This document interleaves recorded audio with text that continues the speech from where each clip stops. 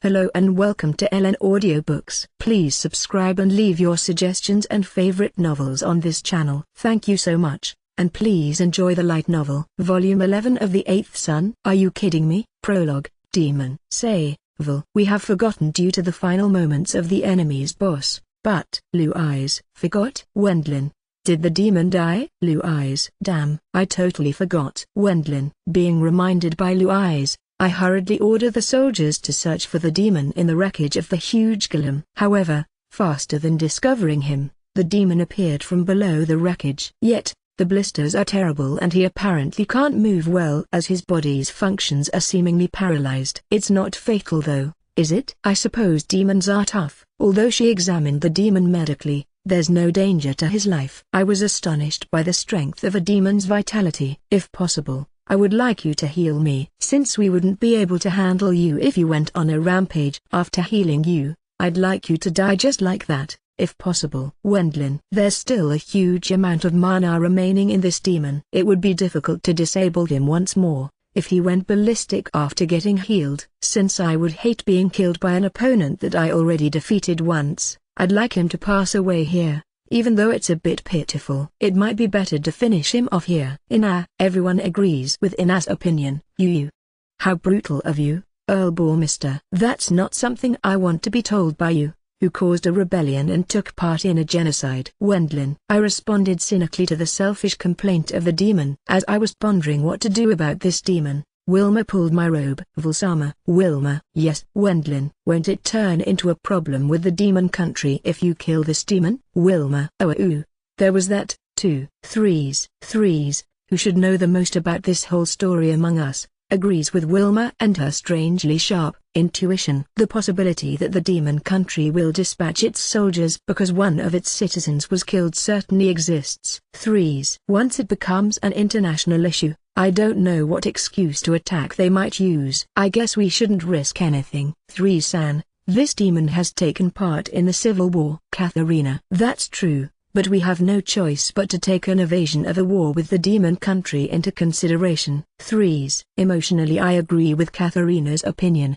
but if one considers the risk of a dispute with the demon country, one is compelled to approve of 3's thinking. Even though the civil war has ended at long last, the Empire would enter a war against the demon country. No, in this case it's also possible that the kingdom will be targeted as well. There's a danger that we will be attacked before both countries are able to mend their relationship. 3s. The only one knowledgeable about demons among us is 3s, the former Duchess Philip. Katharina, who has become a noble suddenly just like me, didn't possess that knowledge. I believe that mana surpassing Wendlin Sands is terrifying, but is this person? No. Are the demons that much of a threat? Katharina. It seems that all demons possess a lot of mana. However, at most that's knowledge I obtained from old books. 3s. I guess that means that their entire army consists of powerful magicians. Even if we defeated some of them by throwing the few magicians we have at them, the soldiers, who can't use magic, would be simply overrun as soon as we got defeated. Certainly, we can't easily choose to kill this demon. Daoshi, what should we do? Wendlin. Hey, demon. We can heal you, but I can't recommend you to oppose us. Armstrong. Daoshi doesn't seem to be very amused about his own way of talking to resemble with the demon, but he probably decided to separate his own feelings and his political deliberations. He chose the option to save him. You magicians of the Helmut Kingdom belong to the cautious types. Even if I were to fight you here, allowing me to escape, I will be captured by the Imperial soldier on the upper floors and die. This esteemed me prefers to avoid anything pointless. Don't give me such impudent talk. Elise, please heal him. Armstrong. Yes, Uncle Sama. Elise. Once Elise cast some light healing magic, the demon, who couldn't move well, recovered and stood up. Even though he had received damage from an overdose of healing magic, it's not like the healing magic will stay in his body forever. Thus, he easily recovers with light healing magic. That was one of the reasons why the phenomenon of overhealing couldn't be utilized readily. That being the case, it's more effective to attack with normal magic. You have my thanks for the treatment. This esteemed me is called Honest Blitz. I'm an archaeologist of the demon country. Honest archaeologist? The mysterious, middle-aged man with a big, white tuxedo on his head, introduces himself as archaeologist. Quite so. The object of my life is the investigation and exploration of unknown underground ruins. Honest. We are immediately told about his circumstances by the demon, but he boasts that he sneaked into this country as illegal immigrant from the western island that is the demon country. After smuggling himself in, he heard rumors of many undiscovered ruins within the Nuremberg Duke Dam. He accepted to repair the excavated items as compensation for being allowed to investigate those ruins. In the end it was no more than a give-and-take partnership, he says. Give and take, Armstrong. That's quite the egoistic view after having caused this many casualties.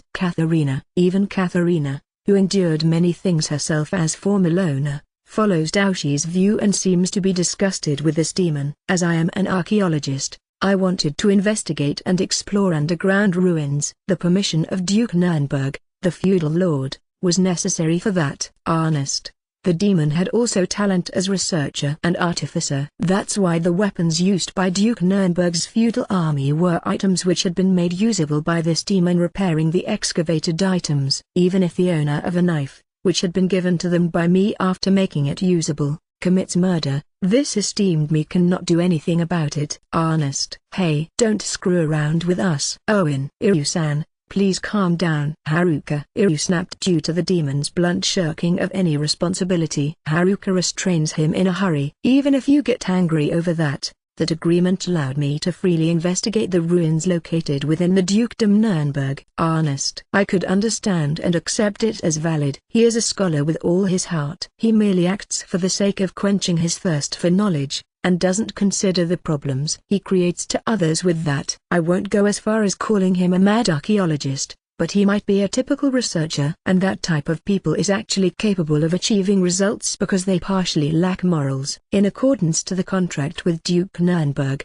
he repaired the items excavated from underground ruins, allowing those items to exhibit their might on the battlefield. He has assisted in the Civil War, but the one who caused that was no other than Duke Nuremberg. It's also his way of thinking that he fought in the huge golem to defend himself. And if you consider his birthplace, we can't simply execute him either. Enough of that. Even if you try to harm us or run away, it will turn into a nice story of us all beating you up. Our goal is the investigation of the rooms located on this deepest floor. I will have you guide us. Wendlin. You can leave that to me. First off, the ornamental crest engraved on this wall is typical for the latter period of the ancient magic civilization's era. Honest. No. Not that. Wendlin. The demon was about to start an explanation of the crest on the wall, but since that's meaningless right now, I directed the talk towards the whereabouts of the excavated items. The location of the excavated items? I have already finished their examination and as such can't see any scientific value in them. Honest. Even if that's the case for you as archaeologist, seeing that the items are indispensable if you live in the real world, there will be people who will try to find them,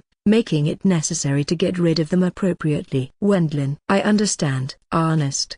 The demon first guides us inside the room behind the wall crushed by the golem. We found a device that seemed to be a combination of a huge antenna with a length of around 15 meters and a typewriter. Is this the device jamming movement and communication? Wendlin. It looks like it was a good idea to fire spells following Three's advice. With a part of the antenna broken, it lost its ability to emit jamming waves. I guess it'll work once repaired. Is this such a magic tool? There's no merit in expressly saving a device that obstructs magic, my sole selling point. I do not mind if you break it, but I recommend to set aside the parts that can be used in the future. Honest. Advanced magic tools are an assembly of many parts. There are also many parts that can be reused in other magic tools. The demon advises us that we shouldn't destroy it all of a sudden, but rather do so after salvaging all those parts. Especially the magic crystal that has been used in this device is huge. Honest. You supplied the mana used in this device,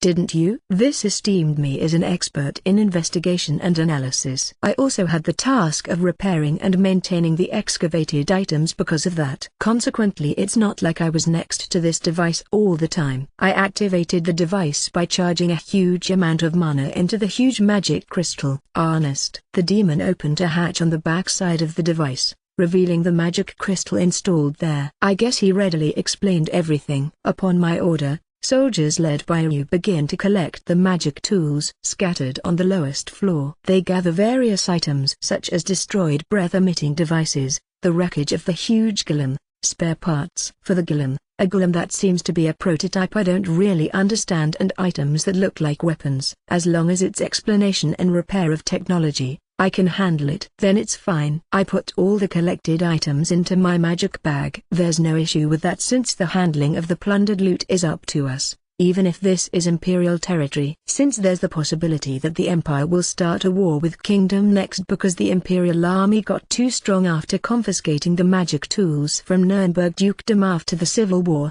I collect all of them. What's left is Ernest Blitz. Can't you disguise yourself? Wendlin. I am pleased to hear that you have remembered my name. I am able to do as you say. Ernest. Change into a human then. Wendlin. There's no way that I can hand over this demon to Peter. Given that this guy will be happy as long as he can illegally excavate undiscovered underground ruins, he will join forces with any kind of villain as long as that's guaranteed. I will hide him in the kingdom or the Bourmester earldom as it's necessary to learn about demons. Because the demons haven't shown up on this Lingaya continent for close to 10,000 years, it might turn into a scramble to understand their true nature. Magic tools for disguising also existed in the ancient magic civilization. Ernest takes out a ring from his pocket and puts it on the finger. He immediately transformed into a middle-aged male soldier one can find anywhere. It will be safe with this. Ernest. Having finished cleaning up at the lowest floor, we run through the underground fortress where fierce battles still continue despite Duke Nuremberg having died. The battle between both armies mainly focused around the military stations and the residential areas still under construction rather than the lower floor. Especially the retainers and soldiers in the area with Duke Nuremberg household's mansion struggle bitterly after having set up the remaining breath-emitting devices and suicide-bombing golems. They caused heavy losses among the approaching soldiers of the Imperial Army. Surrender. Your leader died. Wendlin. Don't make up such stupid lies. Our lord went to pick up a new weapon at the lowest floor. The vassal in charge of the defense around the mansion reply while exposing his anger at my capitulation demand. He probably doesn't want to accept that Duke Nuremberg died at all costs. Look at this. Duke Nuremberg's corpse is held up on my instructions. There was also the option to only hoist up his head, but they might have reacted very emotionally if we had done that. That's why we displayed the corpse in such manner. Lord, it's a lie. It's a well-made fake, as if we would have had time for that. It's the real Duke Nuremberg. His ambitions came to an end with this. Once the leader's gone, the accomplishment of their ambitions becomes impossible. I expect an upright attitude from you, who were left behind. Wendlin. What are we going to do? Fight to the last soldier. But is there any sense in doing something like that? The remaining officers and soldiers of the rebel army differ in their opinions and start to quarrel amongst each other due to my speech, and then the highest-ranking person fell a decision. Due to the fact that our lord has passed away, already, at this point, we will surrender. Even after this I move to all the places where there are still ongoing battles and persuade the enemies. 18 hours after the start of the underground fortress capture, all battle has ceased with the rebel army having surrendered. The Imperial army lost 7,857 soldiers. The rebel army has 5,678 casualties. It was a battle that cost many people their lives, but with this the civil war in the Empire has finally come to an end. Chapter 01. Trying to grill eel since it suddenly turned into a vacation. Here's the money. Thank you as usual, Earl Bourmester Sama. I'm sorry for taking your precious merchandise. Wendlin. Since the stock is low right now, it has become expensive. The fishing season is already running for 3 months, so it's not that expensive, but no, you did well to get your hands on it. Wendlin. With Duke Nuremberg's defeat, the long civil war finally came to an end. The Duke Nuremberg household has lost its peerage, and right now the stationed Imperial army is ruling the Nuremberg Dukedom. Leading that army, Peter seems to still be busy with rebellious residents and retainers, but we had absolutely nothing to do. Currently we are stationed in a sparsely populated region alongside the Mizuho army. Occasionally we help with the maintenance of roads, which had been destroyed due to the war. But the Imperial army or other Peter play the main act until they finish dealing with the former Nuremberg dukedom and return to the Imperial capital. We are going to spend our time leisurely for the first time in a long while. Accordingly I bought a certain item from a peddling Mizuho merchant. Since I was regarded as good customer, who likes the Mizuho cooking and culture.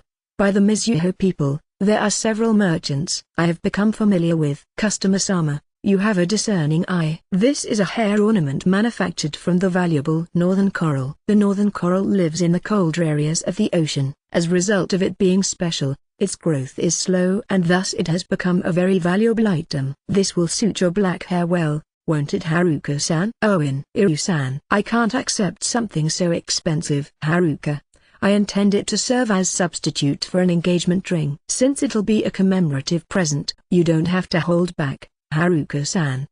Thank you. Haruka. Merchants are shrewd beings. He skillfully palmed off a hair ornament made out of an expensive coral to the betrothed Ryu. Haruka isn't a child that will be deceived by such an expensive accessory. Takeomi, you are really bad at giving up. He said that it's a replacement for an engagement ring, didn't he? Burkhardt. Watching Haruka happily receive the ornament from Iryu, Takeomi-san grinds his teeth out of vexation. Burkhardt-san looked at him with an expression telling that he's a lost case. What's that? After the Mizuho merchant is gone, Iryu comes to ask me what I bought. Moreover, Takeomi-san still looked at Iryu enviously. It's slightly out of season right now, but as a matter of fact I bought this. Wendlin. Isn't that an eel? We will eat this after turning it into unadon or kabayaki. How nice. Isn't that a real treat? Eel exists in this world as well. Since their movements become dull during the cold season, they can't be caught much, but as it was sold on bamboo skewers prepared by the Mizuho merchant, I got some. Its freshness will stay top-notch because they keep it in magic bags, but as supply falls behind demand, the price has risen. I paid quite a hefty sum, but it looked as if the eel was in its best condition with the fat still clinging to it. I have prepared charcoal and a stand to barbecue it. The preparations of the steamer are okay as well, and I take out an arm-sized earthenware pot from my magic bag. There's something very important with a worth unattainable for something much like jewels inside this pot. As usual you are holding it with utmost devotion, aren't you? It's because only this kabayaki sauce is unobtainable. No matter how much money you pay, it's more valuable than any treasure. Wendlin, I feel like you are exaggerating a tiny bit, but it's a fact that I'm looking forward to it. I will help you as well, so let's get grilling as soon as possible. Why do I have kabayaki sauce with me? That originates from an incident that took place a little while after I became an earl. Vulsama, this is it. Wilma, River Fish Restaurant. River, Wendlin. Probably almost 2 months after I've become an earl, I came to the royal capital with everyone wanting to grab lunch somewhere as we had finished our business without issues. I wanted to eat something unusual for a change. Just then I heard from Wilma about a restaurant she frequented often being nearby, and thus I had her lead us there right away. That restaurant, which we reached in almost no time, seemed to possess history and tradition going by its quite old structure. River Fish Restaurant. It is? Wendlin. I often sold river fish here before meeting you, Vulsama. Wilma caught fish as part-time job in her childhood. Elise adds. That's because I was allowed to dine for free for selling the ingredients. Wilma-san, you had it difficult, didn't you? Katharina. Filling up my stomach was hard. Wilma. Once I consider the amount Wilma eats, she surely had to catch a considerable amount of fish. She likely wasn't able to still her hunger unless being an expert at fishing. Was Wilma skilled or were the restaurant employees kind? No, it might have been both. You are good at fishing, Wilma. I think I'm quite skilled at it. But it was rather difficult for me to become full. Wilma. Wouldn't the fish vanish around here, if you had always caught enough to fill your stomach completely? Wilma. It's a fisher's duty to abide to the periods when certain fish species are prohibited to be caught and to release small fish. It's impossible to catch enough within such circumstances. Wilma replied to Iryu's banter with a slightly sullen expression. But for there to be voluntary release rules and fishing prohibition periods in this world ... I was truly surprised. Such restrictions exist? There are no such rules in the territory of my family. It's likely because of the difference in population between your home and the capital. Iryu. Though, There were no such rules in the Nightbourmester household either. Wendlin. The only ones catching fish in the rivers located in Iru's family's territory are the fief's population. There's no way for the fish resources to decrease that easily as long as they don't overfish. But, given that the consumption of fish is different around the capital, they will probably become immediately unable to catch any fish if they don't place any restrictions on the haul. However, even within the kingdom such restrictions seem to only exist in a small area around the capital and in case it had been independently established by a noble. Come to think of it, such limitations didn't exist in Brithhilda Margraviate either. I think at most it's manner to not catch small fish. As for Bourmester Earldom, there's a heap of fish. Because of the too many animals inhabiting the area, it's dangerous for people to live there. So it's a situation where I ask everyone to relentlessly hunt them down. Fishermen have to pay an annual fee and a registration fee in advance. Those who poach without paying are Wilma. What happens with them, Wilma? Owen. There will be a slightly good haul of river shrimps and eels in the next year. Wilma. Do you possibly mean? Owen. Poachers receive divine punishment. Wilma. That's not a laughing matter. Owen. Is it her revenge for just now? Wilma implicitly described the tragic last days of poachers in order to scare you while deliberately staying expressionless. But, it will be alright if you travel away from the capital. In that case you fish over several days. Wilma. However, if you go far away, the freshness of the fish becomes a problem. Since the price will drop if you don't sell them alive, Wilma apparently limited the types of river fish she caught. Won't it be fine as long as you use a magic bag? Owen. You can't put living creatures into a magic bag, and since it's very expensive, it's unlikely that a fisherman can afford it. Iru, your perception has become deranged since you are always together with Vilsama. Wilma. True. You can't buy something much like an all-purpose magic bag unless you are quite rich. He misunderstood because I can easily use the magic bag for magicians, but that's a bag that can't be used by anyone except for magicians. It changes the possible storage capacity in proportion to the user's mana. All-purpose magic bags with a fixed storage capacity experience a fearsomely steep increase in prices depending on the amount they can carry. It's not something a normal commoner can afford. I guess fishermen have it difficult, too. So, what kind of fish did you catch? Conule are durable, but they don't sell for much. Namas spoil unexpectedly fast, so they are only caught nearby. Pond turtles and eels are the best. Wilma. Conule refers to koi carp. I ate sashimi chilled in iced water and koi cuka in my previous life, but I didn't consider it to be overly delicious. Namaza is catfish. I never experienced eating this one, though I heard that it's tasty if you make tempura out of its white meat. Pond turtle. What kind of turtle is that? Wendlin. It won't let go once it bites you. Wilma. Once I hear of its characteristics from Wilma, I judge that it seems to be a soft-shell turtle. Soft-shell turtle was delicious, but I didn't understand why it was said to boost vitality. Even now I remember the tastiness of the first-class kabayaki I was treated to by my boss. In Japan, eel liver soup and grilled liver on skewer were delicious as well. I feel the urge to eat eel kabayaki. I'm looking forward to what kind of dishes will be served. Wendlin. As it's meaningless to only talk in front of the restaurant, we enter at once. Once we do, they are seemingly not yet open for business. There wasn't a single customer inside the restaurant. Welcome. Wilma-san, is that you? It's been a while. I came to eat after a long time. Wilma. You are very welcome. Now, come on, here are your seats. The owner, who looks to be around 40, appeared from within the restaurant. At first he wasn't very lively, but once he saw Wilma, he rushed over happily. Did you come to sell fish today? Only for eating. I also brought customers along. Wilma. The ladies and gentlemen here are Earl Bourmester Sama. Wilma.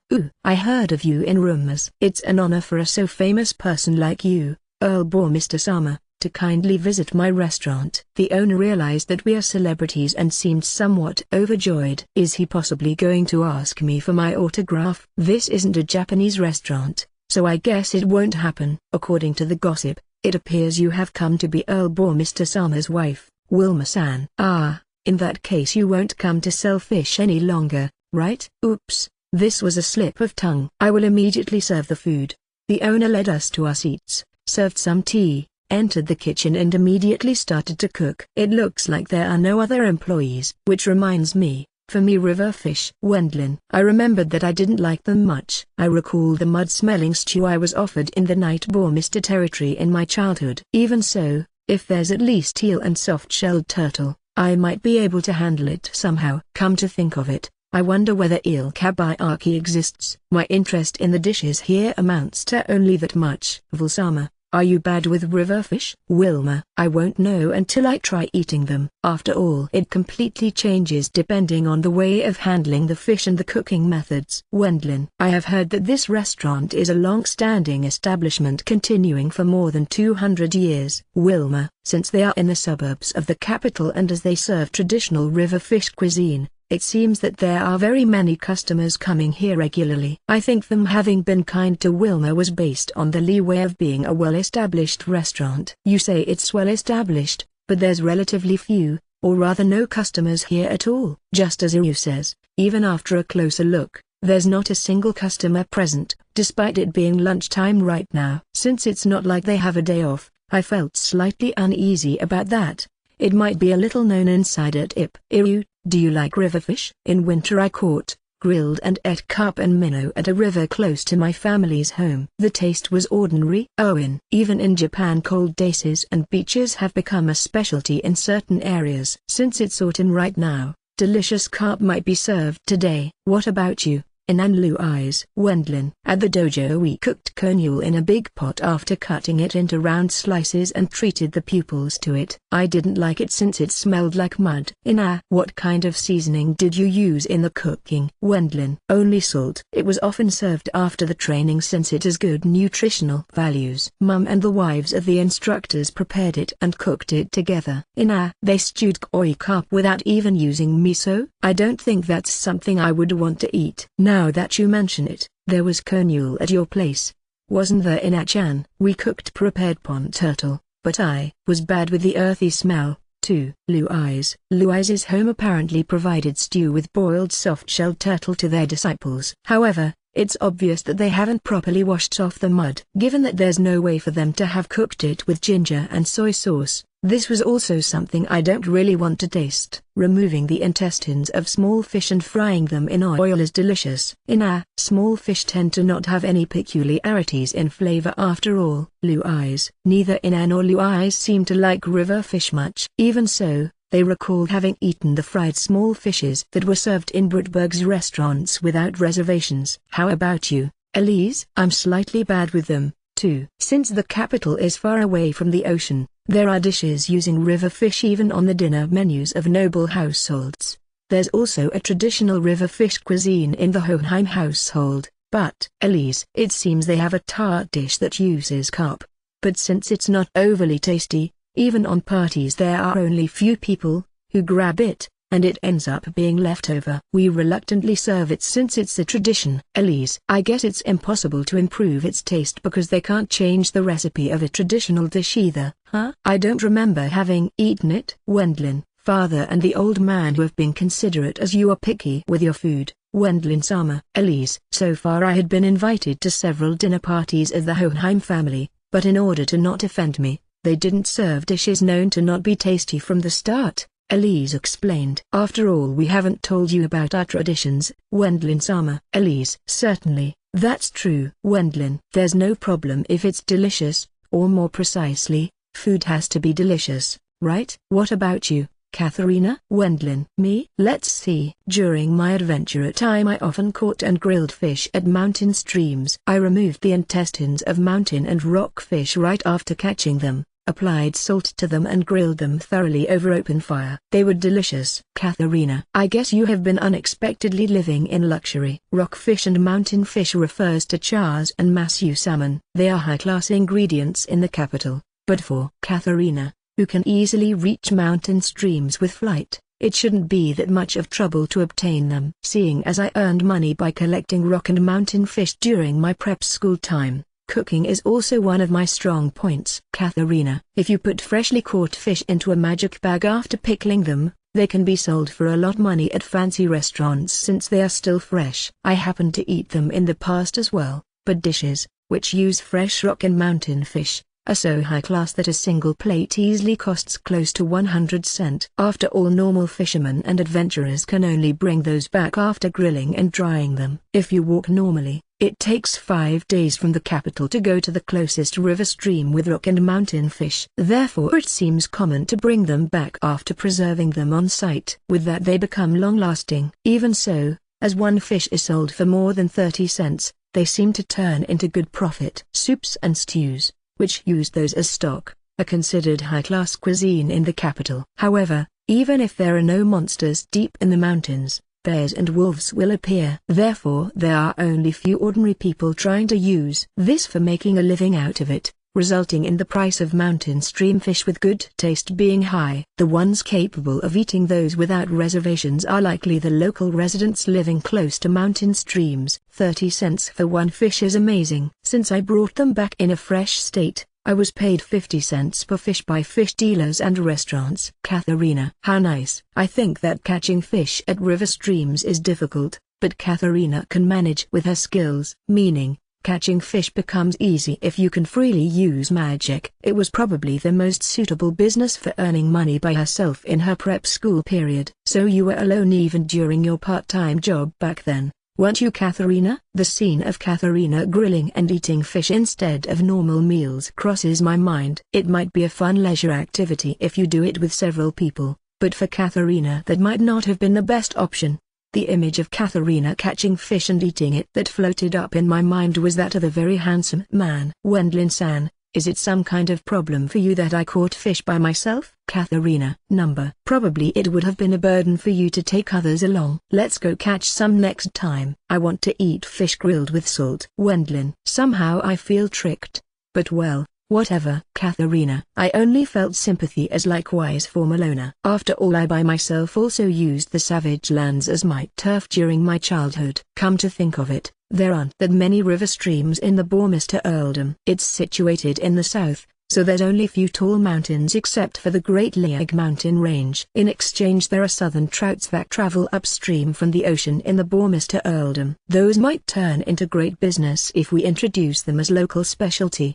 It might be possible to even export if we make preserved foods such as salted fish entrails, salted salmon, saketoba, fish preserved in miso and smoked fish by aiming for a production increase and the protection of fish resources through artificial hatching of juvenile fish. After all, we must not rely on only magic bags to have fish flow onto the market. So you do think about feudal lord-like matters, Wendlinson. Katharina: for better or worse, I'm an earl. Wendlin: though I'd like you to not call it for better or worse by yourself. Katharina: even if I'm told that, in my previous life nobles and such only appeared in fairy tales or television programs. Since I was involuntarily appointed to nobility without even wanting to become a part of it, my actual feeling of being a noble is equal to zero. Vul: you only take things related to food serious, don't you? Blue-eyes: I'm seriously training my magic as well. Blue-eyes. Wendlin: I swiftly refuted Blue-eyes' observation. I never miss my daily magic practice after all. Magic to mix mayonnaise,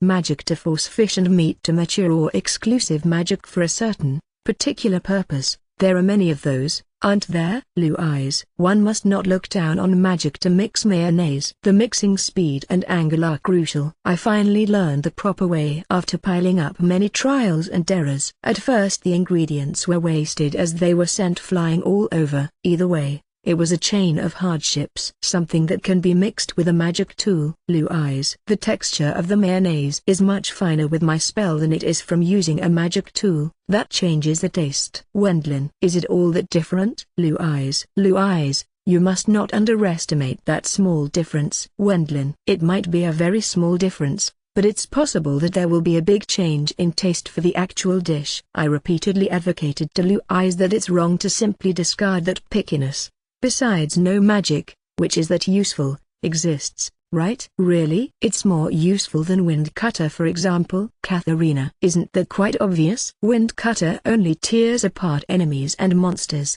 but thanks to the magic to mix mayonnaise being able to also handle meringue and fresh cream, Elise can make wonderful desserts. It can even be applied to the creation of juice and the kneading of hamburger meat. Because magic has its value in being useful to people, I can say that I'm learning magic correctly. People can't survive without food. That's an eternal rule. The useful magic for mixing mayonnaise is amazing. Wendlin. That seems to be a quite strained interpretation. In addition, it's also related to my previous life's job. Anyway, being interested in various food and investigating it didn't result in a dull work. That habit and the reality that there are still much more development possibilities for the food culture of this world, tempts me towards the pursuit of food. Good grief, if it's about food, you don't pull punches, do you? Blue eyes. I have the resolve to crush a high-ranking noble if it's for the sake of food. Wendlin. Let's refrain from that. Blue eyes. At present it was alright, but in the future nobles,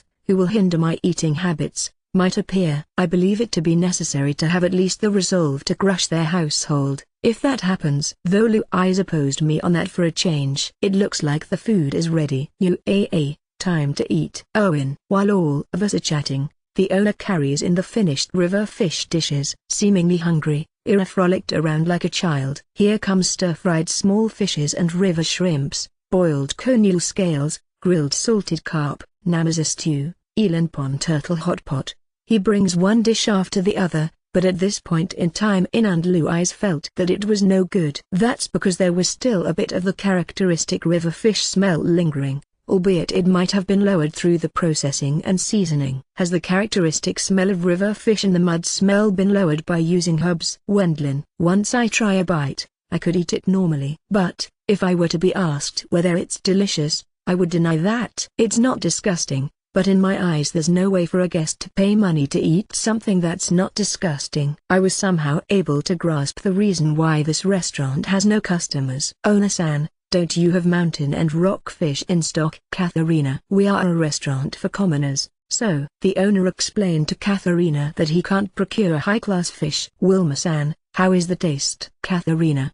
No different from before. Wilma. Wilma might not look like it, but she's sensitive to the taste of food. If she says that it's the same as before, there's likely no mistake in that. I ate various new dishes at Valsama's place. The desserts made by Elise are very delicious. Because I ended up becoming particular about my food, this river fish dishes are. Wilma. Wilma, aren't you going a tad too farther? Owen. Eating the dishes normally, Iru chides Wilma. He apparently believed that it was ungrateful towards someone who treated her kindly in the past. I was ready to being told that, young Knight-sama. The owner doesn't seem to be angry about Wilma's remark. Wilma-san is someone who understands taste. That doesn't mean that she's telling me that my skills have declined. Same as before, your cooking skill is magnificent. Wilma. She praised him. Certainly, erasing the smell, which is the flaw of river fish, through skill has reached its limit. I believe it to be even more superior than that of the cooks of the Hohenheim household. Elise praised him as well. But, an unchanging taste is also powerless against the change of times. In reality, the number of customers has decreased. There were many customers before. Wilma. We had a daily menu for lunchtime and a considerable number of customers came to eat here. Nowadays the restaurant is in this state. But, even though lunchtime has mostly passed, not a single customer besides us has visited. It's at a level where one worries about the financial situation of this restaurant. Are your finances doing fine? Wilma. In the evening our long-standing regular customers come to eat the full-course meal. However, there's only old people among them. The owner explains the current circumstances of the restaurant to Wilma. The only ones sustaining this restaurant now are the elderly who want to enjoy a nostalgic flavor. Young people apparently stopped coming altogether. I see. Can't you acquire a new customer base at all? Currently it's working out somehow, but the sales will likely drop before long. Wendlin. Once the elderly customers are gone, the sales will only decline. The future prospects weren't bright. Owner-san, what's the reason for it turning out like this? It's strange for customers to decrease so easily despite the taste not having changed, right? Owen. Iru asks. The reason for the number of customers at lunch falling are those dishes. Those dishes? Yes. I hear that the Arterio company is successively opening stores that sell new dishes such as fried chicken or fried vegetables and meat on skewer. The Arterio company. Owen. Hearing about the reason, Iru's look started to waver and he turned my way. And his expression is telling me it's your fault, ain't it? Certainly, the one who sold business ideas to Arterio-san is me, but Wendlin. Even so, we're doing proper business that follows the laws. The one actually managing the whole enterprise is Arterio-san. But since competition is a part of business, I can't really do anything about it. As I'm thinking something along those lines, my arm is suddenly pulled. Once I turn around, I found Wilma with teary eyes behind me. Vulsama, save this restaurant. Wilma, eh? Me? Wendlin. Certainly there are plenty ideas I can rip off from modern Japan, but there's no guarantee that it will go smoothly by doing it just like that. First, I'm not that skilled in cooking. I won't be able to save it with my own cooking abilities. Since they treated me well in the past, I want to return the favor. Wilma. Despite her having sold all her fish here, this owner saved Wilma in regards to food if you consider the amount she eats. Wendlin-sama, can't you do anything about it? Elise, I'm not that skilled at cooking though. Wendlin, I believe I won't even lose to the Royal Palace's chef's inability to come up with new dishes. I will help as well. True, abandoning this restaurant will leave a bad aftertaste. If we revive this restaurant, the numbers of restaurants we can frequent will increase. Inandlu eyes seem to approve of me helping this restaurant. Wendlin-san, won't it be fine to try it as a test at least? Katharina, as a test? Wendlin, given that we only developed my territory recently, Katharina seems to be slightly fed up with it, too. With the agreement coming from all sides, I started my consulting task. I'm the mysterious fake consultant, Earlboar Mr. Fake.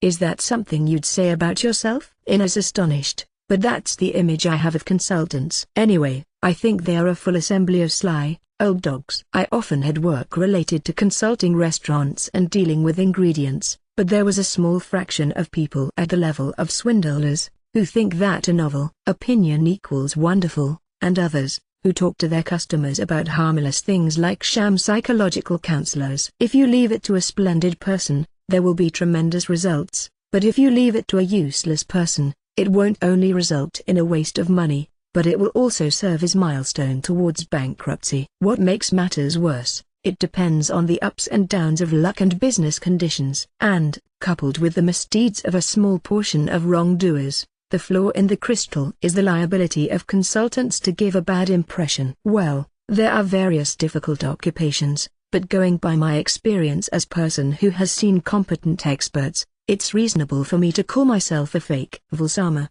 thank you. Wilma, it seems interesting, so don't worry. Wendlin, I answer while caressing Wilma's head.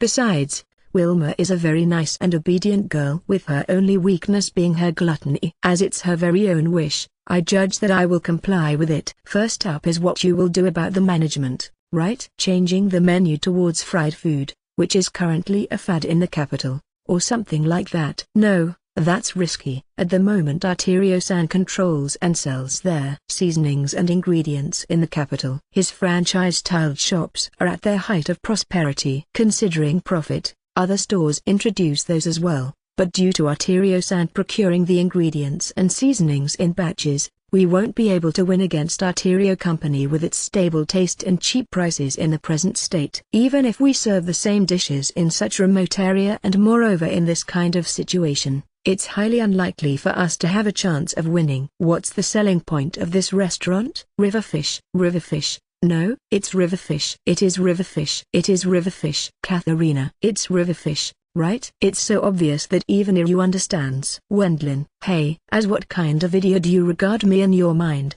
Owen protested. There's a way to use this characteristic, though it uses frying as cooking method. Wendlin. You are ignoring me? Owen. I immediately head to the kitchen located at the inner part of the restaurant, but it seems the owner here is really capable. Even though it's an old kitchen, it's as clean as a whistle. The maintenance of the cooking utensils such as cooking knives was flawless as well. It's also equipped with a refrigerator, which is expensive as it's a magic tool. It's likely for the sake of preserving the ingredients' freshness because he's handling fish. We will use river shrimps and small fish instead of chicken meat for the fried food. Even if it's the same fried food, the fact that they can eat fried river fish in this restaurant should increase the number of customers who want that. After rubbing in salt, You remove the mucus and scales. Then you properly shake off the water and apply flour to it. Wendlin. Once I gave the instructions for the cooking, the owner and Elise started to cook skillfully. The small fish and river shrimps turned into fried food and served on a plate look very delicious. Well then, time to sample. Everyone samples the fried food, and just as it looks, it's tasty. The characteristic river fish smell has dissipated as it's fried food. Come to think of it, the rivers in this world are mostly so clear that they can be labeled as what is called clear stream in Japan. As long as one doesn't mess up the cooking method, it likely won't be that smelly. However, I think it's better to keep the river shrimps in clean water for 2 or 3 days to extract the mud. Wendlin. I call it extracting the mud, but basically it's for the sake of emptying the shrimps' stomachs. As small fish and shrimps are eaten together with their intestines, it's likely unpleasant to have the things eaten by them remaining in their stomachs. Next is deep frying and tempura. Stocking up on flour and sauce is indispensable, but it will be fine to simply procure these from Arterio-san. If I tell him that I helped with a reconstruction, Arterio-san shouldn't say anything unreasonable either. The tempura is delicious as well. The cakeage that mixed the meat with vegetables after filleting the small fish bodies into 3 pieces was wonderful as well. River shrimp cakeage should become popular. This is served together with alcohol as side dish to boost the sales per customer. It makes it easier to make a profit on the alcohol. What's sales per customer? Well, it means just what it says. You apparently can't understand the term sales per customer. It's the average of how much a single customer paid in total. Elise. As expected of you, Elise. And you are really stupid. Wendlin. Hey you, shut up. I'm a retainer in charge of the military, you know. Owen. Being ridiculed by me, Iri lost his nerve a bit as he was eating the prototype cakeage. The cooking of this is all right, right? Yes. But, for such cooking to exist, the world is sure wide. After taking notes, the owner starts on his own trial products as well. I guess it should be expected. But the owner beautifully completed the fried chicken and tempura even faster than Elise. Professionals are really amazing. After being told once, the owner with his long-standing cooking experience skillfully makes the rest. Elise was good as well. But the owner seems to go beyond that. Vulsama. Amazing. Wilma. It will probably be quite easy. Since the cooking skill of the owner here is great, it's enough for me to simply teach him new cooking methods. Wendlin. Next I introduce roasted fish marinated in a spicy sauce, sweetened boiled fish, fish preserved in miso and cooked in miso. In the end it's good to eat and delicious if it's cooked with miso and soy sauce. But ain't that in itself the taste of miso and soy sauce? PFFT. You sure have a childish sense of taste. Wendlin. You are really dishing out insults as you like today, aren't you? Owen. Say, occasionally Elise cooked edible wild plants for us, didn't she? Those were delicious. Elise cooked plants which were picked up in the mountainous area located in the Savage Lands. Elise removed the astringent taste before preparing the food, but if you remove all the astringency, the wild plants become unappetizing. Wendlin. Really? Owen. Yes. If you don't leave some bitterness, the taste of the plants themselves will be gone. Elise. As expected of the perfect superwoman Elise. She gives you an explanation befitting my intention. There are also people who like a faint trace of river fish smell remaining in their dishes. Even if you season it with miso and soy sauce, it will become something completely different from a meat dish with those faint traces. The delicate balance of the taste depends on the skill of the cook though. But, won't the customers avoid ordering it then? Owen. What's so bad about that? Wendlin. That's fine with you? Owen. Yeah, don't worry. Rather than a taste that's called well, it's tasty, I think. By 90%, it will be a taste regarded as I will definitely come again to eat it. By 30%. The success of a restaurant relies on securing repeating customers. At the same time of seizing a new type of customers with a new cooking method in a river fish restaurant with 2 hackneyed cooking recipes, the number of repeat customers, who'll definitely want to eat these new dishes, will increase. The reason why this restaurant managed to somehow stay afloat despite the falling number of guests is the regular customers who order the full course meal at night. Of course a full course menu also has a high profit ratio as well as pay per customer. Certainly, it's just as you say, Earlbore Mr. Sama. The restaurant is still running because of the evening guests. Is that so? By the way, What's profit ratio? Owen, oh God. Even though he expressly received an explanation, Iryu didn't understand the meaning of profit ratio. Everyone except for Iryu ended up tumbling over in shock. What, you ask? Doesn't it simply mean what it says? It's about how much profit you made. Without a moment's delay, Ina explained profit ratio to Iryu. Vul, you are difficult to understand as you only use complicated technical terms. Owen, that's not a technical term. And I don't think that it's complicated either though. Wendlin, it seems that I won't be able to entrust work related to their domestic affairs of my territory and money calculation to Iryu. He has absolutely no aptitude in this kind of area. I guess that's all for the dishes. It won't work unless the owner grasps his own way of cooking and the fine-tuned seasoning. Wendlin, such new cooking methods are currently popular in the capital and its surrounding areas. The new flavoring is wonderful as well. I will go immediately buy some more to do several experiments. By just fussing over traditions, I eased up on the creation of new tastes. I have to do my best while allowing both new creations and tradition to coexist successfully.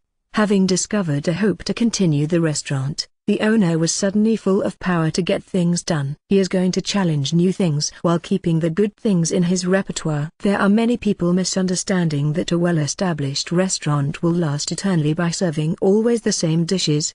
But since the taste of people changes with the eras, the majority of the restaurants actually changes its taste subtly. As long as he can understand that, this restaurant should be alright for the next 100 years. I did something very good, didn't I? I wonder, is there anything else? By the way, where do you preserve your fish? Wendlin, if you are looking for a pond, it's in the backyard. I detected another point that should be improved. Once we come out at the backyard after following the owner, several wide ponds had been dug out, making use of the fact that this is the suburbs. Once I peer into them, dozens of carps and catfish are swimming within. But, I wonder, why has only a part of the fish a different way of naming compared to Japan? It's slightly bothersome. The water in the ponds is clean. Fine spring water gushes out at my plot.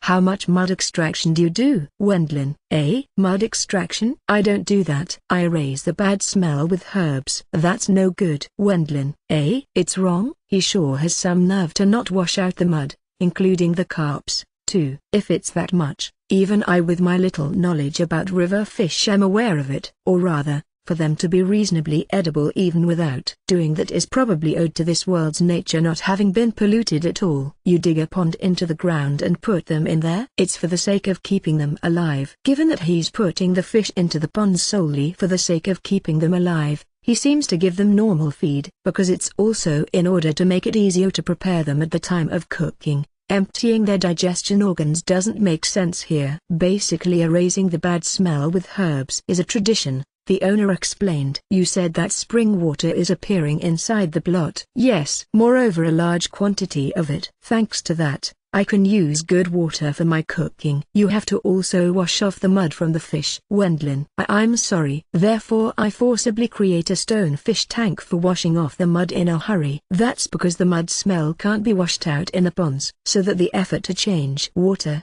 used to constantly stream the fish with, doesn't change. I completed several isolated stonefish tanks in a mere hour. Magic is sure amazing. The owner is deeply moved by the tanks completed in the vast backyard. Of course I will take a teaching fee, but seeing as I have become so deeply involved, I will have the restaurant become popular again. Wendlin, yes. So they can stay in there for around a week. Without fodder? It's around that long when I tested. Please study the exact number of days by yourself. After all, it differs on the state of the specimen and the producing area. Eel will be alright for around 3 days before eating as long as you sprinkle water on it from above after putting it inside a cage so that it can't run away. This is what I saw in an eel breeding farm. They put the eel in separate buckets and keep them alive by pouring water on them to the extent of keeping their body's surface wet. Of course that it will force the eel to fast, but it will be possible to maintain them in a fresher state than putting them into fish tanks,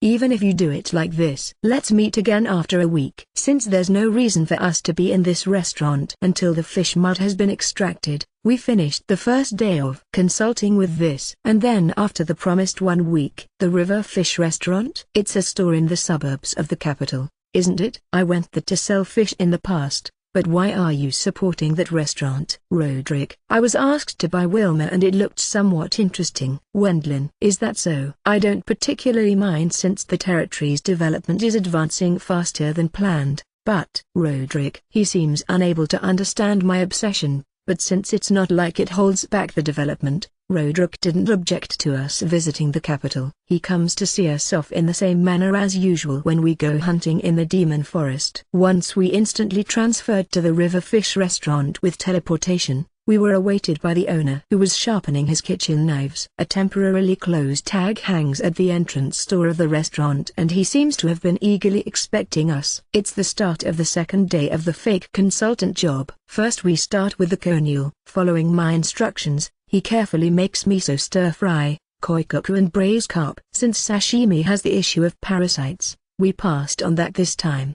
The cooking method is roughly proper and the owner makes the dishes while arranging them skillfully in his own way. It's delicious. I wonder, is it the cooking method? The one in our dojo smells really muddy. Washing the mud off is effective, isn't it? Since the fish lived in clean water to begin with, they turned out delicious without any smell after washing them properly. If this was Japan, it probably wouldn't have worked out like this unless you raised them in quite the controlled aquaculture. Next is whole fried fish with sweet and sour sauce. It's a dish combining vegetables in a sweet sour red bean sauce with carp that had been carefully fried twice in oil while alternating high and low temperatures after removing its intestines and scales and covering it with flour. This is a menu from my memories, which my parents told me about in detail in the past and which was often offered at a Chinese restaurant I had grown accustomed to. The cooking method was at parts a bit unclear, but the owner covered for that with his experience and his skilled handling, wholly frying the carp in a huge pot. He had apparently procured potato starch through the church. Wendlin-sama, is this fine? Elise. It has a really nice red bean taste. As expected of you, Elise. Wendlin. The fried carp in the sweet and sour red bean sauce made by Elise seems to be very delicious. It's an amazing dish, but it takes quite a bit time. It has to be fried for a long time so that it can be eaten completely, including the bones. Come to think of it, I remember talking with my parents about the current price value. Won't it be fine if you serve it on a pre-order basis? It looks as if serving it on a big plate would rouse any party. I tried sampling it, but it was as tasty as it took up time. I fully understand why it was a hero in the Chinese restaurant in the past. I ate my fill. Katharina. Katharina, you are only eating. Wilma. Wilma-san, this is not the stage for me to enter, is it? In the first place, you aren't helping with anything either. Katharina. No, Wilma went to catch a nicely shaped carp from the fish tanks in the backyard. Then, Katharina, go and fetch an Amazon next. Wendlin. Eh? Me? Katharina. Katharina hesitated quite a bit after I handed her a big net. The appearance of Namaza is slightly. Katharina. You can even defeat wyverns, and yet why are you afraid of something much like Namaza? Katharina. Wendlin. Even though wyverns seem to be a lot less popular with women than Namaza, Katharina was never afraid after seeing a dragon. And yet, for her to be bad with Namaza, I really don't understand women well. Its appearance is physically no good. It's slimy and slippery. Katharina. Most of the women might be bad with slimy and slippery things. But, if you look properly, it has a really cute face, you know. So you do have woman-like parts as well. Katharina. Wendlin-san. There's no one as womanly as I am. Katharina. What about Elise? Wendlin. Wendlin-sama, I went to fetch Namaza. Elise. Before I had realized, Elise went to get Namaza with the big net. Elise seems to be fine with them. Yes, Elise. Given that undead are quite unpleasant, Elise might have developed a strong resistance. Owner, you handle the business conditions well. Please have a look at my skills from 20 years of experience as a cook. Being able to learn various dishes, the owner gets quite motivated. After perforating it on a chopping board, he swiftly and splendidly filleted the big catfish into 3 parts. Wow, so you perforated it. It's because Namazu are slippery and slimy. The owner cuts and trims the catfish efficiently, making tempura, fried catfish, teriyaki, deep-fried catfish and hot pot prepared with miso out of it. Its stomach seems to be a delicacy. I will turn it over, sprinkle it with salt after washing it properly with water and grill it. In addition, the owner created dango by frequently hitting the leftover fish, its head, its bones and its liver with a kitchen knife and mixing that with miso. It resulted in him creating a soup with dango floating in broth. The seasoning called miso is convenient. I tried this cooking with various river fish,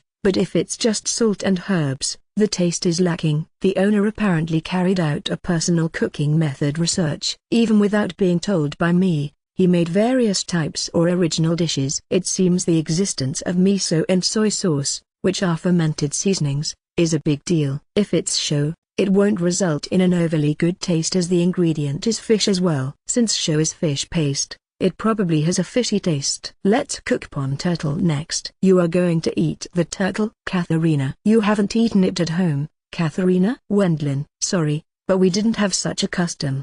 Here, Katharina. Katharina screamed a bit after watching the owner cut off the head of the big soft-shell turtle that Wilma brought from the tanks. And yet you can calmly behead a wyvern with magic. Wendlin, this and that are different. Isn't the pond turtle cute if you look at it? Katharina. Now that she mentions it, I remember there were people who bought it as pet in Japan. While I'm talking with Katharina, the owner magnificently finishes dismantling the soft-shelled turtle. I introduce standard dishes such as fried turtle, hot pot, stir-fry and rice gruel containing vegetables and turtle flesh to him with this as ingredient and have him make them. Even here the owner capitalized on his skills after seeing it for the first time and created unbelievably skilled dishes. Now then, time to sample. Since the daytime has turned evening at last, it's just the right time for dinner.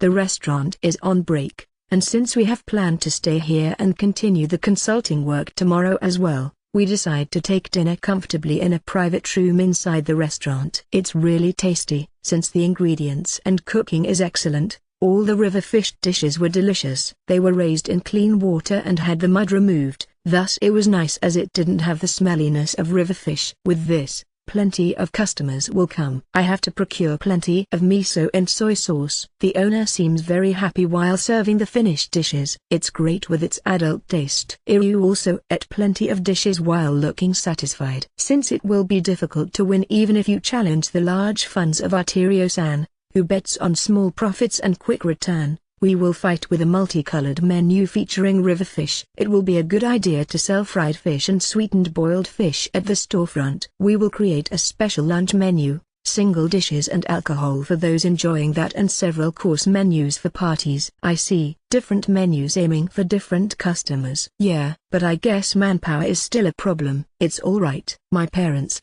wife and children are around. Since the restaurant is on vacation right now, his wife is only at night here and his sons are part-timing in other restaurants. If the restaurant becomes busy, everybody will come to help out here. In that case tomorrow will be the crucial moment. Tomorrow? Yes, tomorrow we will tackle eel. It was beyond expectations that the river fish cooking was more delicious than expected.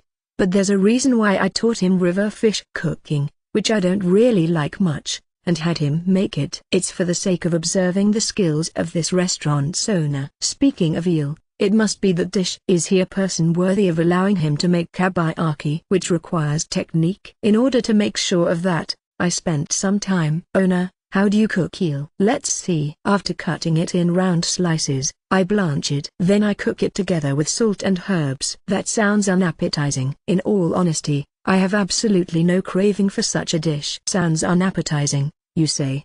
It's pretty much the local cuisine around here. In this world they don't wash off the mud and remove the bad smell of river fish with herbs. It makes me angry that the majority is boiling it with salt or grilling it. Traditions are important, but you have to challenge new dishes. Wendlin, I spontaneously stress towards the owner. Vul, why are you so picky about cooking? Because it's my hobby, I guess. Even if that's the case, it has developed into something close to an obsession. You are not wrong there. Iryu and Luis are saying rude things from the sidelines, but it's important for humans what they eat. If everybody can eat delicious food, the causes for dispute in this world will decrease. Anyway, once we have eaten the food, we will go sleep earlier than usual in preparation for tomorrow. I will do my best tomorrow as well. Wilma, if the owner displays the soul of a cook tomorrow, It will cause an uproar in the river fish circles. He might be called Eel King then. Wendlin. Such an amazing dish. I will go sleep quickly. Wilma. You're right. Let's prepare for tomorrow by going to bed early. Wendlin. Wilma and I wrap ourselves in blankets next to each other and close our eyes. The location is a room we borrowed on the second floor of the restaurant.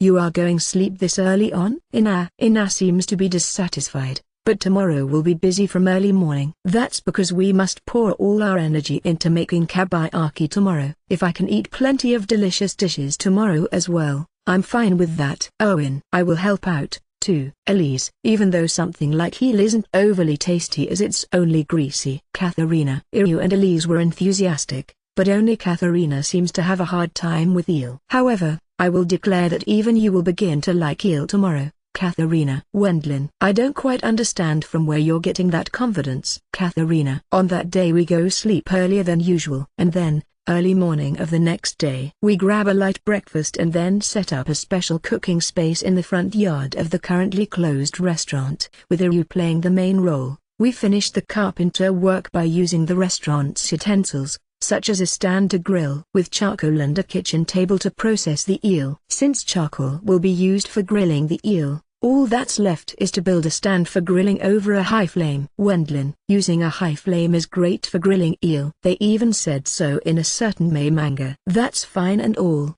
but Vul, your blueprint sucks. Owen. There's no issue since you can roughly grasp what I mean, right? Wendlin. Well, it's nothing that complicated anyway. But the drawings are really bad. Owen. Even though I think that it's none of his business, let's overlook it since Iryu is doing well at completing the eel grilling stand.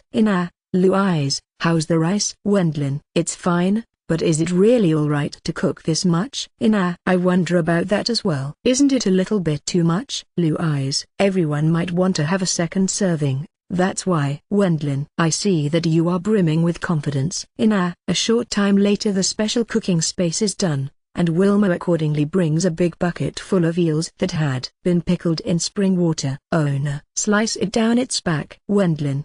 Please leave it to me. He places an eel on top of the chopping board, perforates it in the same way as the catfish and then opens it from the back in order to not damage the intestines. If it had been me, it would certainly end in failure. But as expected of a professional who prepared things such as catfish for many years, he handled the eel really skillfully. After taking out the intestines, he cut off the head and the spine. Then, after stabbing a wooden skewer through the eel, all that's left was grilling it without seasoning. It's a wooden skewer since bamboo doesn't grow in the kingdom. Elise, please make the sauce. Wendlin. Okay. Elise cooks the sauce in a pot with soy sauce, mirin and sake as ingredients. Next we put the head and bones of the nicely grilled eel inside, cook them together for a while, and that's it for the sauce. So you get a soup stock by using the head and bones of eel.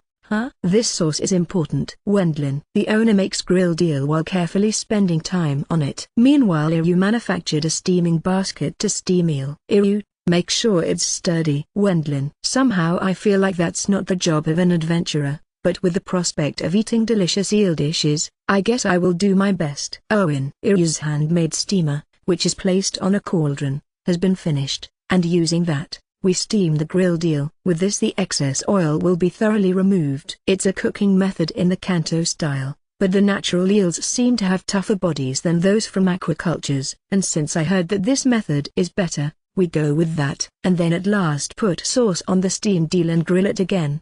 So there's such way of cooking as well. I will be cautious to not get singed. The owner does the last grilling, finishing the eel kabayaki without problems. Lastly he covers the cooked rice with sauce, and once he puts the eel, which was taken off the skewer, on top of it, the dish is done. Katharina, the pepper is needed, so how far are you? Wendlin. Yes, I grated it properly. Katharina. Japanese pepper, indispensable for kabayaki, existed in this world as well. I had Katharina grate it, then added it as garnish, and now we just have to eat. First I will sample the dish. At once I put a bite into my mouth, but the eel, which I'm eating for the first time in a long while, had a flavor that brought me close to ascending to heaven. Even though he's a professional, the owner doesn't have any experience in cooking eel kabayaki, so it might be inferior to a Japanese restaurant, but he would just need to improve his skill. As long as he makes it over and over again, the big difference to the Japanese version will gradually fade away. Once that happens, I will be able to eat tasty eel kabayaki whenever I feel like it. So there's such a way of eating it as well.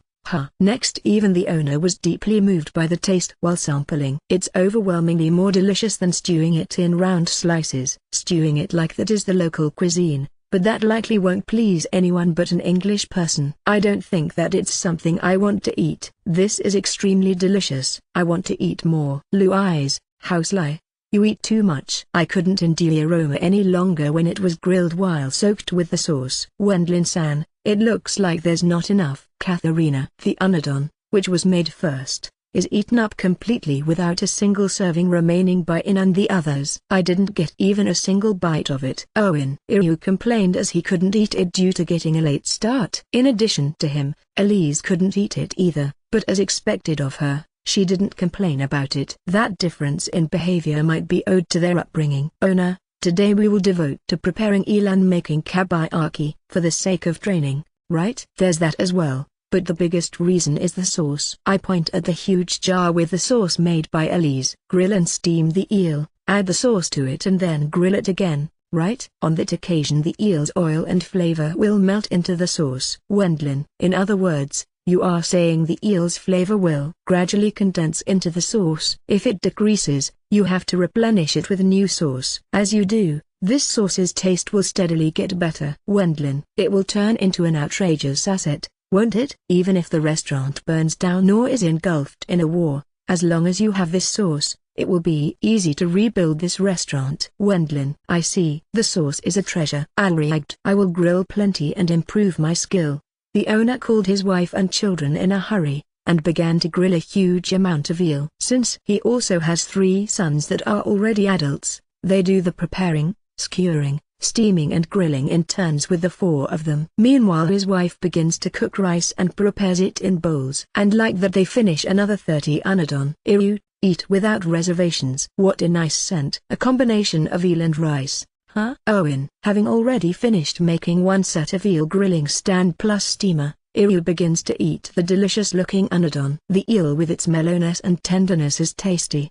The rice soaked with sauce is the best. Owen. Deep-fried eel bones and fried liver is great as well. I give instructions to the owner's sons and have them make things like eel liver soup, fried liver and eel bone crackers.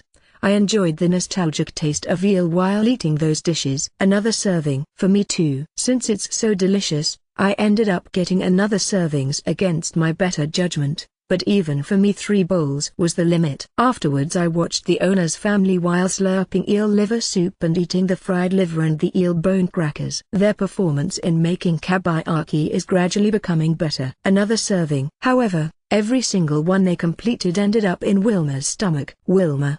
Do you like it? Delicious. I think the restaurant will be safe with this. Wilma. Indeed. My advice ends here. Owner-san and his family have to come up with further ways of business. Wendlin. Another serving. Even though I had intended to look cool in front of her, Wilma holds out her empty bowl to the owner's wife without care. I feel slightly as if I had wasted my effort. Wilma. How many bowls did you have already? 60. But I will stop soon. I hear it's good for one's health to eat moderately. Yeah, that's true. Wendlin. The owner and his family still continued to grill eel, but this is within my forecast. Once they grill the eel with sauce on the other prepared grilling stand, the great aromas gradually spreads into the vicinity. This was a suburb, but since it's next to the road leading to the central part of the capital, many people are coming and going. Lured in by the smell, people started to gather slowly. River-san, is this a new menu? What an extremely nice fragrance. Yes, it's a new eel dish. I still haven't had lunch. How much does it cost? Today. Alright. 1 unadon for 15 cents. Half a bowl for 8 cents. The soup, fried liver and bone crackers go for 5 cents each. Wendlin. Then 1 unadon or whatever it's called, and add a soup and crackers to it. Thanks for your purchase. I will guide you, dear customer. I decide a price high-handedly and guide the customer to a seat inside the restaurant. Earl bore Mr. Sama. You get the reason why I had you grill the eel outside, right? It's the smell. Since you are going out of your way to practice by grilling a large amount, you might as well sell them while you are at it. Owner, You have to grill a lot. Wendlin. Eel can tease one with its fragrance. Since we continued to grill the eel outside, a fixed percentage of the people traveling along the road visits to check it out and eat Anodon. With today's customers going back to the capital and advertising its deliciousness, it's my plan to have plenty of customers crowd the restaurant starting from tomorrow. It's also a forethought to not let the precious ingredients go to waste. A new eel dish,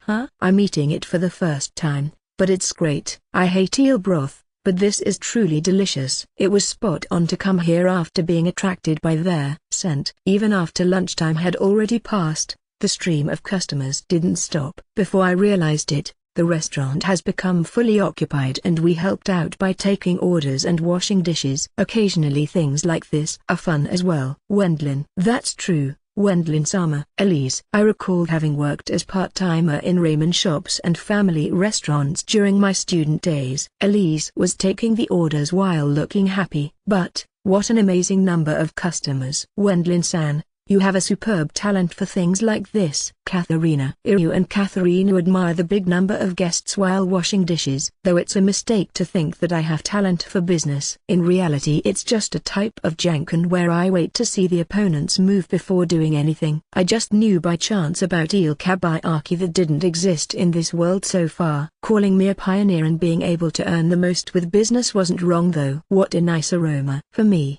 Anodon without cooked rice, fried liver, bone crackers and wine. Burkhardt. Burkhardt-san. Wendlin. Earl-sama, what are you doing in such a place? Burkhardt. Lately Burkhardt-san was acting independently upon Margrave Brithhilda's orders.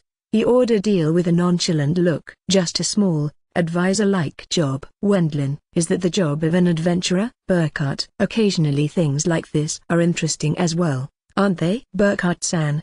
Did you have a job in the suburbs? Wendlin. An errand for my lord. However, another new dish, huh? Let's see. It goes well with alcohol. Burkhardt. Burkhardt-san seems satisfied as he eats the eel kabayaki and bone crackers while drinking liquor. The fried liver is also great. This place is an adult restaurant where I can enjoy booze and good side dishes. Next time I will invite Arterio. And yeah, I won't allow him to get involved with this place. Burkhardt. The ingredients are special, and there won't be any healthy competition if I entrust too much to Arterio-san, right? Wendlin. I guess that's true as well. Which remind me, this place was an old river fish restaurant, wasn't it? So it also has deep connections with the fishermen. Burkhardt. If it's Arterio-san, the procurement of eel and their negotiations will likely be difficult. Yeah.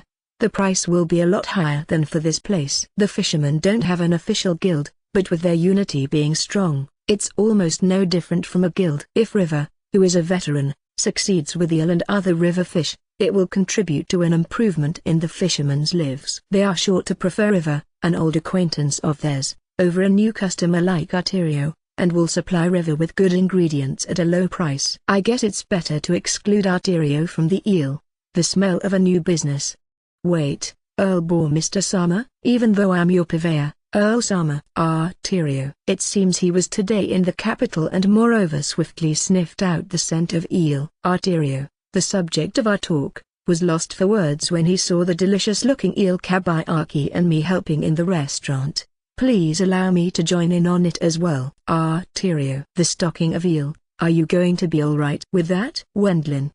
I won't be able to sell it as cheap as this restaurant. Arterio. Anticipating troublesome negotiations with the fisherman, Arterio-san started to flinch back. Aren't you almost completely monopolizing soy sauce and mirin, which are ingredients for the sauce? Arterio-san. You should congratulate this place for its thriving business.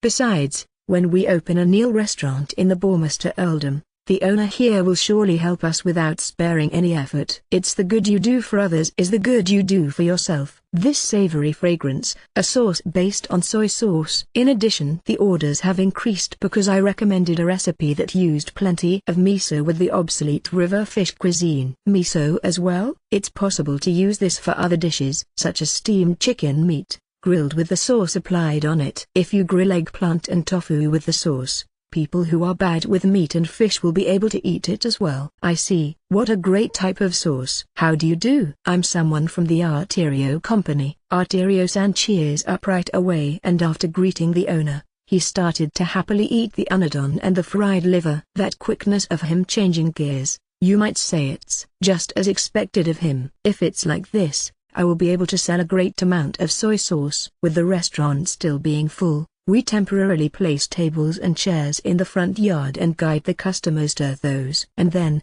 at last that person shows up.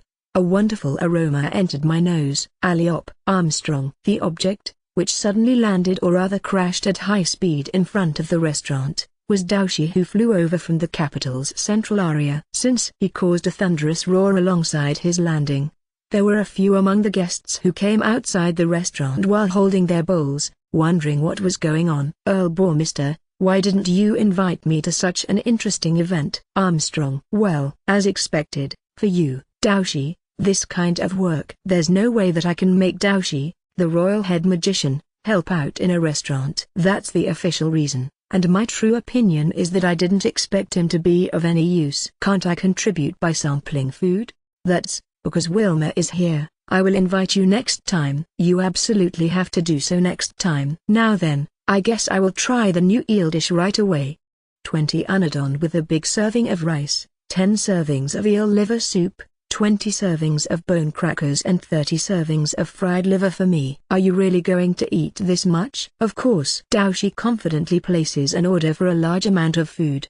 He started to eat the served food as if devouring it. It's very delicious. The sauce induces the appetite. I'm getting a sour stomach by just watching. That's light eating for Daoshi-sama. Doesn't that only apply if compared to you, Wilma? Iri reveals a wary expression due to Daoshi's eating style. Everyone besides Wilma turned looks of approval at him. There's many amazing people among your acquaintances, Mr. Sama. They are amazing. But there won't be any problems if you just serve delicious dishes. Given that Burkhardt-san, Arterio-san and Daoshi, 3 people whose names had spread in the capital, came one after other, the owner seems to be nervous. And yet he continues to grill eel without lowering his speed. That's because otherwise the number of customers won't decrease no matter how much time passes. Are you going to be alright from tomorrow onward? The stock and manpower is fine, as might be expected of a long-standing restaurant. On top of the restaurant's scale, they seem to be flexible in various ways. The owner declares that he will be alright even without us and that he will build a management system as quickly as possible. After having been taught by you, I will do my best so that River continues for the next 1,000 years with river fish cuisine and eel dishes as core. In the end, all of the eels were sold out until evening. At night of the same day, we were served various dishes at a dinner party in a tatami room. There were many of the dishes I had taught him, but as he apparently piled up experience in this 1 week, he had polished the taste and the food had become very tasty. Delicious. It's great with booze. Please ask the Arterio company for fried food sauce and ketchup made out of sweet sour red beans, in addition to soy sauce and miso. Mister, all the dishes served here are wonderful. Definitely call me the next time as well. The unrelated people obtained free food for 3 people, but from now on River would build branch stores as standard bearer of river fish cuisine, resulting in the owner being later on referred to as Eel King, who doesn't allow others to follow his steps, especially in regards to eel kabayaki. I see, this is the sauce that came up in the story. I thought that it would exist in the Earl Mizuho country. But in our territory grilled eel with a wasabi soy sauce is the standard. As we were preparing to grill the eel, High Earl Mizuho, who seemed likewise bored, visited our encampment while bringing his retainers along. It looks like he's very interested in eel kabayaki. Did you buy the eel in a state of being skewered on bamboo skewers? In case of an amateur, the processing will be quite bad after all. It's not like an amateur won't be able to handle it well either, but buying the goods processed by a professional is probably safer. Even an amateur should be capable of grilling it somehow or other. Sweet. It's sweeter than the sugar applied to a manju. Mister. That's certainly sweet. Ina is the only one showing an understanding expression towards the weird allegory of High Earl Mizuho. A proficient skill is necessary to grill eel. I see. There are the methods of grilling it smeared in sauce after steaming it once, and grilling it soaked in sauce without steaming it. I'd better leave this to my family's cooks. They grill it without seasonings, but they are fairly skilled at it. We were visited by High Earl Mizuho all of a sudden, but he says that he will lend one of his cooks skilled in processing and grilling eel, and supply us with additional eels. This is sure welcome. We prepare the eel with both styles, Kanto and Kansai. Former is an eel with fluffy, soft texture, latter is a tougher eel with a crisply burned skin. We were able to enjoy both, and the kabayaki kept being made one after the other. Even so, I was still surprised that there's no kabayaki in Earl Mizuho country. However, even in Japan kabayaki didn't appear until the middle of the Edo period, so it's not such a weird story either. Shall we taste and compare as we made both? You had eel on hand as well, hadn't you? Hi Earl Mizuho. It's not the season for eel right now, but eel is an ingredient full of power after all. I have it preserved in a magic bag. It looks like he's storing them while the eel is stabbed on skewers. Once he takes them out, it's prepared according to my instructions, and then placed on top of piping hot, served rice. One side of the bowl has Kanto-style eel, the other has Kansai-style eel. Since I had River's owner share some of the sauce with us, I offer it to High Earl Mizuho. If the sauce runs out, I just have to replenish it by making new sauce. What an absurdly appetizing fragrance. The taste is the best as well, isn't it? Today we are going to make a large amount of kabayaki. Upon High Earl Mizuho's order, the eel stock is released in large quantities. With that as ingredient, Anodon is made and distributed to many Mizuho people. It's a terribly nice aroma. This comes from you, Earl Mr. Sama? That's correct, Haruka-san. Owen. It's a smell that lures one in. Being attracted by the smell, Haruka shows up and Iryu, who helped out with the work, ran up to her and gave her an explanation. How can Earl Mr. Sama come up with this kind of new dishes all the time? Who knows? Maybe he was a cook in his previous life? Let's eat, Haruka-san. Owen. Okay. At that point Alphonse turns up after being lured by the novel scent. New Duke Philip Sama. How it's going? We can't help much with the former Nuremberg dukedoms governing. If we stay influential, it will become tricky for Peter Dono in the future. Saying that the Duke Philip household's feudal army doesn't have much to do, Alphonse looked enviously at the Anodon. Eel, eh? If it's the Empire, it's served as fried dish. Alphonse. Apparently it's stir-fried together with vegetables after boiling the cut round slices. It's uncertain whether that's tasty. There's little amusement on the battlefield, so enjoying this kind of cooking is great. Indeed. Eat this and then do thy best, Duke Philip Dono. 3s. You have nicely gotten used to your easygoing social status, haven't you? 3s. I want to retire as well, but isn't that impossible for at least 30 more years? I know that. Don't cry, Alphonse. I will give you an especially large serving of Anodon. Okay? I held out a bigger portion to Alphonse. Those are tears of happiness. Various people gather and everyone eats the delicious eel. In this way the eel kabayaki explosively spread among not only the Mizuho people, but also imperial citizens. Earl Bormister, please sell the sauce for 1,000 ryo. I won't sell it at such price. After all, this is a sauce soaked with a large amount of eel in the greatly flourishing restaurant River. Hearing that, I want it all the more.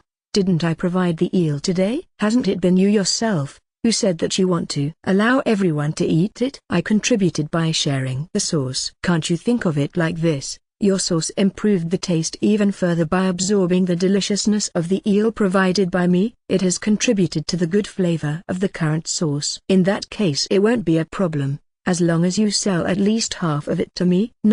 No, this kind of sauce recipe isn't new to you, right? High Earl Mizuho? You just have to start from a new sauce by making it yourself. Won't our sauce fall behind yours then, Earl Bormister? It will be fine. Eel is a specialty in the Earl Mizuho country, so your sauce will immediately overtake mine. Please sell it. I want that sauce. Even half of it will be fine. If half of it is gone, its deliciousness will weaken. The eel provided today by me accounted for half the good taste. So isn't that the same in the end? There's no way that it was half, is there? I was given this precious sauce soaked in the flavor of eel after a restaurant famous for its eel grilled eel every day because it's me. I will do with a fourth of it. Chapter 02, The Turmoil over the illegitimate child of a certain noble. T/N. This story happened in the WN much earlier already. The placement and the pacing of the lane looks much better to me though. I completely translated the chapter without checking back on the WN version, so have fun. A healing tour? Wendlin. Yes, a healing tour? The villages in the circumference of the imperial capital have been troubled by the civil war, right? Accordingly it means that we are going to perform healing for free instead of paying them for their troubles. The people of the church are participating, but we are still short on hands. Foremost, I'd like to request Elise Ono's assistance. Peter. We returned to the Imperial capital together with the Imperial Army's main force that had entrusted the former Nuremberg dukedom to the army force staying behind. When I believed that we would simply go home after receiving our reward, I was given yet another task by Peter. The details are for me to offer healing for free to the citizens since the civil war caused them a lot of troubles. Peter, who's going to become the new emperor, eagerly tries to strengthen the support by his imperial subjects, even going as far as pulling such obvious publicity stunt. I don't mind, but Elise, I'm not that good at healing magic, but it's no problem. Wendlin, Elise answers while worrying about my side. But even I'm not that small a man to reject occasionally doing some volunteer work. Without thinking too deeply about it, I agreed to participate in the healing tour. I will join as well. Sometimes even nobles carry out charity after all. Katharina. She can't heal anything but minor injuries, but Katharina announced her participation in the healing tour, arguing that it's the duty of nobility to regularly participate in such volunteer work. Then you will be again treated as auntie by the children. Wilma-san, something like that won't happen all the time. After all, I'm still in my teens. Katharina. A while ago Katharina felt down because she had been called auntie by the children whose injuries she had treated. Wilman pointed out that this might happen again. But, Katharina, children are especially cruel. As Ina says, children calmly refer to a person around the age of 20 as uncle. I remember feeling depressed after children called me uncle during my time at the university in my previous life. Accordingly, as it's not like we will head into battle today, I should aim for an image change once in a while. Katharina. No sooner than saying that, Katharina swiftly changed into a white one-piece dress with a neat and trim image instead of her usual attire. But it's somehow weird. True, somehow it feels really unnatural, doesn't it? Blue eyes. It doesn't suit you. Wilma. Katharina planned to do an image change with all her might, but the evaluations of Louise and Wilma were harsh. Elise-san, what do you think? Katharina. It suits you. Elise. Being a good girl to the core, Elise couldn't honestly tell Katharina that her attire doesn't fit her. I confirmed that her eyes are wavering.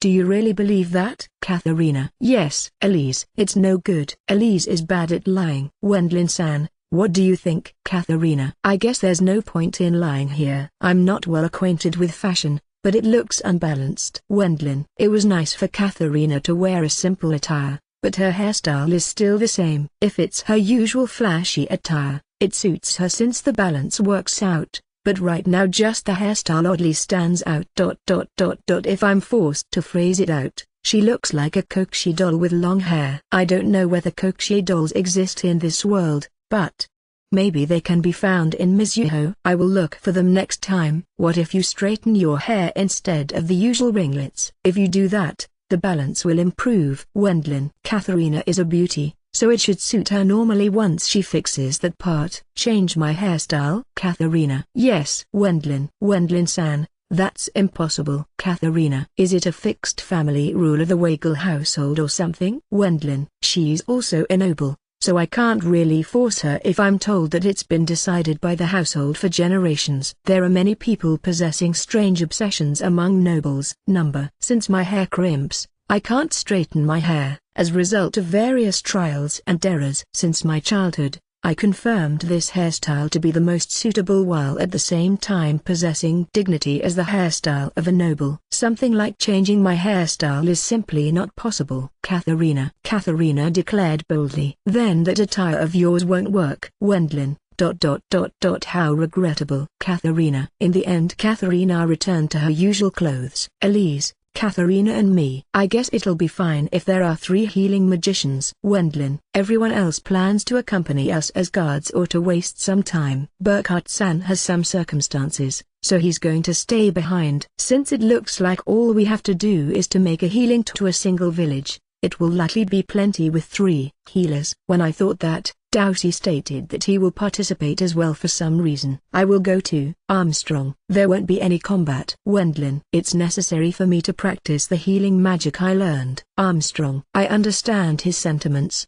but Daoshi's healing magic won't activate unless he hugs his target. If it's a child, they might suffocate. In case of a woman ... I think I'd like him to especially hold back on women who haven't been married yet. Even men. I definitely wouldn't want to experience that. Uncle Sama. Elise. What is it, Elise? Armstrong. Uncle Sama, I'd like you to handle the healing of the Imperial soldiers. Elise. I see. Since it would likely turn into a trauma for any innocent villager with no background knowledge if they were to be hugged by Daoshi, he will be left in charge of the Imperial Army's soldiers here, whose healing hasn't finished yet. Because of the healing tours, they are probably lacking healers. They should be able to at least endure being hugged by an old muscled man as long as their injuries get treated. There's still many injured among the soldiers. I believe they are in need of your abilities, Uncle Sama. Elise. It's just as you say, Elise. Leave it to me, Armstrong. Thanks to him being skillfully persuaded by Elise, the innocent villagers living in the Empire avoided falling prey to Daoshi. Their injuries will be healed, so at least enduring him is the job of a soldier, I think. The splitting of personnel has finished with this. We headed to a village located in the outskirts of the capital. That village is around half a day away on horse. We plan to lodge there today. I'm certain it was pushed on us, who are free, since it's far away. Blue eyes. Although it's probably the truth, you must not say that. Threes. You came along as well, eh? Wendlin. I can't use magic, but I will at least help with the odd tasks. Even if I had stayed behind in the capital, there's nothing decent I can do there anyway. Threes. It's the best plan for her to not come in contact with nobles that think she's trying to stand in Peter's way. I guess that means she won't leave my side until we leave the Imperial capital. Dear, we will arrive in the scheduled village soon. Elise. There's certainly no people that are so injured that they are about to die, right? Wendlin. My healing magic is at intermediate level. I will feel pressured if I were to be approached by severely wounded people as if I'm a certain, famous, unlicensed doctor. I will feel somewhat bad to leave everything up to just Elise as well though. As expected, it should be rare to run into such people. But, Elise, it looks like we will be able to get healed with magic today. You have my utmost gratitude for that. Once we arrived at the village, an elderly with white hair that appears to be the village chief and goes beyond 70 in age extended his greetings as representative of the villagers. There is no healing magician in this village. Even if there's a priest in the church, it's not like he can use healing magic for everyone. There are many priests who can't use magic. They independently study pharmacy, mix medicinal plants and administer those. For a church in a rural village it's not enough to just preach from the pulpit to gain support. But, medicine is expensive and the village has become poor due to the recent civil war. Even though they are located in the capital's outskirts, the number of people coming and going has dwindled, resulting in their income disappearing. The healing tours are carried out to gain support for the new administration and help the empire's subjects. Well then, I suppose we are going to begin right away. At such times it's the most efficient to entrust matters to Elise, who excels at healing magic. Since she gained a lot of experience in the kingdom with this kind of healing work, Elise went to work briskly. Following Elise's instructions, Katharina and I heal the slightly injured people. I think I got the hang of it. Wendlin. Dear, please don't use too much mana. Elise. There's not that many injured in this village, right? Is there any need to focus on economizing to that extent? Wendlin. I regard it as unnecessary to bother with saving mana here, but... Excuse me... We have heard in advance about you coming here today. A great number of patients have also come from the surrounding villages. I see. For me to not notice something so obvious. Wendlin. Since there's no way for us to visit each and every single village, the villagers of the surrounding villages were likely instructed to gather at this village as much as possible. Elise, who's experienced in this, probably realized that a big number of patients would come. In order to lower the burden on Elise, I will also take over the patients ranging from minor to serious injuries. I guess we will entrust the slightly injured people to you, Katharina. Katharina? Wendlin. Once I look at Katharina healing the slightly injured people, she seemed to feel slightly depressed for some reason. Is something wrong, Katharina? Wendlin.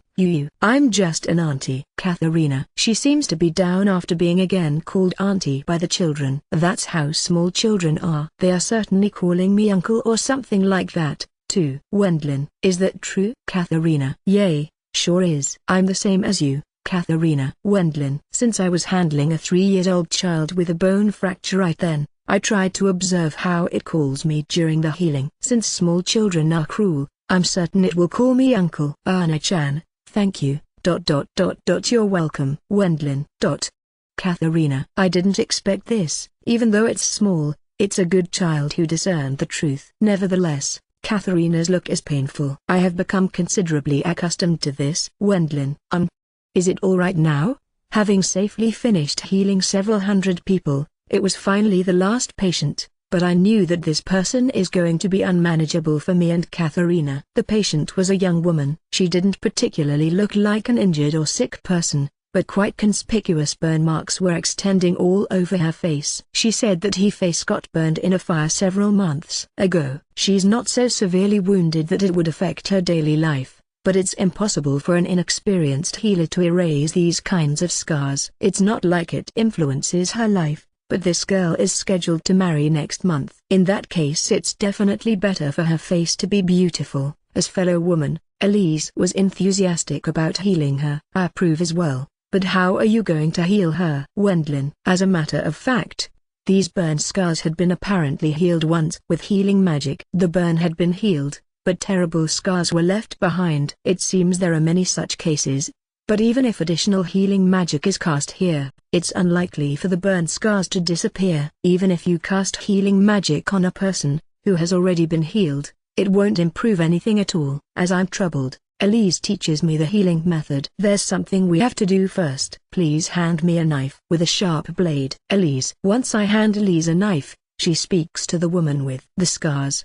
Please endure as I'm going to shave off the burn marks. Elise. Elise doesn't go as far as administering an anesthesia, but she smears a medicine on the burn marks to soften the pain, and then she begins to cut off the burn marks' colloids with the knife. Occasionally the woman's body twitches due to the pain, but ignoring that, Elise cuts out all of the scars, the affected parts, and Elise's hands were stained with blood. Dear, please use powerful healing magic. Elise. Got it. Wendlin. As way of thinking, cutting out the scars will probably allow to restore the skin with healing magic from scratch. It consumed a somewhat larger amount of mana, but gradually the skin restores to its previous beauty. After the healing, Elise wiped the affected parts that were covered with blood with a wet cloth. The burn marks had completely disappeared. Ooh, amazing. Wendlin. Isn't it your magic? What's amazing, Wendlin-san? Katharina. Katharina says, but if Elise didn't know the method of cutting out the scars first, the healing would have failed, I think. But it sure healed beautifully. It's not like you can completely heal all illnesses and injuries if you only cast healing magic. The accumulation of such know-how is probably the strong point of the church. With this you will be able to marry without any worries. Thank you very much. Having completely recovered from her burns, the young woman thanked Elise and me. Your husband will probably feel relieved as well. Thank you very much for healing Heidi. Because of the burn marks on her face, she refrained from going outside and started to talk about canceling the marriage with me. As she suffered, a man, who seems to be the fiancé that accompanied her, revealed a relieved expression and gave us his thanks. With this, the first day of the healing tour came safely to an end. And since it has become dark, it's been arranged for us to lodge in the village. Since there was fortunately a vacant house, we decided to rent it after receiving the village chief's permission. I feel very sorry for it to be a vacant house with nothing in it. Please don't mind as we have brought the necessary furniture. Wendlin. The beds, chairs and cookware, all of it has been stored in my magic bag, so I consider us to be low-maintenance guests. Though I think it would be great if you could provide us with a meal. Blue eyes. Being close to the capital and the civil war, this village is barely scraping by. For Peter Dono to have nominated thou, Wendlin, is because there won't be any unnecessary burden on the village due to the need to provide hospitality. 3's Blue eyes seemed to be bothered by the village chief not even offering a meal. However, as the economical state of this area, including this village, is dire due to the civil war, it will bear any meaning to demand excessive hospitality, no matter how much healing magic we might have cast. I'm sorry, even though you healed us for free, I can't even provide any meaningful thanks. It's the special product of our village. If you don't mind, please eat it. However, as they seemed to feel sorry unless they did something for us, the villagers, who received out healing, provided us with their own vegetables and such. Thank you very much for the fresh vegetables. Elise, who's also a person of character, thanked them and decided to make dinner with those vegetables as ingredients. Miso stew in a big pot cooked on a portable magic cooking stove. This dish is one of Elise's originals. It was a dish looking like a multicolored fruit to me as a former Japanese, but it's actually delicious. It's a mysterious stew that goes well with either bread or rice. There are also ingredients for a salad. In addition to making a salad, we roasted the monster meat that had been stored in my magic bag and prepared ready-made desserts, resulting in dinner being ready. Threes became more of a help than I expected. Due to Threes skillfully cutting the vegetables, Ina praised her for having improved her handling of a kitchen knife in a short period of time. Fun. My free time increased significantly. Since I noticed that Wendlin likes women who are good at cooking, it's only natural for me to train myself in that direction. Threes. To me it looks like there's unexpectedly no consistency in regards to my preferences in women, but it's correct that I have no wife that's altogether bad at cooking. Even in my previous life it was the same. There were situations where the mood got bad with women, who prepared bad food, because the conversation got dampened and it immediately showed on my face. As a result of that, it might have developed into me having a perception that allows me to avoid such women. Threes, your cooking repertoire is lacking. I'm learning that right now, too. It's a nice thing to have time for such things, isn't it? Threes. In exchange, it looks really difficult for Alphonse, who became the new Duke Philip, though. Today you were admirable, or should I rather say, fulfilling all expectations as usual. Elise-san. Especially the healing of the burn scars at the end was magnificent. It's something I was taught in the church. Elise. Erasing only terribly burned scars with healing magic should require an extraordinary amount of mana. I can't believe that all healing magicians are capable of that. If a healer uses a lot of mana to erase burn scars of a single patient, whose life isn't in any danger due to those scars, it will influence the healing of other patients, who are on the brink of death. Accordingly, know-how like the one about first cutting out the burn scars is probably something that the church has been accumulating. By doing that, even my healing magic, which is only at intermediate level, becomes capable of dealing with such situations. It's also being said that the church has become corrupt in the recent years, but since they possess medical knowledge, it's an useful organization with a strong support. Elise, you don't feel disturbed even if you see blood, do you? I've been performing medical treatment for a long time now, but I did feel shaken when I saw blood for the first time. Elise. That makes sense. I was truly frightened when I was told to drain the blood of a rabbit that I had killed for the first time in my childhood. Owen. I guess you experienced something like that as well. It was the same for me, but nowadays I stopped feeling sick even when looking at the aftermath of a battlefield. Humans are creatures that can get used to anything, aren't they? It's great that we finished the healing within today. It allows us to go back to the Imperial capital early in the morning tomorrow. We might get asked by His Highness to do various things, if we stay too long in the Empire. Certainly, Wilma's comment is probably correct. Let's get our reward and return to the Bourmester Earldom as soon as possible. I guess we will buy some souvenirs and then go home. Souvenirs are important. It's not like souvenirs are just for other people. They also exist to buy what one likes and to enjoy the feeling of having traveled for a while even after returning home. That's true, isn't it? There are the souvenirs of the Empire, but we also must not forget souvenirs of Mizuho. Because Haruka resembles a Japanese, she seems to have a nature of fussing over souvenirs. Since we finished Peter's request in one day, I after meal chat naturally inclined towards returning home. Very soon we will be able to return. I wonder what kind of souvenirs should I get?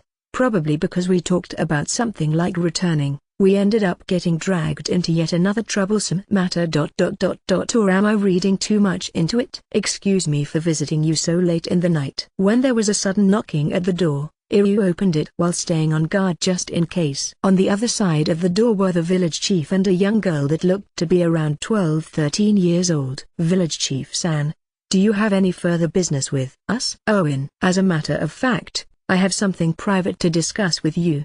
It's about this child here. Unnecessary. Such kind of behavior will only kill Wendlin's mood. Threes. I couldn't understand the intention behind the words. Threes directed at the village chief while getting slightly angry. What's this about? Wendlin. Although it's because of the civil war, they are unable to decently entertain us who provided medical treatment for them. That's why he brought this girl. 3s. Does the village chief mean to say, we prepared the most beautiful girl of this village, so please enjoy her for this night? I don't need her, Wendlin. Moreover, this child is much too young. Aren't usually a lot elder women used for such a task? The one who did the most in today's healing session was Elise. Is there a custom to offer up a good-looking man, if the other party is a woman? Wendlin, sometimes thou say things that make me want to open up that head of thee to check its contents. 3s. Having heard my remark, 3s looked at me with a completely fed-up expression. Village chief, including myself, there's this many women here. That kind of consideration is uncalled for. 3s, you are shrewd, Wilma. Be quiet. That's just a figure of speech. 3s. Because she implicitly mentioned that she's also my woman, obviously using the occasion, she got a retort from Wilma. No, that's not my intention. This child is the illegitimate child of a certain noble Sama. What? It has started already? 3s. What do you mean? Wendlin, that child's father probably wants to possess a connection to thou, Wendlin. 3s. Ah, that kind of meaning, huh? I guess that means they are trying to form a relationship with the Earl-Bourmister household by forcibly placing that child, which is an illegitimate child, at my side, since a marriage all of a sudden is difficult. Even though the civil war finally came to an end, something troublesome came visiting once again. That's not what I mean. This child is the illegitimate child of a noble from the Helmut Kingdom. All I'm asking is whether I could have you take her back with you, if possible. What? Thee say she's the daughter of a kingdom noble? 3s. As expected, even 3s didn't expect this child to be an illegitimate offspring of a noble from the kingdom. She was surprised for a change. Village Chief San, can you tell us about the details? It seems the village chief wanted to somehow entrust this child to me after having learned that I'm a noble from the Helmut Kingdom. We let in the village chief and the young girl inside the house in order to listen to the full story. I'm called Feline.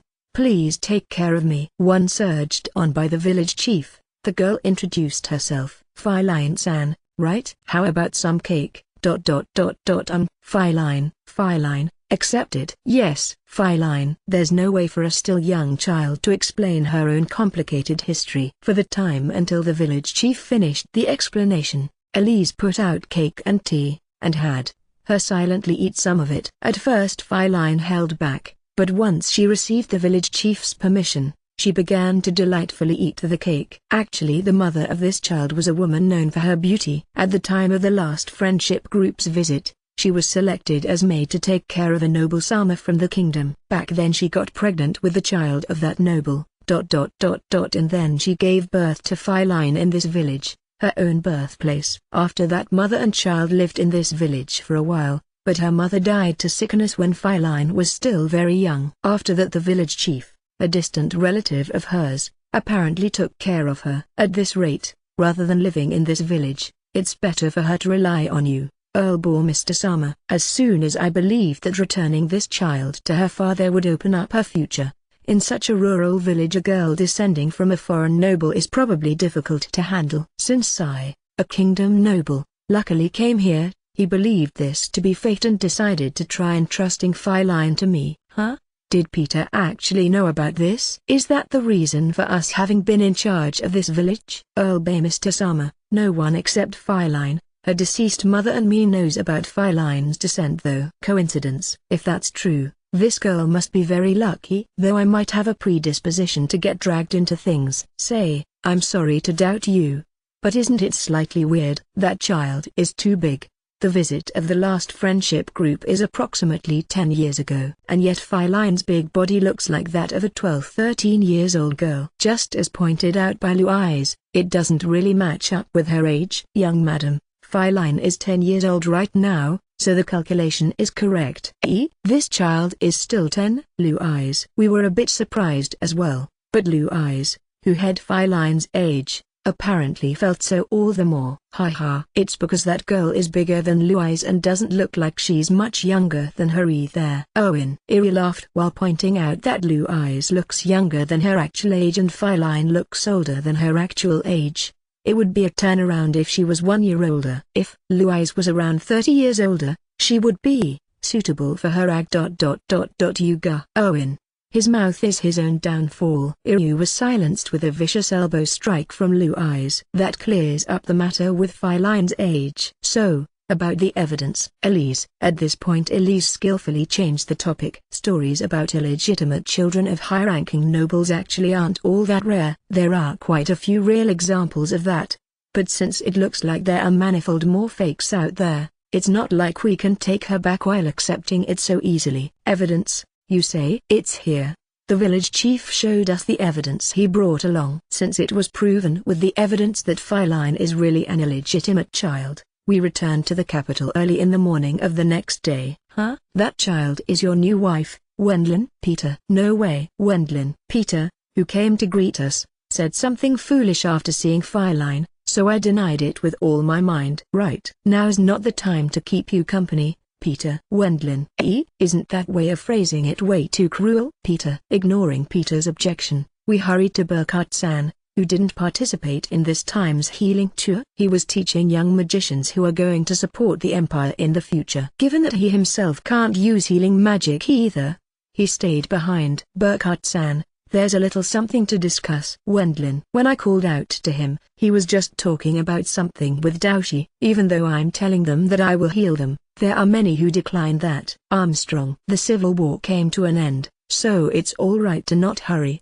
Don't you think? Burkhardt. Daoshi was supposed to stay back in order to heal the injured Imperial soldiers, but there was apparently a lot less work for him than expected. Well, it can't be helped if it's an injury where the patient will die if they aren't treated right away, but being hugged by Daoshi to cure a wound that will heal itself soon is something they hate. If one is suspected of homosexual love by the priests healing together with Daoshi, it will also have various inconveniences in this world. Isn't it great that you have free time? Oh, Earl-sama, you came back, huh? Who's that child? Your new wife? Burkhardt. No way. For Burkhardt-san to say the same thing as Peter.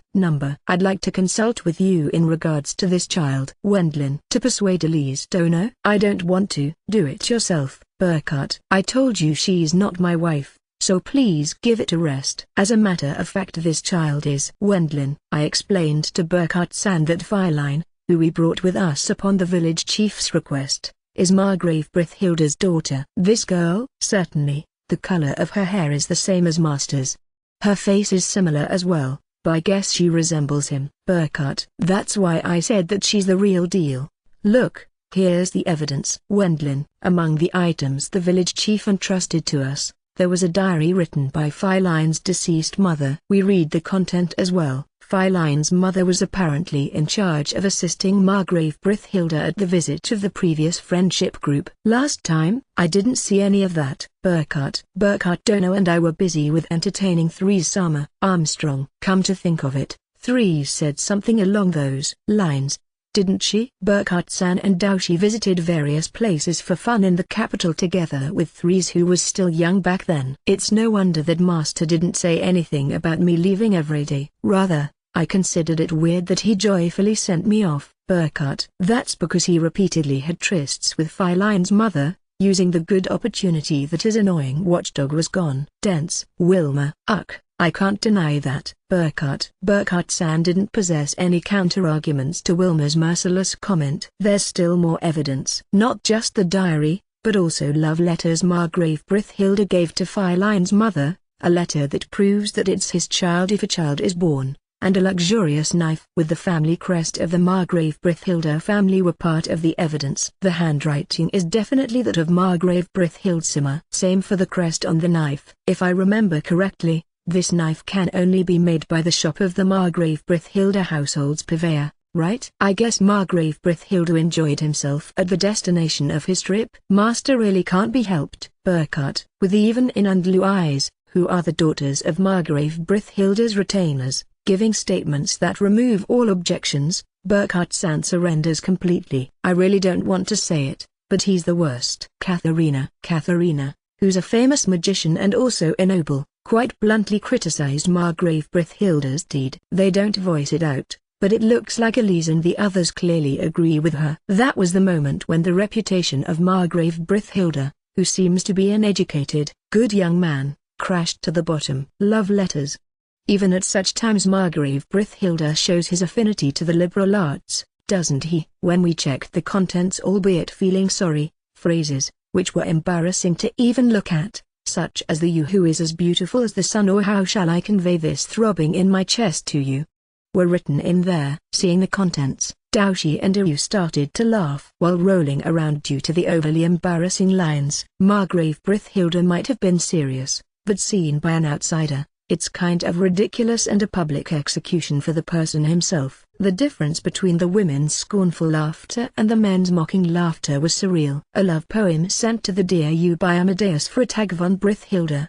He's totally blowing it out of proportions. An embarrassing poem, which seems to have been written by Margrave Brithilda, was pasted on a page of the diary. It appears that he's good at writing travelers' journals and similar, but he has absolutely no talent for love letters and poems. To me it simply looks like Margrave Brithilda's dark past. If something like that was written by me and had been leaked to society, I would certainly consider suicide. That's how embarrassing this poem was. Margrave Brithilda-sama has really zero talent as poet. He might have talent as comedian though. Blue eyes, you know. I chided Blue eyes, but Daoshi and Iryu laughed out even louder. Even Elise seemed had to struggle hard to resist laughing. Burkhardt-san, please inform Margrave Brithilda at once. Wendlin. With that device destroyed, the restriction on communication and movement magic was lifted. I ask Burkhardt-san to immediately inform Margrave Brithilda through a magic handheld communication device,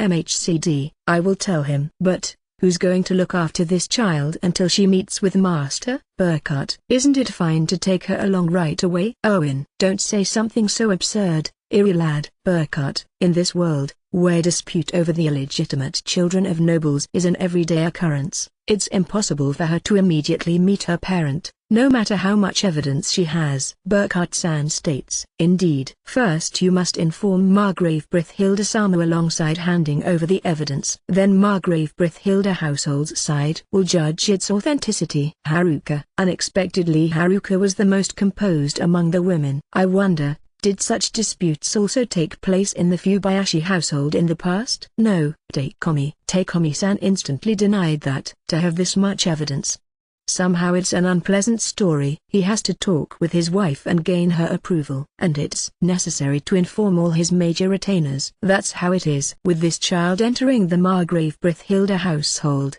people, whose situation will change drastically, might appear. If it's only about master giving is okay, then there's no problem, but it's essential for him to negotiate with those below in advance.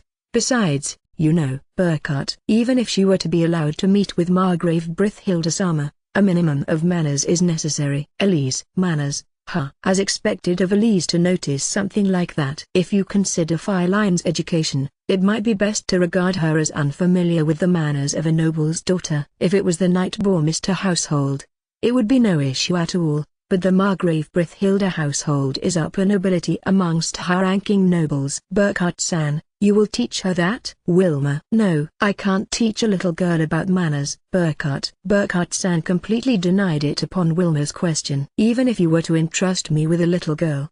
Look, Burkhardt. Once Burkhardt-san tried to get close to Philine, she hid behind Daoshi. This mister is scary, Philine. It looks like I'm being disliked. Burkhardt. How regrettable. Burkhardt. Ono. Armstrong. For a change you're liked by a child. Burkhardt. Even so, Philine is weird. She's afraid of Burkhardt-san, whose popularity among women and children isn't really bad, and instead she's emotionally attached to Daoshi, whose popularity among women and children is bad. She stayed hidden behind Daoshi. I don't know the manners of women either. Armstrong. One wouldn't be able to imagine from his appearance, but since Daoshi had been born into high-ranking nobility, he received proper education in his childhood. In that point he wasn't criticized by other nobles, though it's really unexpected. How about asking some free-looking noble or their family? Armstrong. That's no good. I guess so. It would be best to not leak the information about Margrave Brithilda's illegitimate child to others. It can't be helped that Daoshi will leak the information to His Majesty, but it's best to not tell Earl Schultz and his group, who are doing many things together with us. Elise. Dono, can I leave it to you? Burkhardt. Dear Elise, Philine is a girl, so it might be a good idea for Elise and the others to look after her. Can I ask that of you? Wendlin. That's a matter of course.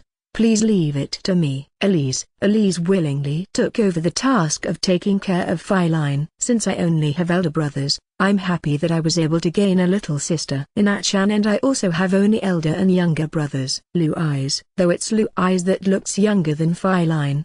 Yuga. Owen. Louise once again delivers an elbow strike against Iryu, who blurted out something unnecessary. I request it of you, since I will try to make her meet with Master as soon as possible. And, please keep it a secret from Earl Schultz and the others by all means. Burkhart. That's fine, but I don't have the hobby of deliberately spreading rumors all over, but with Doughty having heard about it, it has the same meaning as it having been leaked to His Majesty. Does he believe that to be inevitable? Feline, since the capital's gelato shop has reopened, I will go buy some for you. Are you going to eat that? Armstrong. I will hold back on it as I just ate cake. Feline. How level-headed. We will eat it together after dinner. Armstrong. Thank you very much, Doughty-sama. Feline. At any rate, Feline is an odd one. Normal children will cry or be scared if they see Doughty. Vulsama. Is it something that can be hidden? Wilma. That's where the problem lies. Katharina. I was told by Wilma and Katharina, if we suddenly start taking care of Feline, Earl Schultz and his group,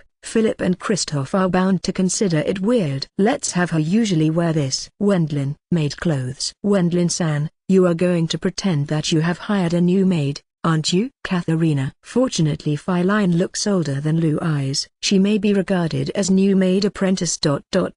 right? It might be better than not doing it. But, won't it be considered in the manner of you having ushered in a new wife, Wendlin-san? Katharina.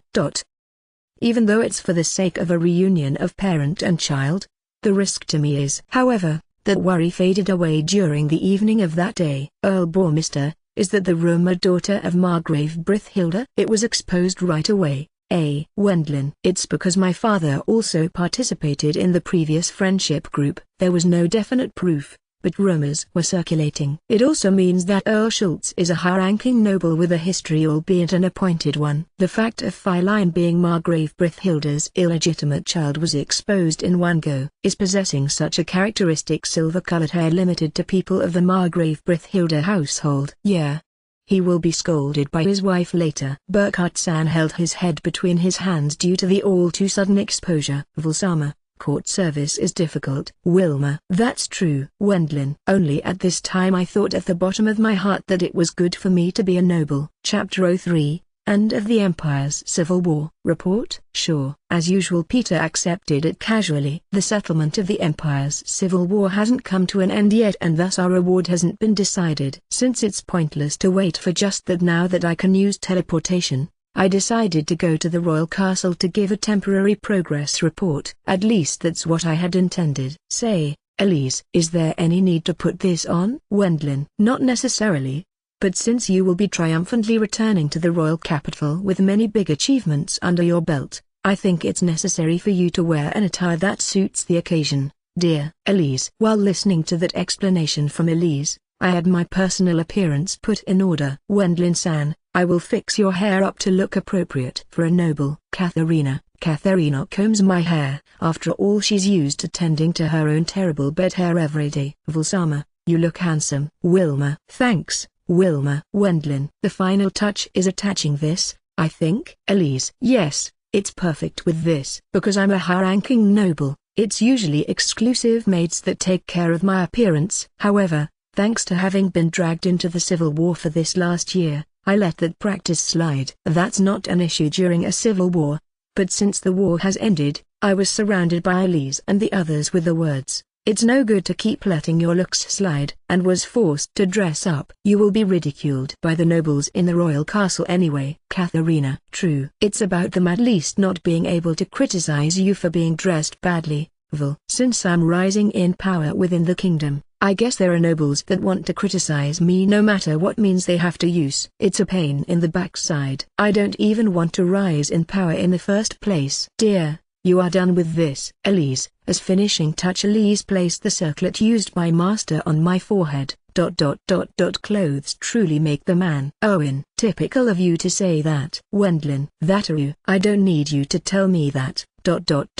Even so, I guess such a proverb exists in this world as well. Rather, that circlet is also a magic tool, isn't it? Why didn't you wear it until now?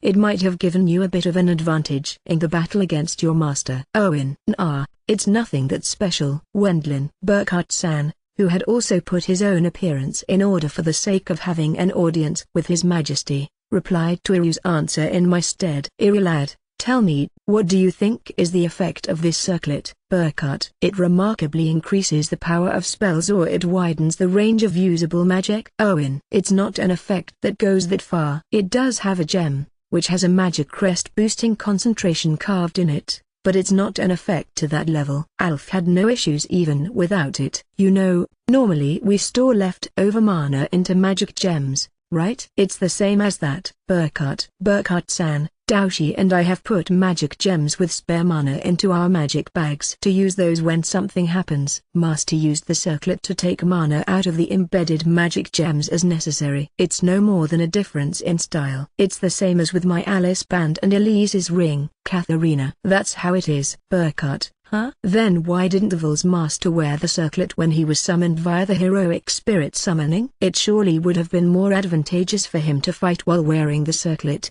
No? Owen: It's certainly as Iru says. The battle should have proceeded better for him if he had the leeway from wearing the circlet with its spare magic gems. This is only my own guess, but Alf had given all his assets to Earl Sama. Since the circlet wasn't perceived as being one of his own belongings, it didn't materialize during the summoning. Besides, Talran shouldn't have been able to prepare Alf's equipment and attire down to the last detail. He likely was limited by depending on the memories of the dead. You know, it's also possible that Talran probably didn't consider it necessary since Alf possessed a mana supply device that made use of the huge magic gems of magic airships. Burkhardt: I think that's a perceptive conjecture, but I guess we won't ever know the whole truth since only Master knows it. I didn't have the spare time to ask him at the end either. However, Talran's heroic spirit summoning is sure a mysterious spell. It summons the dead in the state when they were still alive, yet it reproduces even the dead's favorite weapons, clothes and ornaments. A spirit body is a being that's close to a cluster of mana, so even the robe worn by your master is an object close to a magic tool which was created with mana as base material. But then again, even if they can be reproduced in the heroic spirit summoning, since they are items used by the dead, we cannot use them at all. Elise gave a detailed explanation, but magic is definitely something strange. Though it would be handy if you could create your preferred magic tools through mana. Wilma-Ju-chan, at least I have never seen or heard about someone who can use such magic. Burkhardt: It might be convenient if such magic existed, but I think the hurdle for that is a bit high. Since even Burkhardt-san, who has the most knowledge among us, says that he doesn't know such a magic, it probably doesn't exist at present. You can consider it as your master having resisted the heroic spirit summoning, dear. He made sure that you wouldn't lose by fighting without equipping the circlet. Elise: That might also be the case. It wouldn't be weird for Alf to come up with at least this much on the spot. Burkhardt: Elise's answer might be the one closest to the truth. Just as Burkhardt-san says, Master should have had at least that much leeway. It might be best to regard this as the truth. That's all fine. But let me ask instead, why didn't you use the circlet? Wouldn't you have a slight edge in battle, if you used it before? That he sure has a keen mind today, hasn't he? Though it makes sense now that it's been pointed out to me. I guess I had enough spare magic gems. Wendlin: Isn't having to put your hands in your magic bag during battle a handicap? Owen. A sharp observation befitting a swordsman. Certainly. The more time it takes to get them out, the more of a disadvantage it will be. Well, fighting while wearing this. I wonder about that. Wendlin: Come to think of it, is a circlet something a man would actually wear? There were no men wearing circlets around me in my previous life. I'm not accustomed to wearing accessories either. I would hate being told that it doesn't suit me by those around me. Well, I guess there are no people who will tell the current me straight to my face that it doesn't suit me. But I would hate having rumors about it spread behind my back. That's the reason. Wendlin: There's no one paying attention to each and every such detail. Gosh, just wear it as a safety measure. Owen: Due to my honest answer, Iru's way of speaking becomes quite harsh. You cared about something like that? Wouldn't you? Master was an Ikeman, so it was alright for him to wear it though. Wendlin, I mean, everything an Ikeman wears suits them. Master wearing the circlet made him good looking. But in my case it makes others think that I'm worn by the circlet. Being worn by a circlet, what kind of tale is that supposed to be? I remember that there was such a fantasy story in my previous life. That's what you say, but, have a look at this. Wendlin. I swiftly put the circlet on Burkhart-san's forehead. How about that? Doesn't he completely look like an upstart? But even before that, a circlet really doesn't suit a middle-aged man. It feels off. I'm well aware of that myself, but at least be a bit more indirect about this. Burkhart-san complained due to Ina's honest statement. Right? The next one is Wendlin. I placed the circlet on Daoshi's forehead, who came back after finishing his business in order to head to the royal castle together with us. As expected, it doesn't suit him at all. Everyone thinking that was clearly visible on their faces. Daoshi's compatibility with accessories is the worst. Thick, golden bracelets and rings with meaninglessly big jewels might match him though. Kind of like a Yakuza boss. It's Alfred's memento. Earl Bormister can surely wear this. Now then, time to go to His Majesty Armstrong. Given that Daoshi is someone who doesn't care about a circlet matching or not, he casually put the circlet back on my forehead. Rather than that, let's hurry up and move to the royal castle with teleportation, he said. Understood. Wendlin. That's how it resulted in me wearing Master's circlet. But I'm sure I won't be able to get rid of this feeling of discomfort until I get used to it. At such times it's troublesome to be a former Japanese. What a thick report. Indeed. After all, it roughly covers a full year. We leapt to the royal capital and I handed the report, which Christoph and Earl Schultz wrote together, to His Majesty. I helped out with it as well. But since I haven't written such a huge report since my university graduation thesis, Christoph and Earl Schultz did the main work. Because I still contributed a reasonable amount, I was praised by Earl Schultz with "You handled it better than I thought." So you can make a living even as a civil official, eh? Furthermore, as expected, Daoshi, who should be a celebrity even among the members of the friendship group, didn't help out at all. Though it might have been reckless to ask that man to add to a written report. Even Elise helped out. They are blood related, but their abilities might be lacking any resemblance. A peace treaty with the Empire? We have to tie it. This time the kingdom also suffered damage from the civil war in the Empire, but it's not like that justifies a war as retribution. A part of the military authorities and nobles acted rashly, but if one judges it comprehensively, reconciliation while abstaining from demanding restitution and an apology might bring about the biggest benefits. An ancient weapon used in the era of the ancient magic civilization. That must have been troublesome. Yes, moreover the huge amount of other ancient weapons that appeared in the Civil War was astounding. Presently the kingdom is in the middle of increasing its national power through a development rush while the empire is exhausted from the civil war. There should be many people that believe the kingdom would have an advantage if it comes to war. But, if the kingdom were to attack the empire, the imperial army, which is armed with huge amounts of excavated weapons, would focus on a defensive battle. Even if the kingdom has an advantage in the number of magicians and air force capabilities, it probably wouldn't turn into such an easy victory. It will take time for the ruined empire to recover its strength, but it strengthened the authority of the central government compared to before. There are also many officers and soldiers who gained combat experience in the Civil War. I wouldn't go as far as calling a war reckless, but it's not pertinent. As before, the kingdom will press forward with the augmentation of the national forces, and aim towards copying and making the various excavated weapons of the ancient magic civilization's era, which we also seized, usable before the empire recovers its economy. If you look at the long term, it might turn into a plus for the country to have bolstered the central government's authority, but they won't be able to avoid chaos for some time. It's very likely that the remnants of the Duke Nuremberg household, who lost their peerage, and the nobles who are unhappy having a decrease in nobility rank as well as a reduction of their territory forced upon them, will join up together, causing the outbreak of small rebellions. His Majesty believes that they will likely not plan any war with the kingdom for a good while. Several decades later, when the empire has fixed its order, their difference in national power with the kingdom will have grown even further. Having many options at such time will be a desirable situation for the kingdom. Helmut, it's not like the kingdom is particularly afraid of using force. Having said that, the kingdom doesn't follow a doctrine of extreme pacifism either. They have a tendency to make long-term strategies, assuming the decision is about the empire. If the difference in national power becomes even more prominent, it will also become possible to make the empire yield with little effort. It will give us the option to carry out various measures during such time. By the way, Earl Bormister, it's about the empire's new weapon. But Helmut, it's over here. Wendlin, although it took the shape of me getting dragged into it, I have done various things in the empire. Since it has brought results that also benefit the empire, I have to balance things out a bit. It's not enough to get along with just Chief. It's also important to properly communicate with President.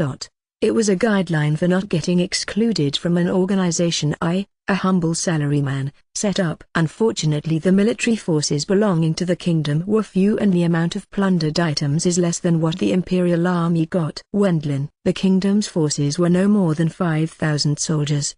But since there was no need for them to unreasonably clash with Duke Nurnberg's army, Philip and Christoph focused on getting their hands on plundered items inside the underground ruin. Because of the difference in numbers, they couldn't secure as much as the Imperial Army, though. Nothing can be done about that. There are fools who send out soldiers in high spirits and then get annihilated. Compared to that, since you didn't lose, there's no particular reason to get nitpicky with you and your group. Earl Bormister. Helmut, His Majesty glares at the nobles that have assembled in a corner of the audience hall that are whispering amongst each other. It seems they are nobles who were under the patronage of Marquis Lager. It feels like the rest of the group consists of advocates for a troop dispatch against the empire and people that want to call my responsibility into question, I suppose, although it would be fine for them to confront me directly rather than gossiping back there.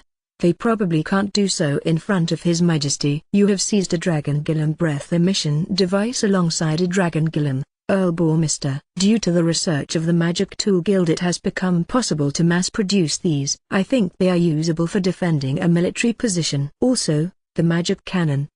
Helmut. Magic cannons existed in the era of the ancient magic civilization, too. They were clearly superior in performance compared to the ones of Earl Mizuho country. The one, which was equipped on the back of the huge golem operated by Duke Nurnberg at the end, was lopped off with magic by Katharina and remained almost undamaged. In addition, we also plundered several dozen spare cannons. For some reason there were no magic guns, but I suppose those are probably an original invention by the Earl Mizuho country. I have heard that there were a large number of magicians that passed, so the firepower for close combat might have been supplemented by them. Magic katana, magic guns, magic cannons, suicide bombing golems, and in addition a great number of other new weapons have actually been put to use in the Civil War.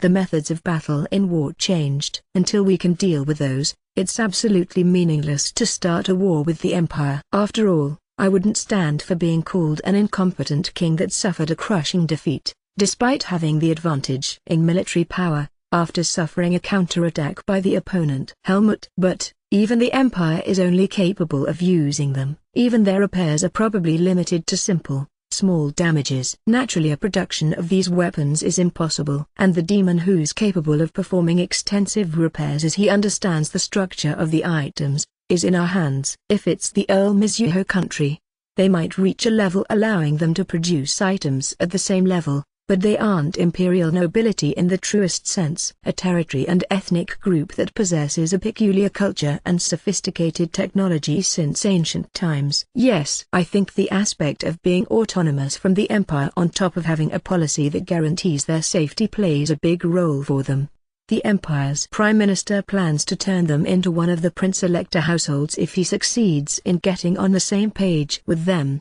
But even so, they will probably keep the empire at a delicate distance. Wendlin. I see. There will be various benefits if our kingdom and the Earl Mizuho country form friendly relations. Helmut. Yes. For them, the point of us having no territorial ambitions is an advantageous aspect for building friendly relations. Wendlin. For the time when the empire plans to do something bad using the excavated weapons, or when the kingdom's national power has increased so much that it becomes possible to attack the empire in the future, It's possible the Earl Mizuho country could become a decisively beneficial ally for the kingdom. You are saying there's merit in creating a friendly relationship through trading, cultural exchange and marriages, if possible, Earl Bormister? Helmut: Yes. Wendlin: Let's push that matter after skillfully negotiating with the Empire. Next I will talk about the cases with the extreme limit steel and the demon. But before that, I'll have the king remove everyone except for a part of the ministers and several of the tight-lipped royal guards under warrants and from this place. Complaints could be heard from the nobles who were sent outside the hall,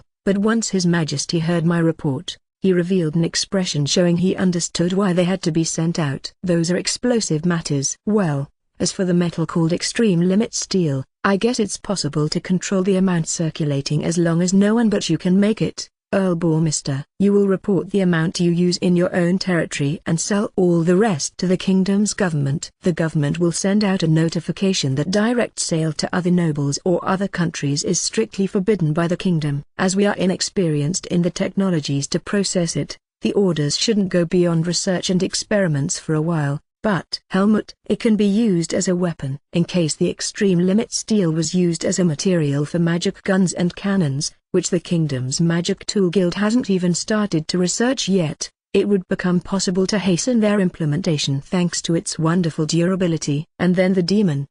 Helmut: The demonist whom we have arrested and are sheltering now. It should have been a genuine civil war of the Empire, but there was still a possibility that the demon country was pulling strings in the back. It's the appearance of a demon, who hadn't been seen by anyone for close to 10,000 years. According to the legends, they possess enormous mana and overwhelming technological strength. Minister Edgar's and Earl Armstrong's faces twist due to the existence of a new hypothetical enemy. It's because they had to completely overhaul the defense and invasion plans they had drawn up so far, focusing on a battle against the Empire and a rebellion of high-ranking nobility within the kingdom. For caution's sake, due to this, they have to develop new weaponry, study new tactics using those weapons, reorganize the forces, and review the training and supply schedules. Seeing as they hold the position of Minister of Military Affairs and Military Commander, it's impossible for them to escape this. I see. That means it becomes necessary to gather information about the demon country. Helmut: Yes, we have obtained some information,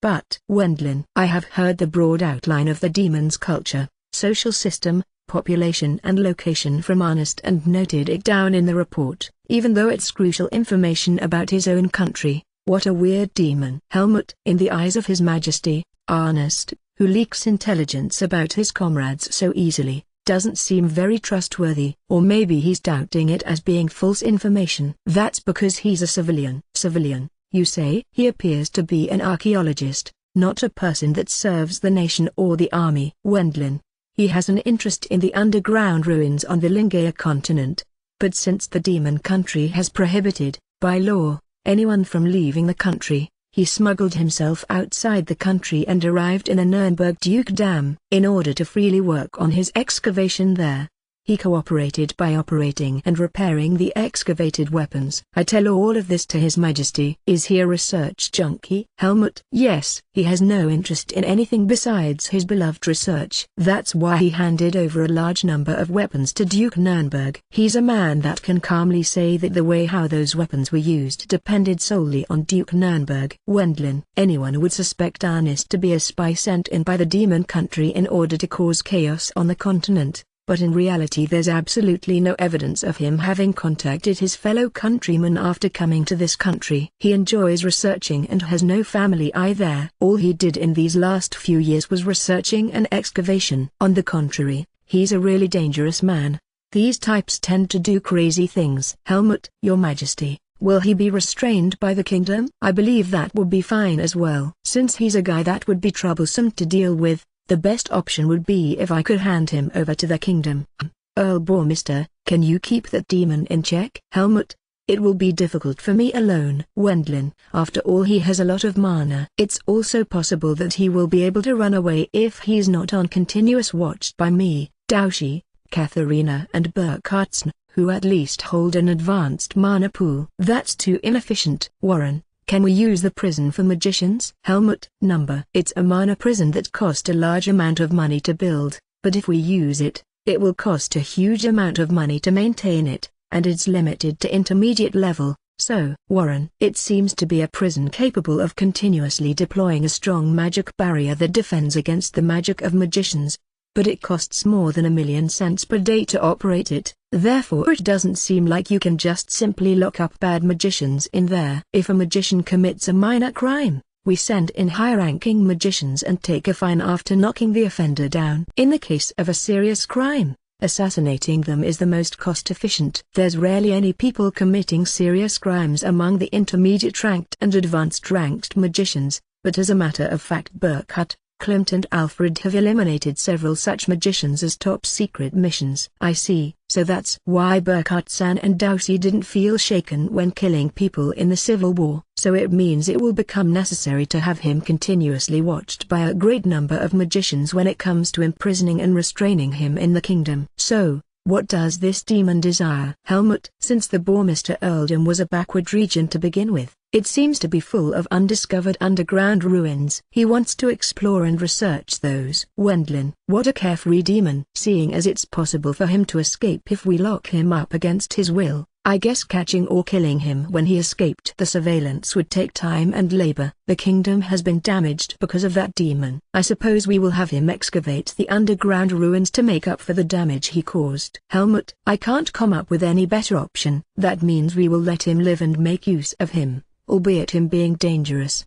But then again, I don't regard Ernest as overly dangerous anyway. To him the feelings of acting for his companions, serving for the sake of his country and nostalgia are weak. That's because he will be satisfied as long as he can indulge in his own research. We will bind him to the Bourmister earldom with unknown underground ruins as bait. The kingdom will only gain from that as well. We will also secretly dispatch surveillance personnel. His Majesty avoided the risk of taking charge of Ernest. He probably judged that it would be better to leave him in our care rather than having him run away when trying to restrain him unskillfully. Though you might also say that he fully pushed the burden on us. Since the Empire isn't stupid either, they will sooner or later notice the existence of the demon. It might be best to place him under you, Earl Bourmister. He might be considered a war criminal coming right after Duke Nurnberg, but we are the ones who captured this demon. How to treat the prisoner is something I get to decide as the one who captured him. No one else has the right to interfere. That's the rule for royalty and nobility, His Majesty explains. Earl Bourmister, you apparently played a big role in this time's civil war, but at the same time you have burdened yourself with hardships. As Burkhardt says, it might be true, you have a lot of bad luck. Helmut, being told so even by His Majesty, I feel slightly down. Certainly I can think of too many occasions that prove it. For a while the Empire won't have the leeway to dispatch soldiers outside its country. Our country was able to gain time to increase its national power and to deploy newly developed devices. We lost once, but compared to the Empire, the losses on our side are still negligible. I will take your opinion on this, Earl Bourmister. It will take some time to analyze the report of your group and to decide on the policy from now on. Since we will send a diplomatic negotiation delegation to the Empire, Earl Bourmister and Earl Schultz, go and continue to gather information on the Empire. Helmut, as you command. Since it's politically stable, we came back and gave our report, but still it doesn't look like the peace negotiations will succeed so easily. We were ordered to stay back in the Empire, but there are other things I have to do, too. Since it's been a while, I'd like to return to my territory though. Wendlin, if movement magic has been restored, I won't mind you doing that as you please. It seems that the Bourmister earldom has completely changed in this last year. Helmut, receiving His Majesty's permission after being given a report and a top-secret order, I teleport to the Bourmister earldom while taking Elise and the others along. Upon our arrival, the townscape centered around the feudal lord's mansion had extended several times in size compared to last year and the city was crowded with many people. Dear, it's amazing. Elise, just like Urashima. Wendlin, https://n.wiki.org/wiki/urashima_r%c5%8d. Urashima, who might that be? Merely a person from the past. Wendlin, it sounds like a name that you would find in Mizuho. Oh, yes. He was a person appearing in a folklore of Mizuho. Wendlin, as there's no way that I can say that it's an old Japanese fairy tale, I deceived them by saying that it's the name of a Mizuho person. While watching the streets of Baalberg, we head towards the mansion. No different from a year ago, Roderick jumped out of the front gate with a frightening force. Due to the sudden event, the two sentries deployed at the gate stare in wonder, unable to react. Lord, unable to see your countenance in this 1 year and a bit, I was terribly worried, my lord. Roderick. I'm going to break. Wendlin. I once again receive a merciless knockdown from Roderick, who was overcome with emotions. It's a choking move that knows no limit, just as usual. Wendlin. But, since it's the second time, I somehow managed to escape his hold by myself. Roderick-san's signature move has appeared. Iryu-san, the gentleman is the main retainer, right? Haruka. Yeah. Sometimes his emotions run amok, but that's how he is. Owen. He's an terrifying person. Haruka. It might be true that he's overcome with emotions, but he's a retainer using a sumo move against his lord. In a certain sense that might be amazing. He's a very capable person, but Owen. Sorry, but to me it still doesn't seem so. Haruka. You're sure right about that. Owen. As Iryu and Haruka calmly talk about Roderick, another person, someone whose face I immediately recognize, shows up. Eric Nissan. Wendlin. It's been a while, Val. I heard that you played an active role in the Empire's civil war. Eric. Meeting him after a year, Eric Nissan was still an Ikuman after all. Though there were many worrisome events, too. Anyway, why are you in the war, Mr. Earldom? Eric Nissan. Wendlin. To help out. Eric. As for the development of the southern boar, Mr. Earldom, which is supported by the kingdom, it was a situation where the feudal lord got dragged into a civil war and went missing for a while. I don't know whether they aimed for that opportunity, but it seems strange nobles started maneuvering in various ways. Hence His Majesty ordered Eric Nissan to help out. Apparently he acted as Roderick's assistant while touring the boar, Mr. Earldom, this last year. At first it was quite hectic, you know, but once we received the report that you were in good health and striving in the civil war, Val, the strange lot became obedient. They apparently thought that they would suffer your retribution if their meddling were to be found out once you came back. Eric. In the kingdom, which hadn't had anything but disputes for a long time now, we, who defeated a great number of enemy soldiers in a real war, have apparently turned into an object of fear in the eyes of those who use any opportunity to thrust their hands into the wallets of others. I must look like a scary being going beyond Minister Edgar and Earl Armstrong. Even so, I was very, very worried. Roderick. Sorry for leaving it all to you, Roderick. Wendlin. No, if I consider that you will finally come back with this, Lord Roderick. I told him that I will leave it to him for a little bit longer as I still have work left to do in the Empire.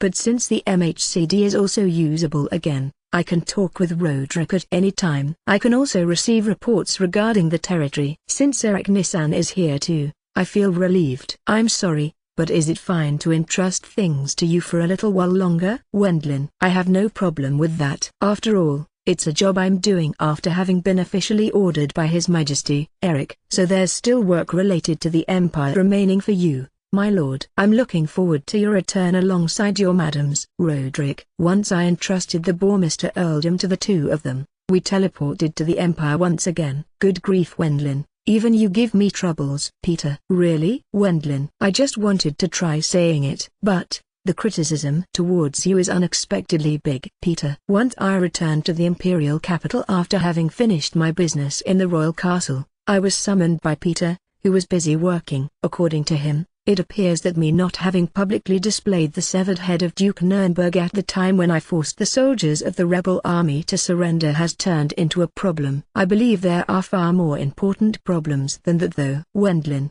There's the matter with the extreme limit steel. Apart from that, there's also the matter that it had been us who defeated Duke Nurnberg, even though I thought that his head wouldn't be necessary. Because of us foreigners ending up becoming the ones with the biggest achievements, there's also the lateral of us getting attacked to drag us down out of jealousy. As for the matter with Ernest, I believe that we can still continue to conceal it, though it will probably get exposed soon anyway. It's exactly because you treated the corpse of Duke Nurnberg courteously that the rebel army surrendered obediently. If you had held up his head, they might have gone ballistic. But there's many nobles saying that this treatment was lenient. The throne is really a cluster of troubles. Peter. Because Duke Nurnberg was a good lord for the rebel army, They immediately surrendered to the Imperial Army when they saw his remains being treated politely. Even the lot criticizing us should be aware of that. However, in their eyes it would be better for the retainers of Duke Nurnberg to go on a rampage. If they are defeated, it will turn into meritorious deeds. Moreover, if the surrendered rebel army is absorbed into the Imperial Army, it's also a reality that their posts will decrease. The current Imperial Army's organization is quite a mess. That's why the former soldiers of Duke Nurnberg's feudal army, which has a lot of excellent staff members, are necessary for the reconstruction. You desired the throne yourself, right? Wendlin. Well, yes. So, I want to talk about your reward. Peter. The Empire's financial circumstances seem to be worse than expected. We confiscated the territories and assets of the nobles who actively supported Duke Nurnberg in the rebel army. We were also able to secure a majority of the goods and properties which were taken away from the capital. Peter. At the time when he had Threes retire forcefully, Peter confiscated the assets and territories of the incompetent nobles who tried to side with the previous empress and her followers. It seems they were able to secure a reward that can be paid to me due to those aforementioned reasons. However, it will be split into installments for 20 years. Peter. Since he's going to implement the post-war reconstruction and a new economic policy, the safe establishment of a budget is indispensable. I expected that. Wendlin. If I felt like it, I could pay you all of it in one go. But then the Empire's government would become unable to do anything. I'm sorry. Peter. It's fine as long as you pay me. Wendlin. I will. After all, it looks like you will attack while leading the royal army if I don't. Peter. I'm not that much of a brute. Wendlin. I will at least state my demands properly before departing. Even if that's what you think, Wendlin, there are many cases where it turns out like that as the retainers can't forgive it. Also, it would turn into a reason for the kingdom to invade. I will also arrange a proper place for peace negotiations with the kingdom. Peter. How conscientious. Wendlin. Superficial sincerity is necessary in negotiations between fellow nobles and countries. Of course it will become a mud fight behind the scenes though. I have to quickly form a peace treaty with the Helmut Kingdom and expand the scale of commerce for the post-war recovery. I will somehow manage to secure the budget. The Empire increased the central government's power by growing the number of territories under its direct control. Unexpectedly, the political measures of Duke Nurnberg could come true with his defeat. Peter. And I believe that to be quite the twist of fate. I heard from Threes Dono about the story mentioned by Duke Nurnberg at the end. Something about that troll mod-like noble Duke Nurnberg not wanting to become a noble. Such overly capable people are a puzzle. They are too skilled at pretending. You might say that this absurdity led him to start a rebellion without any chance of winning. A desire for ruin stemming out of the subconscious.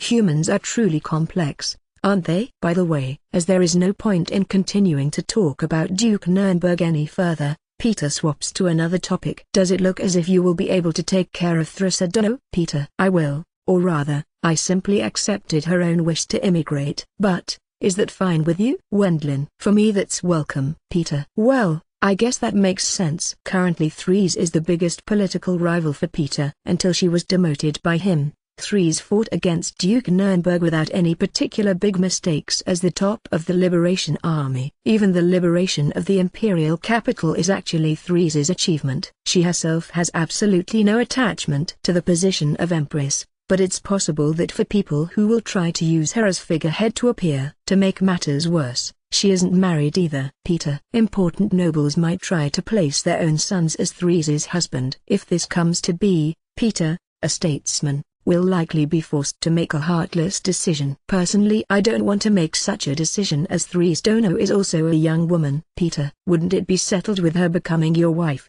Peter? Wendlin. As a matter of fact that's the fastest and most thorough solution. Some story like the need of love between both parties is completely unnecessary for nobility or royalty. Are you telling us to spend every day competing politically as a married couple? For me it will be enough to have my Emira at my side. Peter. Your Highness, I'm not your belonging. Emira. Once again, don't be so shy, Emira. Peter. I only stated the truth. Emira. Emira is as blunt as usual, but as she's always at Peter's side, it's not like she hates him either. She is a tsundere after all, though she likely won't allow herself to show her dear side in front of me. Ah, right. There were several other matters, too. Peter. Peter continued to talk, addressing first my traveling within the Empire. Wendlin. You are an honorary earl. There's no reason to place any restrictions on you. As long as it is your family and guards, there's no issue. But if you travel around while taking an army along, it will be a problem. Peter, it's a peerage called honorary earl, but the official stance is that it's a reward for my distinguished services. In reality, it means that I'm not regarded with hostility because Peter successfully won over the empire as he was able to obtain great achievements thanks to me, a foreign noble. The honorary title lasts for 1 generation and there's no disadvantage as I will get an annuity, but it's also a two-edged sword since the kingdom's nobles will suspect whether I'm siding with the empire from now on. However, there's no reason to decline the reward and I was also able to form new bonds. There's also the advantage of me being allowed to freely travel within the empire. It's impossible to move an army with teleportation. Wendlin. Then it's fine. As for trade, excluding contraband goods, you can buy anything according to imperial law, if it's in an area under the direct control of the empire, or according to the local rules established by the noble family, if it's a noble's territory. There are also noble territories where you need to pay tariffs. Peter, given that noble territories are a kind of self-governing domains within both countries, the feudal lord decides whether tariffs have to be paid or not. It depends on each noble as some want income and thus you have to pay it normally, and others put importance on the circulation of goods gaining in quantity and thus you don't have to pay. It's the same in the kingdom, too. Wendlin. Also, I'd like you to deliver a draft of the peace plan with the Helmut Kingdom to His Majesty Helmut the 37th. Right now I am having our specialists write it up. It will likely be a reconciliation of the original terms. Peter. Got it. Wendlin. I'm feeling dizzy due to the great amount of work connected to dealing with the post-war period. It's no good if we don't carry out the emperor election as soon as possible either. Peter. You are going to hold an election? Wendlin. Since there are no other candidates, it will be a simple vote of confidence. Peter. The number of Prince-Elector households that survived this time's civil war are merely 2. The Earl Mizuho country will be added to that as well, but they have declared that they will never run for emperor. The meaning in holding an election is probably no more than a formality. Peter. There are many people honoring formality in this society though. Wendlin. That's how it is. What are you going to do later today, Wendlin? Peter. I plan to go to Three's mansion. It will be a meeting in regards to the immigration matter. Wendlin. I see. It's better to handle such things quickly. Peter. Excusing myself from Peter, I headed straight to Three's mansion. I'm having my fill of peaceful spare time. As for the immigration, I'm already done packing. Three's. When I arrived at her mansion, she was sitting in a chair in the garden while carefreely drinking tea. You already done? That's really fast. Wendlin. It's not a moonlight flit and I don't need to take so much with me either. I returned all the items, which had the crest of the Duke Philip household d'Alphonse. If there's something I need, I will simply buy it over there. That way it will benefit thy territory. Wendlin. Three's. In order to declare to the surroundings that she's no longer someone of the Duke Philip household, Three's removed all the items indicating that by herself. What about those secret magic tools of the Duke Philip family? Wendlin. The items were inside a magic bag that can only be owned by the family head, but I heard from Three's she still has various others. I believe it's wrong to not return them to Alphonse after all. Of course I returned them. I even told Peter Dono the secret magic tools of the Duke Philip household were very helpful in defeating Duke Nurnberg.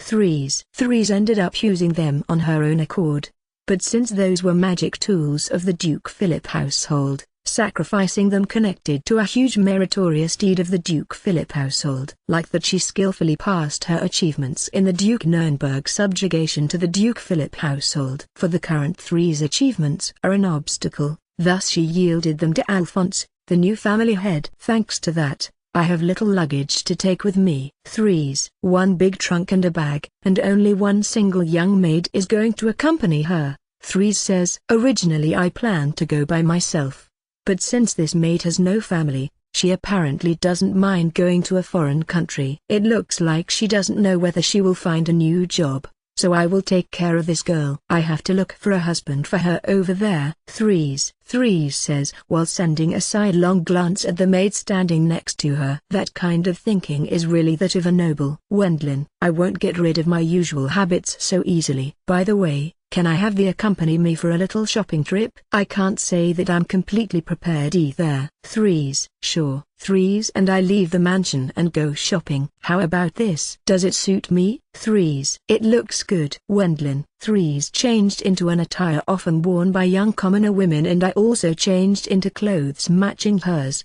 On a first glance we look like a pair of young commoners going on a date as lovers. The streets are already crowded with people. Threes. The fact that the civil war has come to an end has been officially announced in the capital. Even now the post-war efforts are continuing, but many people were already enjoying going shopping in the capital while looking cheerful. Once I see this spectacle here, I also think that the few hardships were worthwhile. Threes. You really achieved a lot in the first half of the Civil War after all. Wendlin. I was outwitted by Peter Dono in the second half though. Threes. I can only apologize in regards to that. Wendlin. I don't particularly mind. Justice or any such pointless morals don't exist among influential people. Those that lose are in the wrong.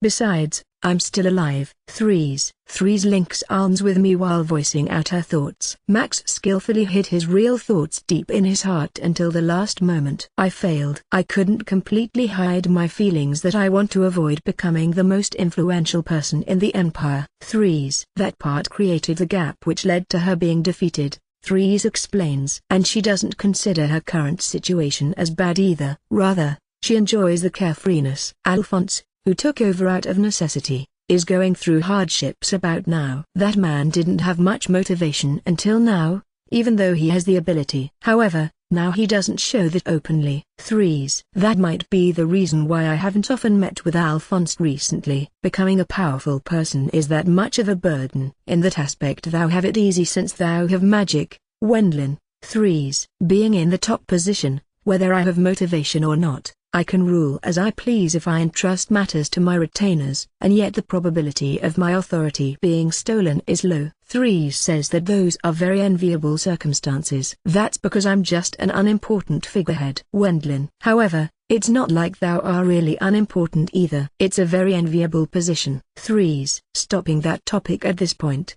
we wander along the shopping street. What does thou think? Does it look good on me? Threes. Wouldn't a slightly brighter color be better? Wendlin. Now that thou say that, I guess thou might be right. Threes. Threes tries on clothes and I give her my honest opinion. I guess I will go with this color. Threes. True. A bright color like this suits you well. Wendlin. In addition she also bought accessories and similar items. It's the same with the clothes, but Threes doesn't buy high-class items befitting for a Duchess Philip, but a larger portion of items catered towards commoners and low-ranking nobles. There's no need for me to stand out any longer. I can freely wear these kinds of clothes. And it's a bargain when I can buy a lot of different types, too. Threes. Even though she says that, Threes is a former high-ranking noble after all. She has that aura of nobility and her style as a beauty is exceptionally great, too. Different to me, whose contents are those of a commoner. It was enviable that everything she put on looked good on her. Elise and the others also wear various clothes on rest days. It will be a bit of a competition. Threes.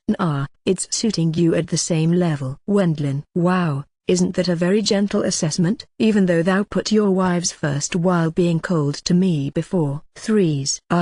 That was Wendlin. The current Threes is a noble in name only who doesn't hold any real authority. It's not like she's saying anything unreasonable either. I can keep her company with the peace of mind as it's like having a chat with an elder Anisan. I'm no trouble for thou. Threes. Duchess Philip was trouble, but you as Threes are not. I'm kind to beautiful women after all. Wendlin. PFFT. Thou are quite cheeky for being the younger one here. I see, so I don't cause thee any trouble. I will treat thou to cake as thanks for having praised me then. Threes. I suppose the younger one will obediently let himself be treated by the Anisan here. Wendlin. Thou can eat without reservations. Threes. Having finished shopping, we head towards a coffee house located on the same shopping street. According to what I have heard, the new cake here appears to be delicious. Threes. I look forward to that. Wendlin. We ordered 2 pieces of the new cake together with coffee for me and mate tea for Threes. Once I ate the served cake, It was very tasty. This no-bake cheesecake with the apple sauce on top is really superb. Wendlin. Apple is a special product from the northern area after all. 3s. Even in this world apples were special products of cold regions. This is also something I want to import by all means. However, you truly have no regrets. Wendlin. MMH? Thou mean the position of Empress? 3s. That too. Wendlin. As I ended up thwarting that possibility for her, I wondered whether she isn't actually resenting me for it. The first Empress of the Holy Urquhart Empire. Yes, that sounds sweet for those despairing over this world's politics and historians. 3s. No matter the political system, a young leader or the first female empress appears to always be heavily burdened with the hopes and concerns of society. I think the people's despair would have become really tragic when the results they hoped for couldn't be achieved, albeit them having placed so many expectations. It would probably get worse the higher their expectations in the beginning. Not once did I think that I want to become empress. 3s. It couldn't be helped since you were close to the position as a candidate for the next emperor. Wendlin frankly said, that's the feeling I had. I had no other option but to do it. Peter Dono, who stole the march on me, is in the same generation as thou, Wendlin. Being highly praised as reformer of a new empire will only happen at the beginning. People trying to sabotage him will increase immediately. The path of that person will be a thorny one. 3s. Even on Earth, a new government has a high approval rating in the beginning due to the expectations placed into it. I think that Peter wishes to become emperor himself. Wendlin. In my case, I would have absolutely no interest in that. That's his own aspiration then. Besides, isn't that slightly unsociable magician Dono with Peter Dono? 3s. Yeah, Amira. Wendlin. That girl is beautiful, but basically she's devoted to her professional duties and doesn't laugh normally. There are many nobles you can call unsociable. Though Peter and Earl Landsberg always declare that they want her to be their wife. I think that's because she's usually not that cold to Peter. Wendlin. On the surface that's true, but that magician Dono is frantic in ensuring Peter Dono's safety. She has become the head magician, but she leaves most of the work to her subordinates and focuses on bodyguarding Peter Dono. As she doesn't reveal any unhappiness with that either, those two probably have that kind of relationship. 3s. As expected of a fellow woman. 3s seems to understand Amira's emotions well. I just thought of it, but Wendlin, thou are resembling Peter Dono. 3s. At what part? Wendlin. Thou are popular with older women. 3s. Ha ha ha. Wendlin. It's quite difficult to reply to that. Which reminds me, I wonder whether Amelie-san is doing fine. I truly want to meet her as soon as possible. At the same time of thou leaving the empire, I will become a free woman. I'm looking forward to that. 3s. How are you going to spend your time in the Bourmister Earldom? Wendlin. I haven't decided on anything yet. I will fully enjoy my freedom for a while. 3s. After we left the coffee house, we went shopping in several other stores before it became evening. Wendlin. Are thou going to return to the mansion and have dinner? 3s. Elise and the others should have prepared something. Wendlin. I want to practice cooking a lot more. It's unnecessary for a noble lady, but for the current me it's interesting to learn it. 3s. So you couldn't prepare it after all? Wendlin. Previously she efficiently cut up the vegetables, but cooking doesn't finish with cutting the ingredients. No, I can make something. It's just that my repertoire is extremely small. There was the traditional menu of the Duke Philip household served in the Liberation Army, right? 3s. True, though I got fed up with it as it was every day the same menu. Wendlin. Since you and the girls said that they are tired of it,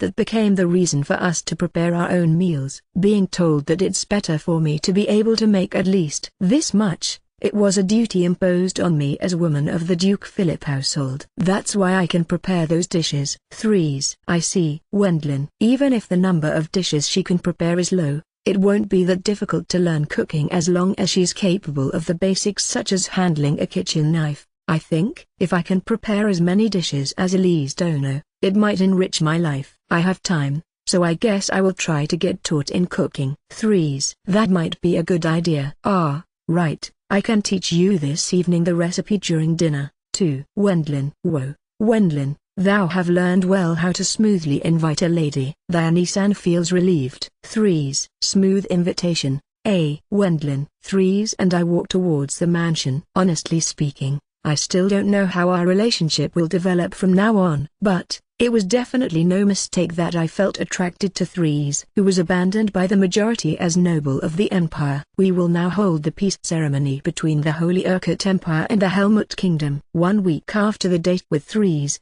the peace ceremony between both countries was finally held in the Imperial Palace. Peter himself is attending for the Empire, and for the Kingdom it's not the Minister of Foreign Affairs, but His Highness the Crown Prince, in order to make the statuses match. It feels like the minister has been excluded, but it's not like he has spare time either. It's unnecessary for him to be at the Crown Prince's side. Beforehand, those in charge of foreign affairs in both countries had negotiated and reconciled the terms. Finally it's over. True. Earl Schultz and I, who had been busy because we entered the picture as high-ranking nobles, who have practical abilities after getting dragged into the Civil War, sighed in relief at last. Daoshi, who should actually do the work at such times, hasn't done anything because he had no motivation, let alone any abilities befitting that kind of work. That's why he unnecessarily increased the burden on us. Going by the forecast, I expected that the detailed terms would become complicated. Since both countries opened hostilities at one point,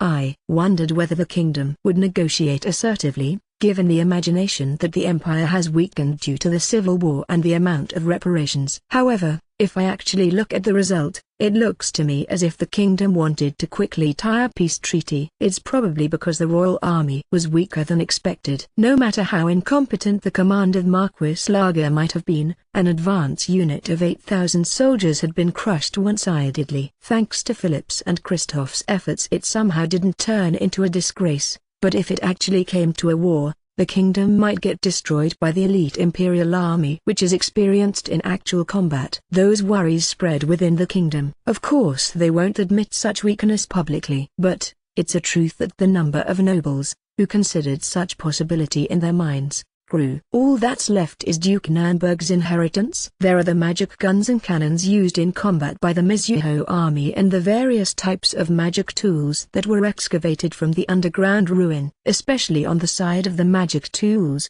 a considerable number has been seized in the last battle. If these are used in actual combat, it will very likely turn into a disadvantage for the royal army. Therefore they reached the decision that it's better to expand the commerce and obediently stick to peace until they finish developing countermeasures against that new weaponry. Earl Bormister, you probably picked up quite a few of them as well. But the Imperial Army should have secured a considerable number since they had a lot soldiers on site. Earl Schultz whispers next to me. They just have to make the surrendered soldiers of the Duke Nurnberg household teach them the way how to use them. Training shouldn't take that much time either. The Royal Army has no choice but to tread carefully. After all, it's not unlikely for a snake to appear if they poke the thicket. Wendlin, after having experienced actual combat, they are strong. 2. Schultz. If the Empire gives permission to the former Duke Nurnberg feudal army and those below them to cut off the royal army's territory with the military forces of the nobles, who became ruined or lost their peerage, it's very likely that the kingdom will lose territory. In that case I would rather accept the apology and reparations from the other side, and obediently stay peaceful. A part of the nobles, who don't understand anything, are voicing their wish for a new invasion into the empire. Though I think something like that is impossible, however. Since they don't understand that,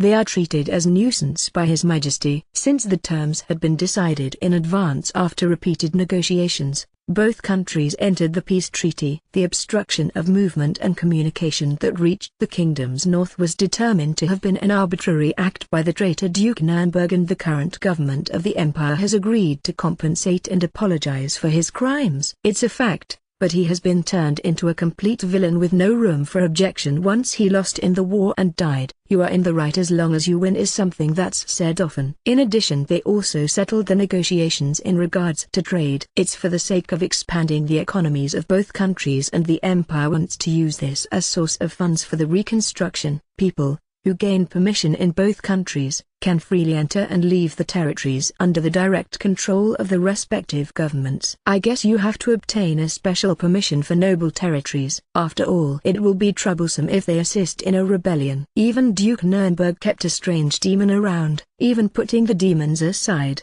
I suppose you can't really say that it's impossible for outsider to instigate nobles to make them rise in rebellion. It's not that the demon moved on order of his country, but he's someone feeling no guilt with helping rebels as long as it's for the sake of satisfying his thirst for knowledge. This is just my intuition, but even the demon country should have been troubled how to handle him. I mean, it seems that his mana is at a top level even among demons. However, just like Elise's hard battle with her overheal, his main occupation is archaeologist, and it's not like he excels at battle. Since he's smart, he contributed to Duke Nuremberg by maintaining and repairing the excavated items. If you expand commerce, the economy will thrive, but things like smuggling and illegal immigration will increase.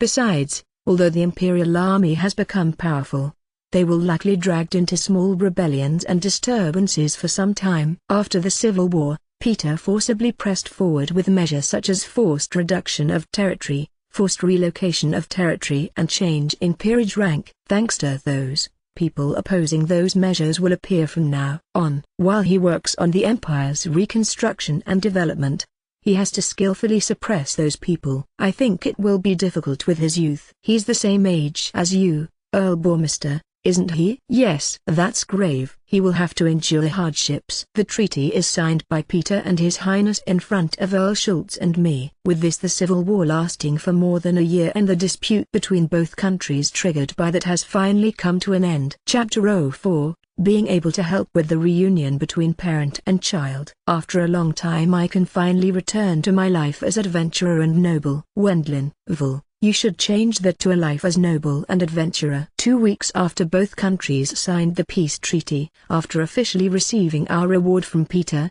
giving a final report to His Majesty and finishing the victory party while being surrounded by many nobles, we finally returned to the Bourmister earldom. But, why did the Royal Army hold a victory party? I mean, the Royal Army. Owen. Stop there. Wendlin. The fact that the advance unit of the Royal Army unsightly lost to Duke Nuremberg mustn't be spoken of any longer. That's because it's a matter of honor for the nation. You can't say that it's in exchange. But the kingdom's and the Royal Army's dignity was preserved by us playing a very active part in the Civil War, and Christoph and Philip also putting in great efforts after joining up with us later on. That fact is important. Everyone has been awaiting us. Once we arrived in front of the mansion, we were greeted by Roderick and many of the retainers below him. It's been decided that I will carry out just a little work as noble, such as public works within the territory and investigations of the demon forest after today. However, in this 1 year and a bit the Bourmister earldom has greatly grown as well. Baalberg has expanded. Several guild branches and cities, where adventurers gather, have been built within the vicinity of the demon forest. With those as bases, many adventurers gather and collect plenty of materials through hunting and harvesting, and, selling those to the outside benefits the Bourmister earldom. The profit is invested into the development again. The development of large-scaled farmland, farm villages for the farmers, and the roads also proceeded at a quick pace. All of these events are completely managed by Roderick, the household manager of the Earl Bourmister family. Eric Nissan helped out in protecting the fief against the strange nobles, but even Roderick by himself should have been able to somehow work around it. In other words, I suddenly came up with it, but it doesn't really matter even if Roderick acts as the feudal lord. Does it? Wendlin. Vul.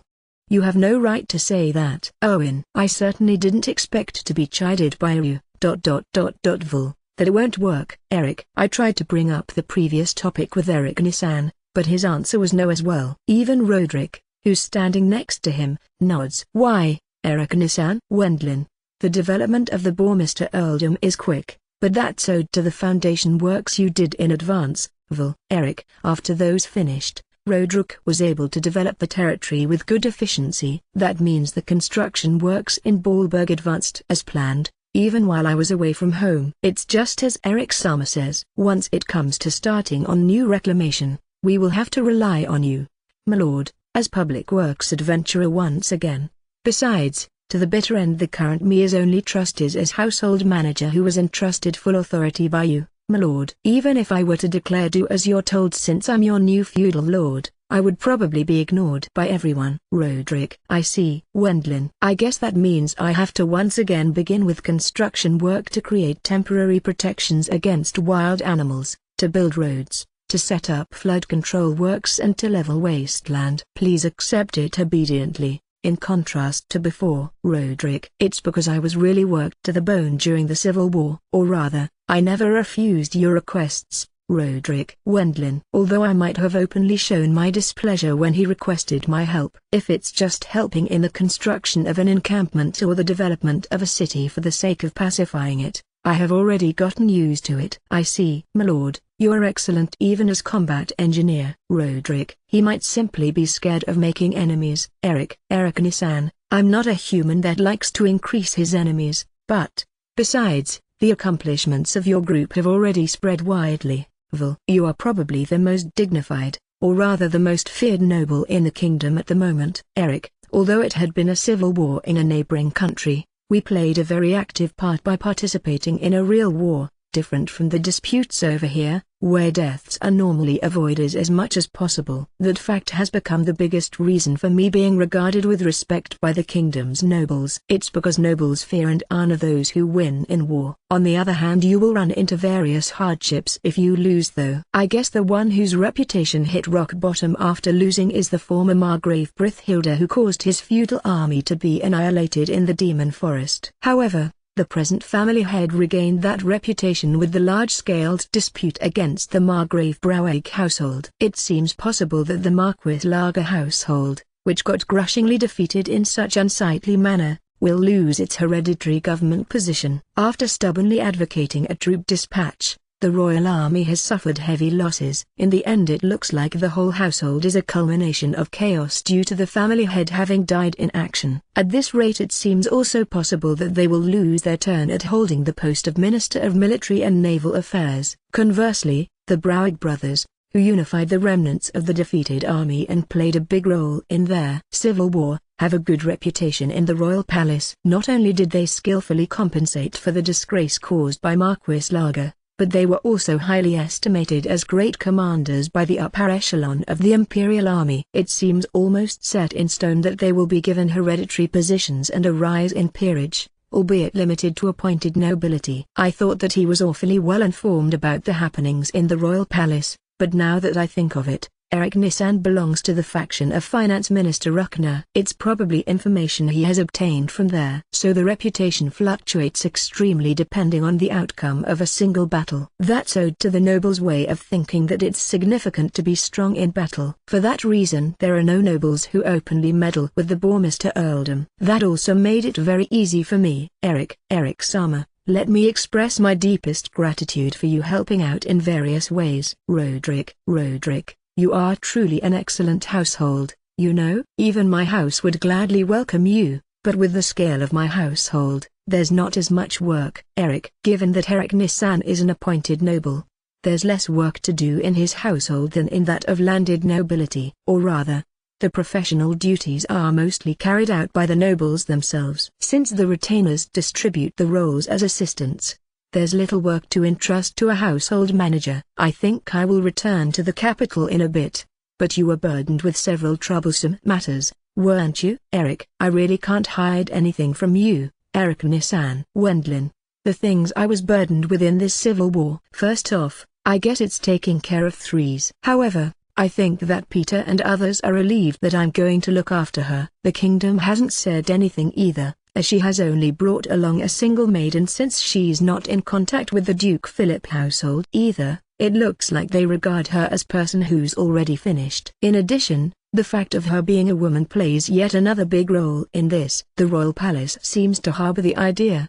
she's a clever person, who displayed her abilities as Prince Elector, but after all's said and done, she's a woman. It appears as if they regard her as spoils of war that I have received. It's an opinion that would trigger a feminist to go on the barricades. However, there are basically no such people in this world. I guess she was a remarkable character as Duchess. I can certainly sense such an aura from her. She's quite the beauty. Eric, since Eric Nisan's judgment of women is rather strict, even if he looks like this, I believe there's no mistake in Threes being a beauty. It looks like my assessment of her isn't wrong. A mansion close to my lord's residence has been bought. She will live there in peace. For caution's sake, we will attach personnel to guard and monitor her, but mostly it will be for guarding. Roderick, since it will be the responsibility of the Earl Bourgmester household if something happens to her, Roderick apparently moved smartly in advance. After all, there's also no guarantee that there won't be any nobles that attack her in order to harass me. With his splendid foresight, I believe that it's great for me to have him made my household manager. 3. Sama isn't that much of a burden. On the other hand,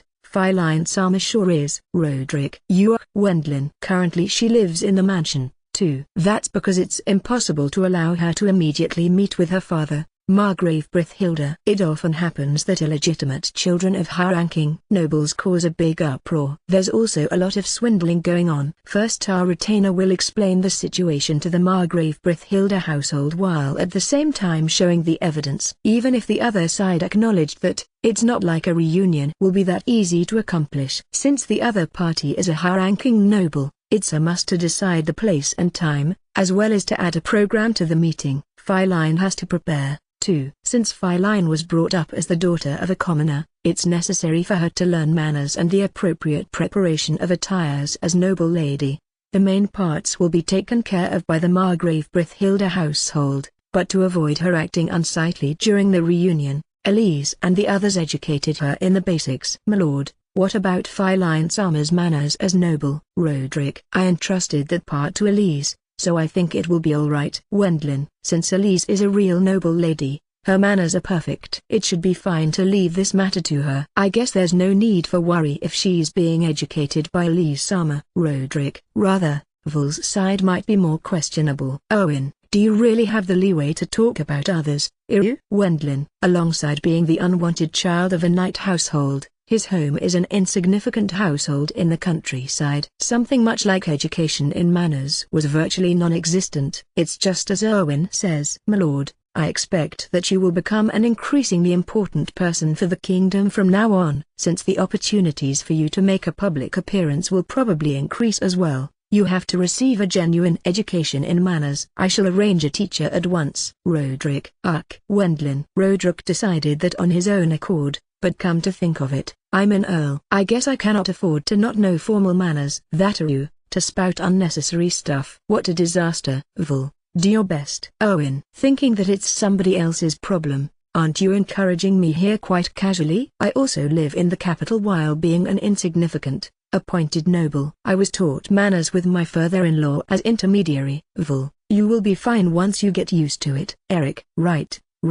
It will be all fine as long as you get accustomed to it. Owen. Kun. Do your best as well. Eric. Me? Owen. Being suddenly told you do your best as well by Eric Nysan, Ira looked dumbfounded. That's only natural. Since you are Vul's guard, there will be many occasions where you will encounter people in high positions. Owen Kun. The frequency of you attending official ceremonies will grow, too. After all, you're the chief retainer of a high-ranking noble. Eric. You couldn't retort with anything against Eric Nissan's sound arguments. Isn't that great, Iru? After all, it will be fine once you get used to it. Wendlin. It's quite obvious that you're happy for me having been dragged into it as well, you know. Owen. What are you saying, Iru? I'm not such an intolerant man. Let's learn the appropriate manners for our social positions together. Wendlin. If I can't get out of it, I won't hesitate to drag others down with me. Weren't we talking about Feline's manners? Ira felt depressed, probably wondering why me too. My lord, Erwin, I will prepare the best lecturer for you. Roderick. How delightful. Wendlin. For a while after that, manner education was added to mine and Iru's schedule, but as it unfortunately was different from magic and swordsmanship, it turned into quite a chore as it was fairly difficult to remember. The reunion ceremony was tomorrow, wasn't it? Ceremony, you say? After all, high-ranking nobles exaggerate everything. Even calling it a ceremony might be permissible. I think it was a way of speaking befitting Eric Nissan, who always watches Finance Minister Ruckner treating the deeply emotional reunion with his daughter as a ceremony. I thought life was hard for a high-ranking noble. The preparatory meetings with the Margrave Brithhilda household about the matter of Feline Sama were laborious, but it has taken less time and effort compared to the personage we have to take care of from now on. Roderick. As for the personage, who's more troublesome than Feline, it's about a certain demon. This me is currently busy with sorting my data. Ernest. Since he can't appear publicly, Ernest had become an inhabitant of the deepest room in the mansion. As Roderick prepared the room, It's probably no issue since it's furnished as high-class guest room appropriate for entertaining a guest of honor. The meals are satisfactorily dishes according to the policy of the Earl Bourmester household. He has also been told to speak up if there's anything he requires. He's unable to go outside as he's under surveillance, but the person himself doesn't seem all that disturbed about it while being surrounded by huge amounts of books and documents inside his room. What a typical scholar. You often run into such people at the academy. Eric Nissan categorized Ernest as the same kind of person as the scholars hanging out at the academy. We can't be careless.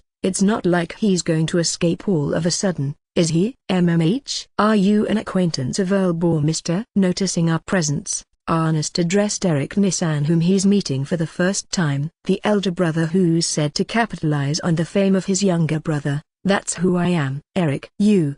It looks like you could come far if you become a scholar. Ernest, if I have been born into a rich family, I might have become one. Eric, certainly. Humans and demons need money for studying. Ernest seems to like Eric Nissan. Sure, if it's Eric Nissan, he would be capable of becoming a scholar. Earl Bourmester, do you have some business with me? This me is busy with drawing up a report about the underground ruins located in the Nuremberg Duke Dam. Because I put priority on the tasks requested by Duke Nuremberg before coming here, I had little time to spend on the report. Ernest. Roderick became speechless due to Ernest's overbearing way of speaking. After all, he talks as if he feels no guilt, which is unbelievable for a person who contributed to the Empire's civil war by providing Duke Nuremberg with magic tools. If you worry about me escaping, you do not have to. There is a group of almost untouched historic ruins in the Bourmester earldom. I wonder how much time it will take to investigate all of them. This me will never leave until that is finished. Ernest, just make sure to stay obedient for a while. Wendlin, drawing up the report will take time, so I have absolutely no problem with that. Ernest. Since he stopped responding to our questions beyond this as he immersed himself in his work, we left the room. That's how it is. I see. I guess that's the reason why he isn't affiliated with any nation. Roderick grasped the character of the person called Ernest. The only thing that drives him on is his thirst for knowledge. If it's for that goal, there's a danger that he will ignore any common sense and morals. However,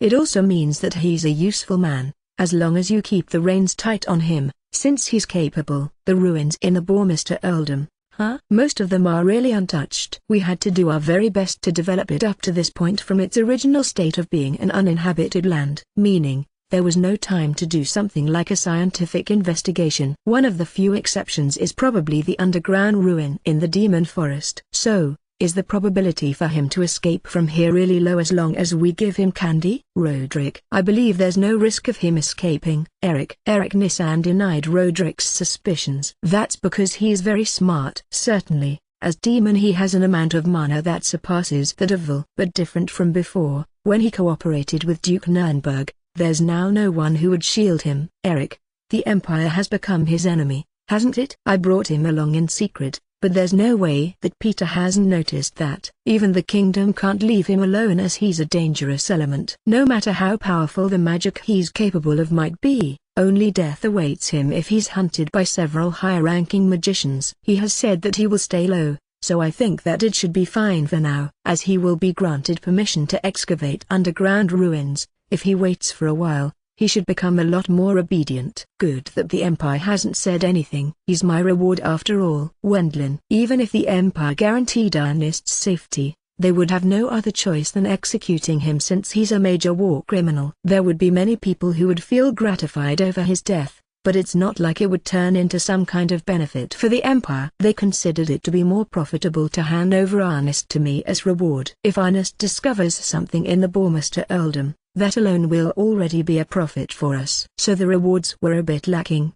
The Empire's Emperor is a stubborn man. It's just as Roderick says. I can't believe that he's in the same generation as I am. There's a great number of unexplored underground ruins in the Bourmester earldom. Those will allow us to easily recover a little decrease in rewards. I grasped the situation. I think it's fine to let the matter with the demon rest for now. Rather than that, we have to take care of the matter with Feline Sama. Roderick. That makes sense. Feline hasn't committed any crimes, but only the reunion with her father is already causing this many problems. Preparatory meetings for details such as when they are going to meet are necessary. This is owed to the circumstances in the Margrave Brithhilda household. Because an illegitimate child has suddenly appeared, they have to ask the wives of Margrave Brithhilda about their opinion. Since there's the concern that it might affect the children's ranking order, it has become necessary to carefully negotiate behind closed doors with influential vassals and distant relatives of the wives and children. That's not our job, but we were told by the other side. Please wait a bit longer. Roderick explained the current state of affairs. It can't be helped. In any case, it will be hopeless if we don't teach basic manners to Feline. Wendlin. At the moment Elise is in charge of that part. I guess it's no problem even if we are kept waiting for a little while. It's quite a bind, isn't it? Eric Nisan, you are going to help, aren't you? Wendlin. Different from the case with the territorial development, it's actually helping to reunite Margrave Brithhilda with his illegitimate child. So there's no basis for getting him to help out. I guess it would be wrong to get him involved in this. I will simply stick to the stance that I don't know anything about this matter. After all, it will become a hassle if it seems as if I know about the circumstances. Eric. It looks like it would become troublesome because pointless approaches by nobles, who are on bad terms with Margrave Brithhilda, would only increase once Eric Nisan returned to the capital. Hence, you will only hear from me to do your best. Eric. Makes sense. Wendlin. My lord, I'm in charge of the negotiations, but anyway, for now I have to allow Feline to meet with Margrave Brithhilda. For that reason, no. Roderick will continue negotiating with the Margrave Brithhilda household while suffering. He's a liberal arts person, I think. Wendlin. Dear, if you put it like that, it will be difficult for Philinus to understand. It means that he's a gentle person. Elise. Would a gentle person neglect his own daughter in such a way? Owen. Those are exactly my thoughts, but you mustn't say that loudly. Wendlin. With the end of the troublesome negotiations, it has finally reached the stage where Feline and Margrave Brithhilda are going to meet today. I feel like it would have been fine if they had met normally, but just because he's called a high-ranking noble, it has triggered various issues. Since Philine's side needed preparation too, we are the same in that aspect, but nobles are truly annoying. I have to be careful as well. Elise and the others are dressing up Feline while chatting noisily in front of me, who's harboring such thoughts. In order to give your father a good impression, it's wrong for the dress color to be too flashy.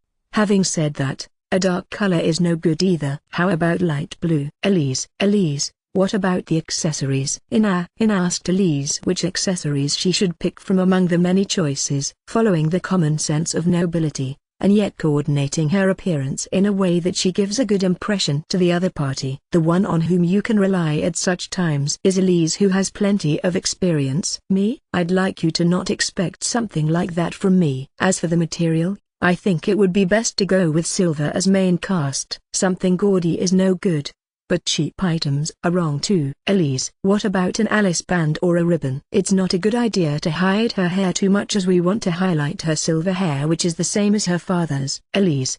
In that case, I will neatly comb it. Katharina. Please do, Katharina-san. Elise. I have become used to deal with hair as it's a major difficulty every morning. Katharina. Katharina begins to comb Philine's hair with her own comb. Her being so skilled at handling the comb is because her own hair explodes into bed hair every morning, forcing her to fix it herself. Elise-sama. What about her shoes? Wilma-san, please polish the shoes so that they shine. Elise. Got it. It's because you will be looked down upon your feet, right? Wilma. You did well to know about that. Elise. Wilma starts to carefully polish the shoes with a cloth. Elise praised Wilma for her unexpectedly extensive knowledge. Since she's the adopted daughter of Minister Edgar, it's impossible for her to not know about it. But Wilma doesn't have a strong image of being a noble lady. All that's left are the manners, but I think it will be fine since she was taught the basics by Elise. If Philine's manners were to be unacceptable at the long-awaited reunion, that might turn into a reason for her being rejected. In order for that to not happen, Elise, a real noble lady, properly instructed Feline up until today. Come to think of it, Feline, did you grow again? Louise. Yes, Louise-sama. I became slightly taller. Feline. How enviable. Also, Leave the Sama away when talking with me. After all, you're going to become a noble lady. Louise is my wife, so there would be almost no difference in social standing between them. That's why she warns her to only add san to her name. Okay, I understand, Louise-san. Feline, that's okay. I guess the preparations are completely done then. Louise, like that Feline was dressed up by the female camp and afterwards transferred to the feudal lord's residence of the Margrave Brithhilda household through my teleportation. Since we had arranged it in advance, we were immediately led into the parlor. But, I'm slightly anxious. Owen, anxious? Wendlin. No, I mean, if it's Feline, her mother's social standing is low, right? Owen, as we are waiting for Margrave Brithhilda's appearance together with the dolled-up Feline, Iryu suddenly starts to speak while looking worried. Leaving Margrave Brithhilda-sama himself aside, I wonder whether his wives are going to be alright with this. Owen, we spent time on negotiation in order for that very reason. Wendlin, you did? Owen, Roderick did. Wendlin, be that as it may, I still feel anxious. Owen, Iryu is worrying that the wives might harass Feline by sarcastically saying things such as "My lord has made a daughter at another place." Is that really true? Or well, if the mother is a lowly commoner, it looks like the daughter will be the same. You aren't worried? Owen, if I'm asked like that, it's certainly. Wendlin, it's possible that she will be told by the wives and their children things such as "Since we have been told so by his lordship, we have no other choice but to welcome you into the Margrave Brithhilda household." Or do you get it? We are just providing for you out of pity. Once such imaginations start to fester in one's mind, they end up spreading steadily, being forced to work as servant in the mansion together with the maids, or only being given cold leftovers once everyone finished eating. Wendlin, if it was an old Japanese drama, she would probably be forced to eat assorted rice with a single daikon leaf, and clean in the cold while getting frostbite on her hands. It's really scary because it's possible. Owen, hearing about my imagination, Ira frowns.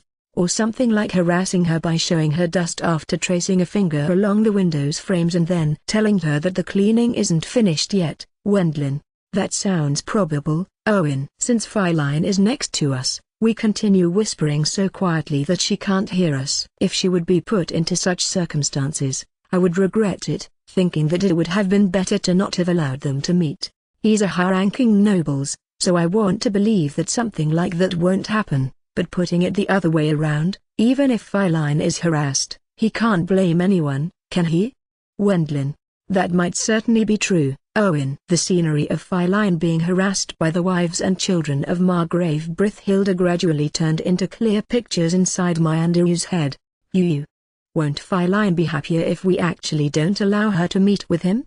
Wendlin, feelings of regret start to build up within my heart. What am I going to do if that comes true? I'm indebted to Margrave Brithhilda, but that's no reason for overlooking something like that. There's also the option of being asked by village headmen, who wish to open up this child's future. Even Elise and the other girls would take care of her quite affectionately as she's like a little sister to them. We could also take care of her by ourselves and allow her to freely choose her own life once she becomes an adult. As I'm pondering about those things, someone tugged my sleeve. When I checked who it was, I looked into Elise's slightly pale face.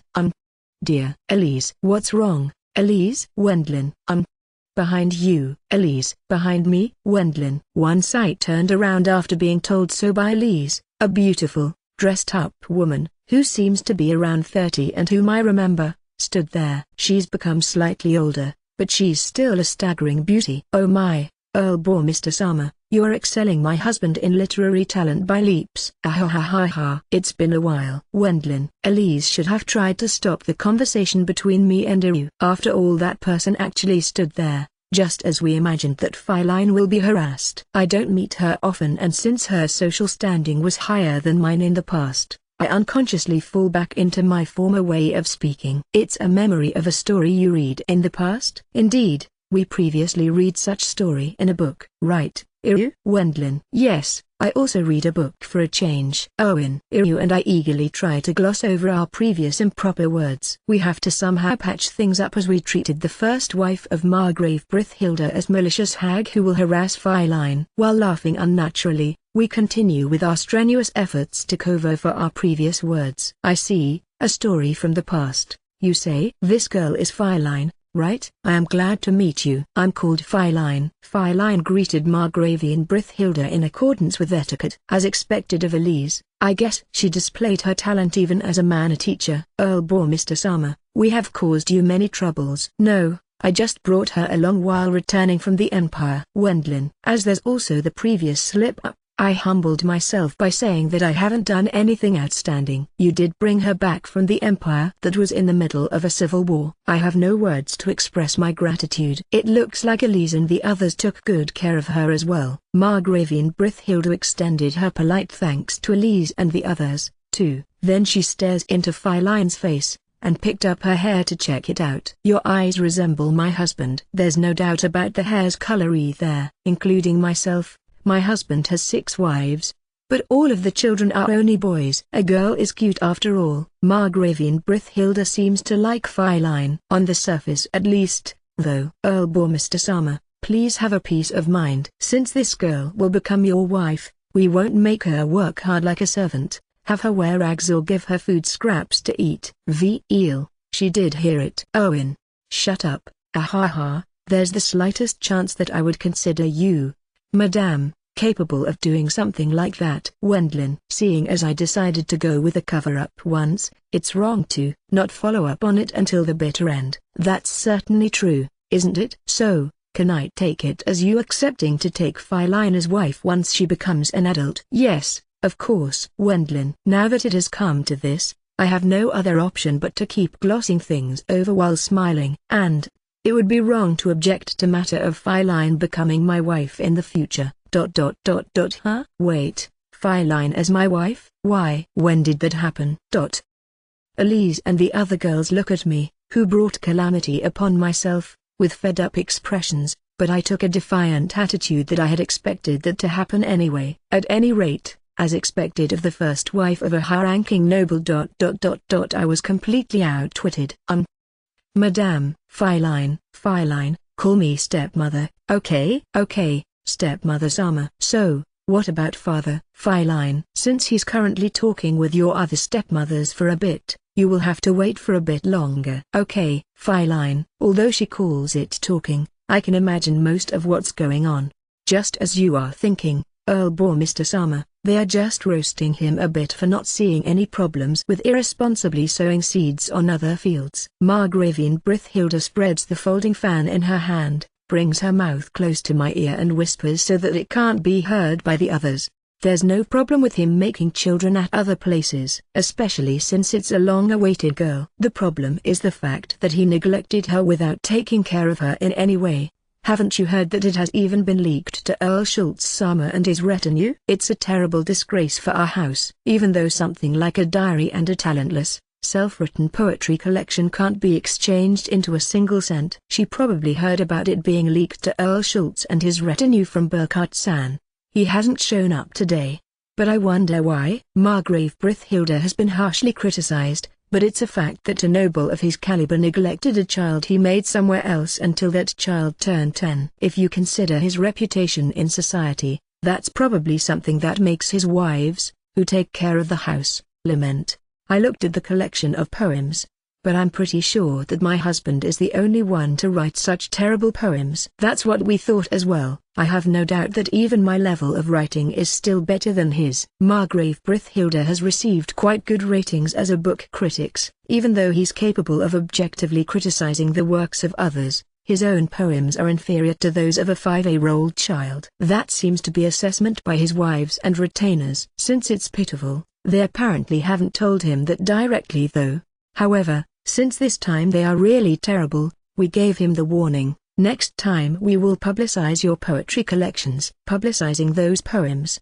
If I were the writer, I would consider suicide. Feline, what do you think about your father's poems? I think that he has written them very honestly. Feline's assessment is correct in a certain way. After all, that it's a fact that they have been written with a stupid level of honesty. Since he persists in writing like that, his evaluation as poet seems doubtful. Maybe that evaluation will be overturned in a few thousand years and he will be regarded as genius poet. I don't believe in that though. I think a miracle would be necessary for that to happen. You are a very gentle child, aren't you? Was your mother's education good? Margravian Brithhilda apparently has no reservations towards Feline. Her attitude of accepting her in delight doesn't fall apart.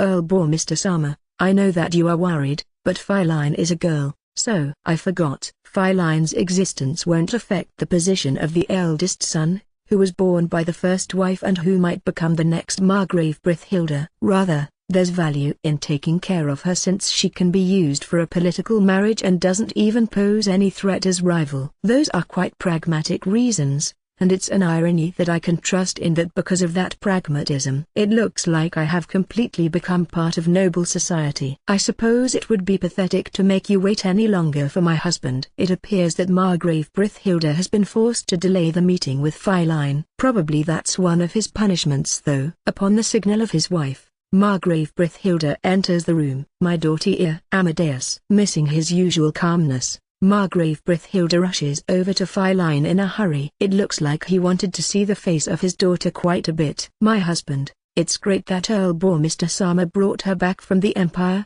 isn't it? Earl Mr., you have my utmost gratitude. Amadeus. Margrave Brithhilda thanks me while shedding tears. However, he's showing a desperation at a level I couldn't imagine from his usual behavior. Feline, I'm your dad. Amadeus. Nice to meet you, father. I'm called Feline. What a splendid greeting. Amadeus. Margrave Brithhilda got all excited by himself due to Feline's greeting. It's likely triggered by him being a doting parent. However, just because of a normal greeting. I wonder, am I going to become like that as well while raising a child? Feline.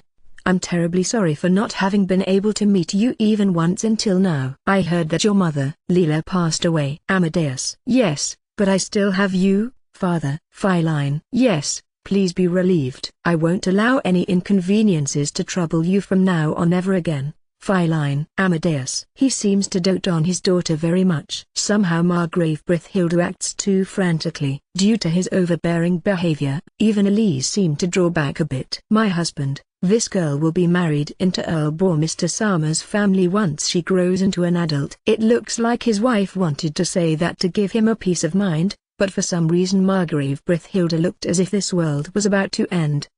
Amadeus. Even if you say Feline is still 10 years old. Can't such talks wait for later? Amadeus. Still 10 years old, you say?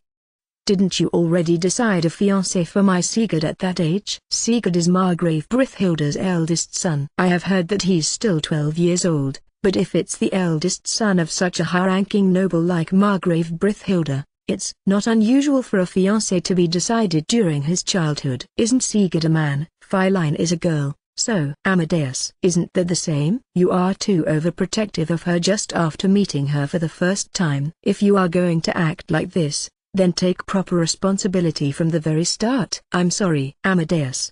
His wife snaps due to Margrave Brithhilda's attitude. Since it was too frightening, we retreated quickly. Feline also leaves the room while being taken along by the other wives. They probably considered it bad for her education to watch the rest. How very scary. Once it comes to the wife of a high-ranking noble, I will get some soothing from the gentle Haruka-san once we get back. Owen. Watching the madam shouting at Margrave Brithhilda, Iryu escaped reality by himself. Let's get healed by Elise and the others afterwards, too. Ina-san, Louise-san, was Margravian Brithhilda such a frightening person? Usually she's a gentle person. That was Margrave Brithhilda's fault. Louise. Certainly. I think there are few people who can stay calm after hearing there's an illegitimate child of your husband and she's already 10 years old. You can say that for sure. Katharina. Katharina revealed a consenting expression towards Inaz and Louise's opinion. Doesn't the scary part once angered resemble Elise-san? Am I that scary? Elise. I wonder. I never made her so angry. Leaving that aside, it was decided that Feline will be married to Vilsama. Wilma. I remember now that it was pointed out by Wilma. I ended up leaving the room without denying the madam's proposal to have her married into my family at all. The circumstances might change in 5 years. Vilsama. There's almost no chance for that to happen. Wilma. Well, yeah. Wendlin. Even so, I decide to escape reality for now. After all, there were plenty other problems awaiting me. I return to my mansion while believing that it's fine for me having helped with the emotional reunion of parent and child for the moment. Chapter 05, Creation of a new industry. It looks like Feline was accepted without any issues, and the demon is obedient as well. It finally feels like I can go back to my normal life. Wendlin. Dear, how about another serving of tea? Elise. Thank you, Elise. Can you please pour me some? Wendlin. Yes, here you go. Elise. On an early afternoon of a certain sunny day we spent our time leisurely inside the mansion. I put a cookie inside my mouth after taking a sip of the tea poured by Elise. The cookies were handmade by Elise, and the others working together. I wonder what Iryu and Haruka are doing? Wendlin. I casually asked since I couldn't see them anywhere close by. Since today's a day off, he's going to guide her around Ballberg, he said. A date. In other words, Wendlin. Both of them are officially betrothed to each other and it's just a matter of time until they marry.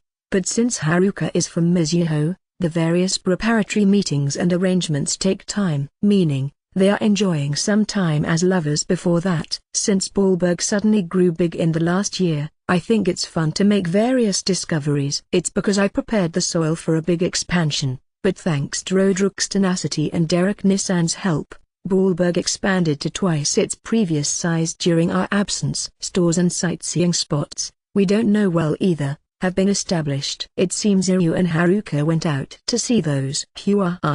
To go on a date with your girlfriend on your day off. Wendlin. I guess it's a habit from my previous life. I get angry the moment I hear stories about Ryuju. Figuratively speaking, it's like having the bad luck of being asked I wonder where I should go tomorrow for my date with my girlfriend by a co-worker just when tomorrow's finally a day off. However, right now I'm Earl Bourmister, and thus there's no way for me to vent a worthless feeling of jealousy. Vulsama. I want to explore the city on the next day off. Wilma. That's a great idea. With that the feeling of jealousy that gnawed at my heart was immediately dispelled. Right, after all I have 5 wives right now. Moreover, I'm the one invited to dates by women. Once I recall that this would have been impossible in my previous life, I became slightly sad again. Wendlin-san, if it's the new urban area, Roderick-san talked about the need of inspecting it soon. Katharina. A date and an inspection are 2 different pair of shoes. Wilma. Indeed. After all, it won't be possible to go shopping even if there are interesting stores. It's just as Wilma says. Since it's work, you have to carry out the inspection properly,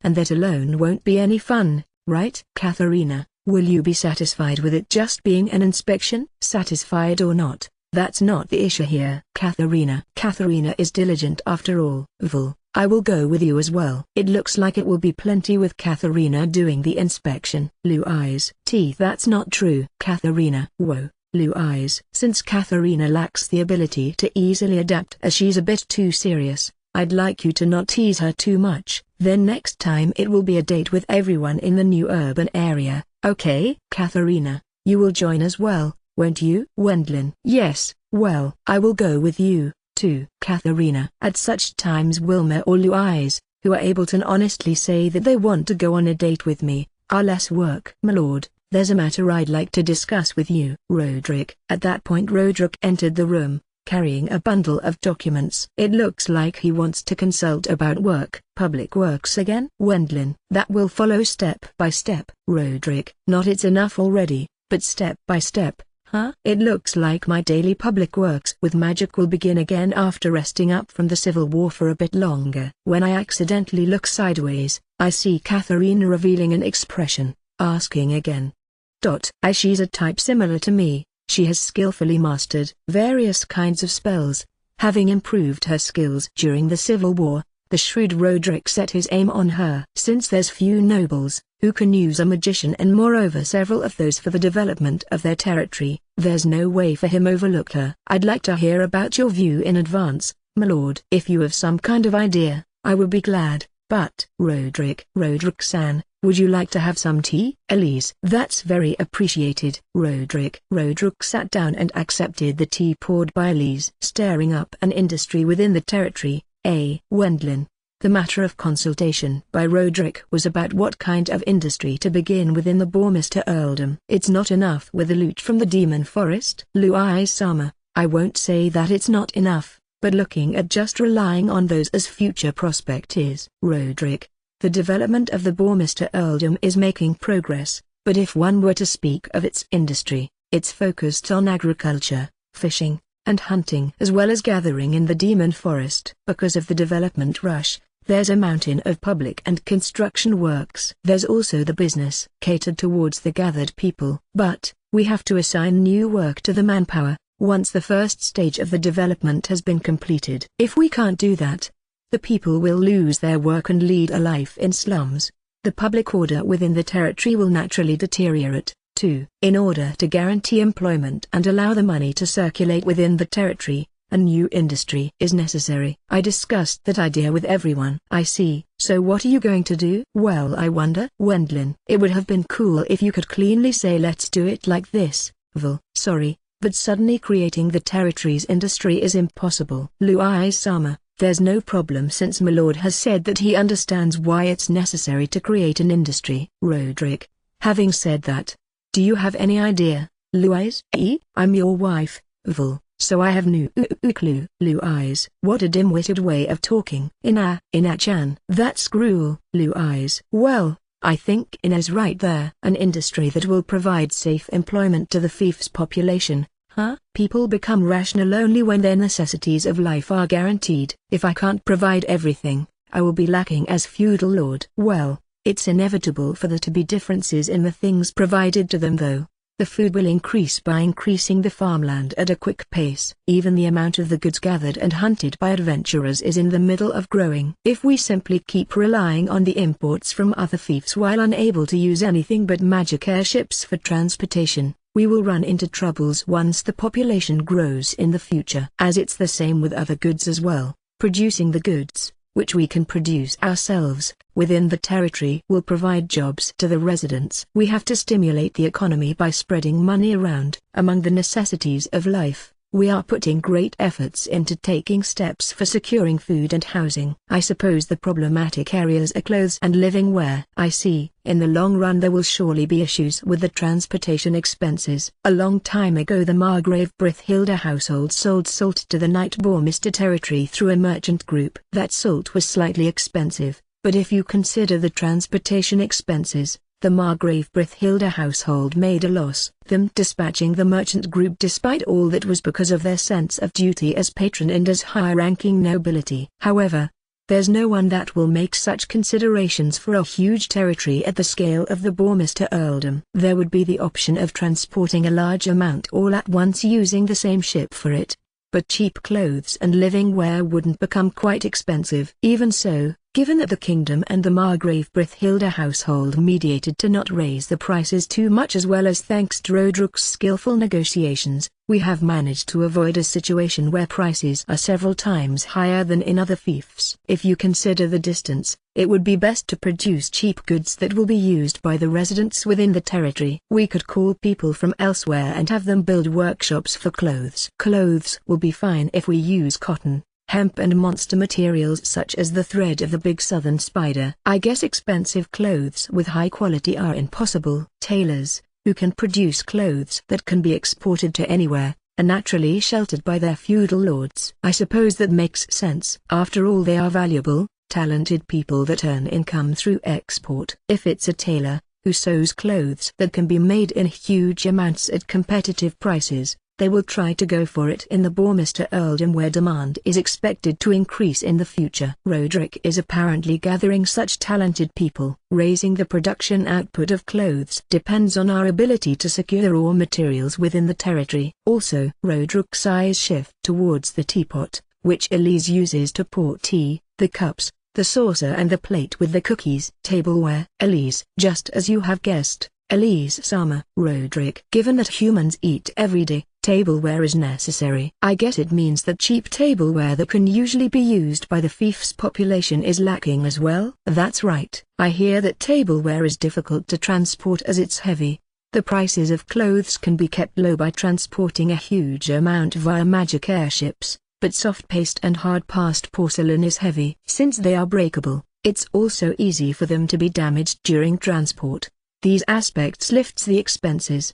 Having said that, tableware made out of metal is heavier and more expensive. Recently tableware made out of wood is in fashion within the territory. Roderick, it's an effective way to recycle unused branches and scraps of the wood used in construction and development. Elise, I see, They have solved it ingeniously with a material they can obtain locally. For having noticed that, Elise is amazing as well. In other words, it's possible to make hard paste and soft past porcelain in the fief, as long as there's clay, the necessary raw material. It's possible to make hard paste and soft paste porcelain, just like I made jars with magic in the past. By the way, is it possible to make expensive porcelain that can be exported? Wendlin. In a few decades maybe. Roderick thought so.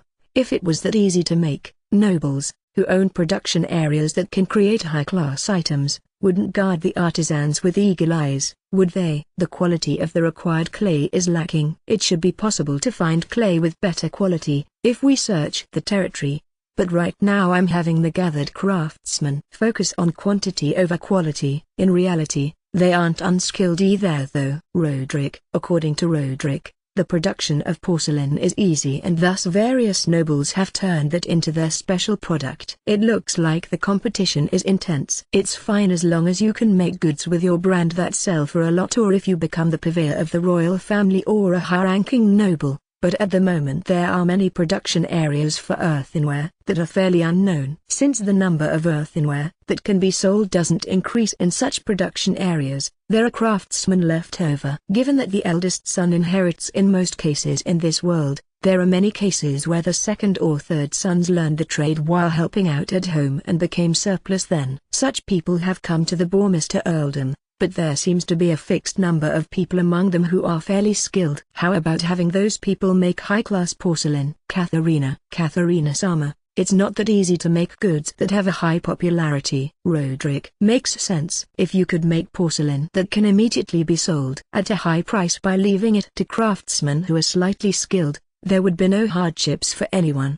Besides, such products have already appeared on the market. Roderick pointed at the porcelain made by Mizuho I had received from High Earl Mizuho. No, I guess now he's a duke. They resemble Imari porcelain quite closely. The Civil War came to an end and thus trade with the Empire has resumed. Even Mizuho has to compensate for the huge war expenses and the maintenance of its new territory. The Mizuho porcelain is popular because of its novel design. Following that, I compare the pot with the tea made by Elise and the Empire's porcelain from a famous pottery which I had received as part of the reward from Peter. Elise's favorite pot is an item she brought with her as dowry. It's a famous product of a purveyor who serves many of the kingdom's noble families, not only the Viscount Hohenheim household. What do you think, everybody? Well, I don't think that the Empire's porcelain will sell that much in the kingdom. Don't you think so as well? I do. Wendlin. I agreed with Ina's opinion. There's not much difference in the quality of the porcelain between the Empire and the kingdom. Bringing it expressly to the kingdom will only make the transportation expenses high, meaning it will be difficult to sell it. The quality is the same, but even the designs and paintings resemble each other quite a lot. In earthen terms, it's close to the design that can be seen on Western white porcelain bowls. It's quite thick and its color feels more gray than white, but that's probably owed to the quality of the clay. Vulsama. It's just a bit, but the Mizuho porcelain is whiter. Wilma. Now that you mention it, that's true. As Wilma says, the Mizuho porcelain is somewhat whiter than the others. Rather than the difference in quality, it looks like it's selling because of its unusual design. Dear Elise. Given that Mizuho has a culture resembling Japan, the porcelain adhered to it, too. A small teapot that's not a pot, teacups that are not cups, or things that were pretty similar. But, it's difficult to use this. Elise. It doesn't suit me, or rather, it's odd. Aren't there many items that are similar to those used at the tea party held by Duke Mizuho during the Civil War? It's better to use a Western-styled tea set at times when we are enjoying mate tea and cookies like now. Made by Mizuho is a brand for rich collectors since it's rare and the number of available items is low, but it's not fit for being used normally. Elise. Wouldn't it be better if this teapot and cups were whiter? Wendlin. No matter what workshop, all of them are researching on a daily basis how to achieve that, though it seems to be quite difficult. Elise. I guess it's because the technology is still in the middle of development. Porcelain that you can buy at a reasonable price in Japan is white and of good quality. Understood. I will try coming up with a little something. As expected of you, my lord. Roderick. Thinking is no guarantee for success. Wendlin. I was struck by a little idea. If I use this method, the quality of the porcelain might improve. Let's run some tests with magic at once. Having said that, there's no way for me to own the techniques to produce refined porcelain. The jars I made with magic in the past were crude earthenware containers. Thus I decide to use a technique that was invented in Great Britain during the 18th century. It's a porcelain called bone china, produced by mixing bone ash of kettle into potter's clay as substitute for white clay, since that was difficult to procure. Since there are several places in the territory where you can pick up clay, it's been traditionally in use. It should be possible to make beautiful, opal porcelain, if you shape, bake and create clay that had bone ash mixed into it. There's no guarantee that it will succeed by default, but there should be no loss in trying. Time for experiments. Bones, which are the raw material of bone ash, are available in large quantities when a monster, which had been hunted, is dismantled. Bones were used as material for magic tools and magic potions, as well as substance to improve the soil in agriculture, but there were also many excessive parts that are discarded as trash. If I remember correctly, bone china should be porcelain containing more than 30% calcium phosphate. Since there are no cow bones, I have to substitute it with monster bone ash. While adjusting the mixture rate with magic, just as I did at the time with the extreme limit steel, I produce plenty of clay with bone ash mixed in and change it into boards. Then I manufacture it into porcelain by reproducing a firing reaction with magic. Since I don't have any techniques for molding it, the shapes were distorted, but I succeeded in creating white porcelain that's whiter than Mizuho porcelain, which used to be the whitest. I guess this is the best one. I will remember the detailed mixing ratio. Next I create a great amount of clay with that mixing ratio and decided to give it to craftsmen to have them make teacups, saucers, teapots, plates and vases. Which reminds me, where is porcelain being produced? There are several places within the territory, but today I will guide you to a pottery that's located in the outskirts of Baalberg. Once we arrived at the pottery, many craftsmen were in the middle of work. Oh, a magic furnace. I expected a normal furnace. A magic furnace uses mana as fuel instead of firewood. Since it's easier to adjust the required temperature and maintain it, it's easier to produce earthenware with good quality. As it's a magic tool, it's very expensive. Using an ordinary furnace was common practice for small potteries. If you ask why I know something like that, it's because I heard that Mizuho uses magic furnaces except for a few special earthenware products. Isn't that expensive? A magic furnace, that's the norm. Roderick, norm. If you were to consider obtaining a magic furnace as prior investment in the high-class porcelain world with its intense competition, you would probably buy it off a noble who ended up deep in the red due to its maintenance costs. A magic furnace can't be used without mana or magic stones. For small potteries, which can't employ a magician, that will become a big burden. Therefore it's easier for them to use the wood growing in the vicinity as fuel. Oh my, Roderick-sama and Earl Bormester-sama, welcome. Please come in. A middle-aged man, who seems to be the one in charge of this pottery, greeted us half in astonishment. How it's going with the earthenware? Right now we are making large amounts of cheap earthenware that can be readily used by the fief's residents. 10 odd craftsmen were immersed in their work. But once I look at the produced earthenware, it doesn't look all that bad. Though it's a layman's judgment at best. They don't seem all that different. I took out the famous porcelain of the Empire from my magic bag and compare it. The clay's quality is inferior, but I feel like the molding technique is equal. Wow! The Empire's ruble pottery's products. Huh? I received them as reward. I don't really know anything about them though. Wendlin. In my case it's a safe bet that I wouldn't realize anything even if I were given porcelain and told that they originate from a pottery in the kingdom. Well, it's my work. After all, I worked in the Sonfa pottery located in the suburb of the royal capital. If I remember correctly, the favorite tea set of Elise should have been made there. I suppose they are a purveyor of high-ranking nobles. Roderick. Isn't he actually a really amazing craftsman? No, I'm not at that point yet. Giving it a fair assessment, I'm halfway to being first-rate. Once I listen to him a bit more, I hear that this supervisor was born into one of the families managing the Sonfa pottery. Craftsmen are similar to nobles in some points. If you speak of nobility's purveyors, they have a good reputation, but since it's high-class items, it's not like they can sell large amounts. The number of people who can succeed as craftsmen is limited. Even I continued training since my childhood,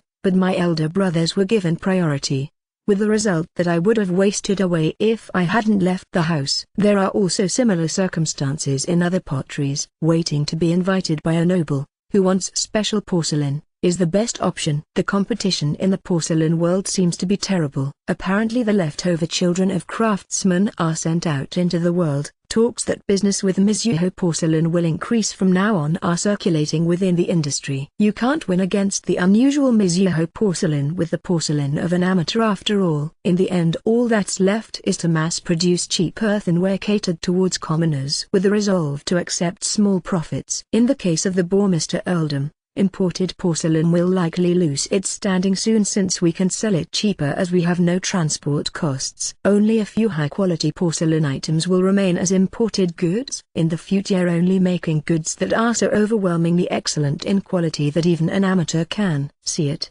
or making goods that are different from the other porcelain will be left as viable option. I thought so, too, and thus I prepared this. Wendlin. I took out the material, which was a mixture of monster bone ash and clay, from my magic bag. If you use this, it should be possible to create porcelain that has a far stronger white luster than the existing ones. Wendlin. Certainly, this will allow us to make porcelain that's white in comparison to before. Even the designs and pictures on the porcelain should become more conspicuous. Looking at the white clay held out by me, all the craftsmen apparently got motivated. Telling them to show us the finished product once they're done, we left the clay behind and returned to the mansion. And then, a week later, a message informing about the completion of a prototype arrived. Thus Roderick and I headed to the pottery once again. Please look, Earl Bourmester-sama. We completed such a white porcelain.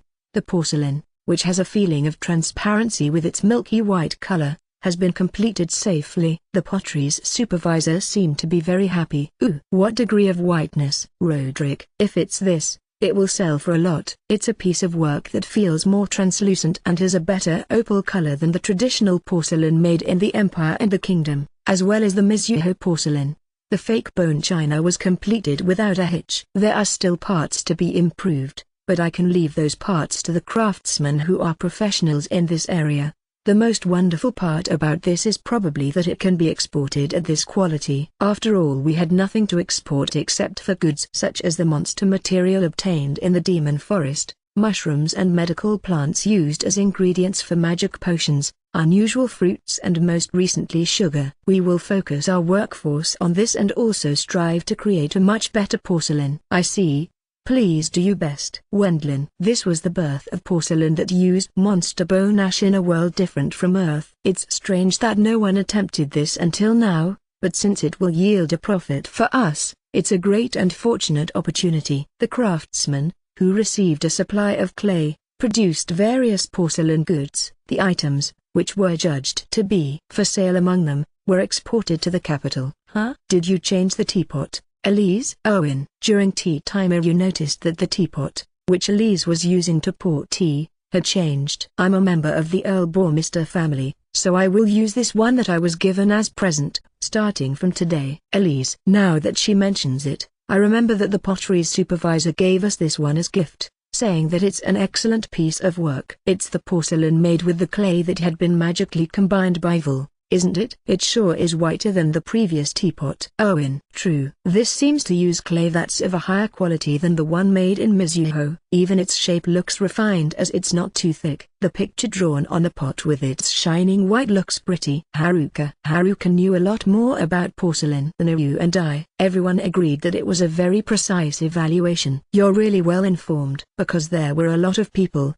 who know plenty about porcelain and handicraft in the Bata unit. I learnt it naturally after being taught by them. Haruka. Apparently there are many among them with artistic education, who are not mere sword idiots. Then it's the same for Takomi-san as well? Nisama is well informed about swords, but as for other things. Haruka. I see. I suppose that means he's a thorough katana idiot. Mixing the ash of monster bones into clay? You did well to come up with such an idea, Vol. Though I didn't come up with it, but actually knew about it. Even so, it was difficult to fine-tune the components with magic many times over until clay that could be used in top-quality porcelain was completed. Simply mixing bone ash and dug-out clay will result in a dull white. Since there's also a difference in whiteness of the fired pottery depending on the type of monster, whose bones are used. I have to get the craftsman to research this. If the cups are beautiful, the tea tastes a lot better as well. Elise poured mate tea into the teacups and distributed them to everybody. If you drink tea from such a cup,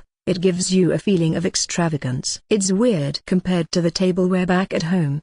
But since a dojo has many disciples, it's wrong to not prepare quite a number. Inanluis also enjoy the tea in the new cups. But it would be nice if it had a higher capacity. Wilma-san, that's not the idea behind this cup. This whiteness and the refined design, quite suitable for a noble. Katharina. I suppose for Wilma the cup's practical use matters more than its design. However, Katharina was completely satisfied as she could bask herself in a feeling of nobility. Dear, this porcelain has a mysterious luster. It's good that it looks refined, allowing the white to stand out all the more, since it's not emphasized too much. Elise. Ooh, what a spot-on evaluation. Owen. Iryu is surprised, but Elise is a genuine noble lady after all. As she has been living while surrounded by such items since her birth, she has naturally acquired an aesthetic sense in that direction. Now that you're saying it, you're correct. Katharina. Katharina, you only noticed it because Elise mentioned it just now,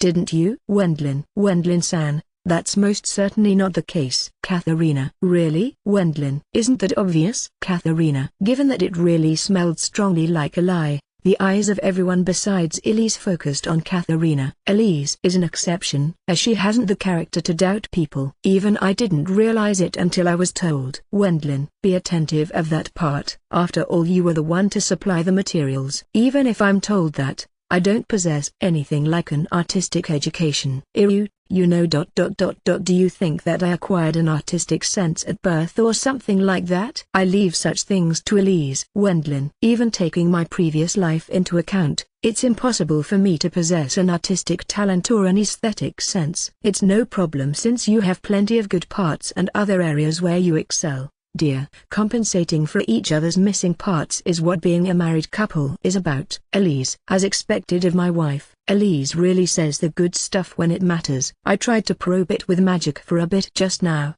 but since there's still a faint residue of mana remaining from the monster bones, this seems to be the reason that affects the luster of the porcelain. To know this much and yet not having realized it. I know as much that it's white and beautiful, but you won't know the cause unless you investigate it with magic. Did you yourself notice it, Iryu? Wendlin. No, my birthplace has a long-standing lineage of being rural nobility after all. Do you think that there are goods from purveyors, who work for high-ranking nobles in the capital, back in my home? Owen. No, my home didn't have those either, you know. Wendlin. The fake bone china was completed like this, but with it becoming popular due to its whiteness, its luster and the vibrancy of its designs, it turned into a special product of our Bourmester earldom. At least it should have. My lord, it seems there's not enough clay because of the many orders. Roderick. Again? Wendlin. No matter how many you produce, it doesn't catch up with the demand. Damn it. My workload has increased again. Wendlin.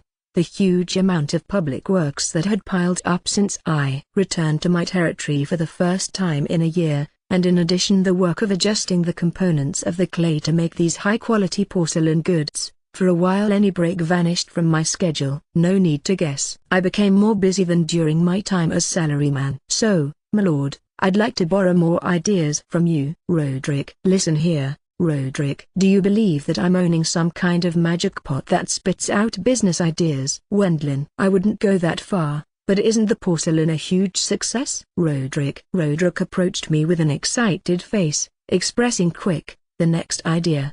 The porcelain using monster bone ash had become very popular. Thanks to that it apparently became a gold mine for the Bourmester earldom, but at the same time the sales of potteries in other territories should have declined. If the sale of the potteries located in their own territories go down, the nobles there will likely blame me. Headhunting craftsmen and espionage activities to find out the raw materials and the manufacturing process are of concern as well. Roderick turned the craftsmen working in the potteries close to Baalberg and the skilled ones among the craftsmen working in potteries, which are spread across the Bourmester earldom, into retainers. The earthenware catered towards commoners has been entrusted to private potteries. The high-class porcelain that uses monster bone ash is directly managed by the Earl Bourmester household and the craftsmen serving me as retainers. Although the pay is low, It's possible to pass on the title, depending on the amount of money of the sold porcelain.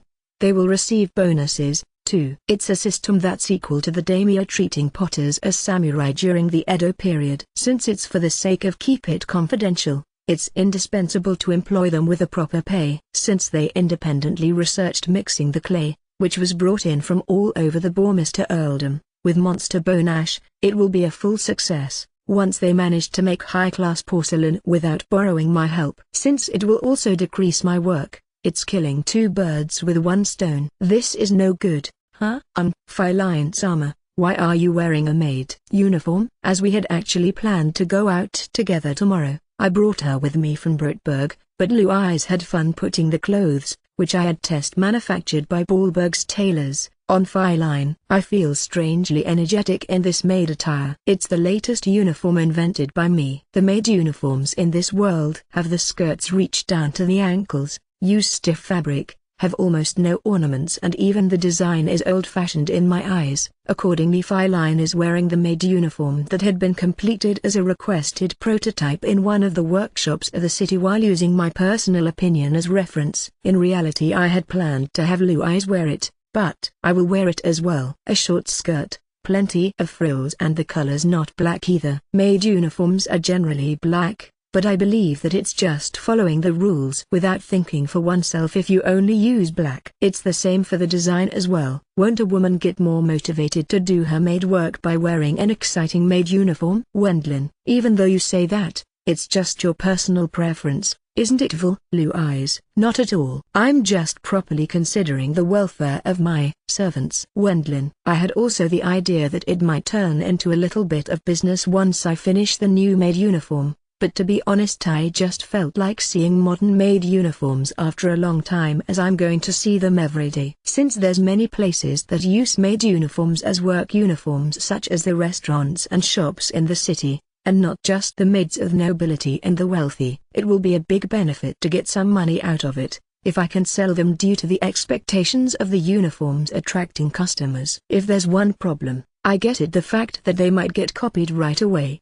The swimsuits from before were nice, too. Val, you do have some strange talents. It's no talent, but me simply remembering what I've seen in my previous life. What I used as reference was a time when I was taken along to a maid cafe by a senpai who likes such establishments. Of course, I have your share as well. Wendlin, I get one as well? It's time to try on some clothes, so let's have some fun. I also have made uniforms for Elise, Wilma, Katharina and Haruka. Wendlin, you're really well prepared, aren't you? Oh well, it sounds fun either way. What about you? I'd like to wear it. Seeing Dominique's made clothes in the past, I wanted to try wearing them once as well, but since it seemed that I would get scolded by grandfather. Elise is a normal girl as well, so she had interest in fashion. Looks interesting. Wilma, why do I have to wear the clothes of servants? Katharina, if you don't like it, you don't have to wear them. Wilma, since profits will come around to the Earl Bourmester household, if the tailors within the territory flourish due to the new made uniforms, this is the duty of one who was born into a noble household. Katharina was curtly told, if you don't like it, you don't have to wear them, by Wilma, but it looks like she doesn't want to be left out, or maybe it's because of her being a former loner. While using a weird sophism, she agreed to trying on the new maid uniform. Come to think of it, it will be the first time for me to wear a skirt. Haruka, given that Haruka is basically a person who is too serious, she agreed with trying on maid clothes as it's an order by her lord. She says that it's the first time for her to wear a skirt, but if I remember correctly, there were no people wearing skirts in Mizuho to begin with. Everyone headed to a separate room in order to change clothes and then assembled after finishing in around 10 minutes. Yay! What a supreme bliss. Wendlin, Feline was blue, Elise green, Ina purple, Blue Eyes pink, Wilma yellow, and Katharina orange.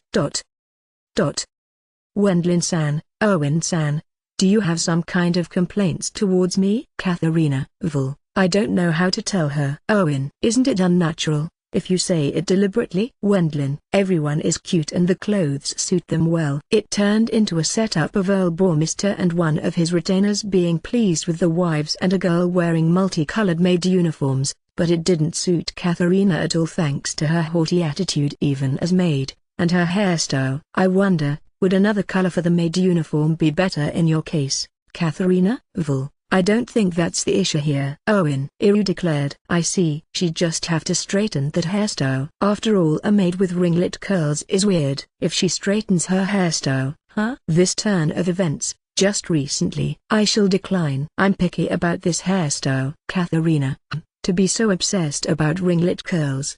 Do you possibly have some kind of illness where you will die if you unfasten the ringlet curls? Katharina? Wendlin, as if someone like that exists. Katharina, I guess such an illness doesn't exist after all. Haruka-san, you look great. Owen, only Haruka wore a traditional, black maid uniform, but you still seemed very happy. It has a little less frills and a longer skirt than the maid uniforms of Elise and the others. I changed it with a feeling of holding back on remodeling it too much. But Haruka became pigeon-toed and seemed to be very embarrassed. It looks like the skirt is still too short for her taste. As she didn't wear anything but hakama to begin with, it's probably just because she isn't used to a skirt. A bashful Haruka-san, how nice. Owen, this one is a lost case. Iru is totally ogling her. Dear, as expected, I have a problem with using maid uniforms in different colors than black inside the mansion. Elise, I see. I expected as much. Wendlin, so you understand at least that much. Blue eyes,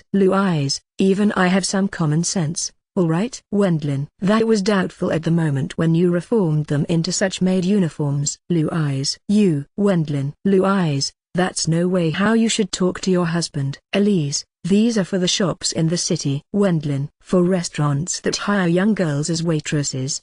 These new maid uniforms will be very useful, because plenty of male customers will visit. Elise, nothing less of Elise. She saw through my intention right away, though it might only her being perceptive as she's a woman. To be blunt, or rather, it looks like many male customers would actually visit.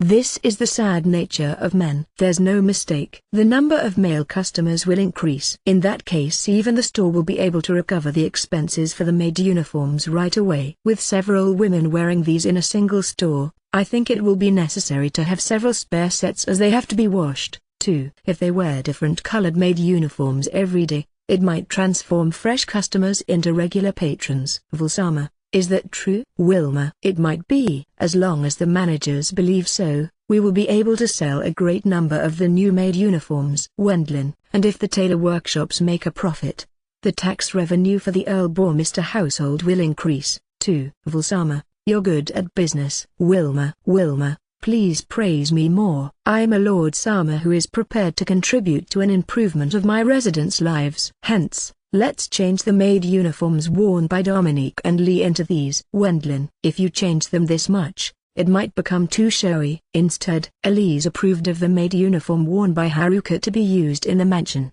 You against it? Wendlin, I'm not, but I think that we should keep the old, traditional maid uniforms. Maid uniforms with an outdated design? Why? Wendlin, for young maids such as Dominique and Lee, it's fine. But there are maids inside this mansion that are older than our mothers. Now that she mentions it, that's true.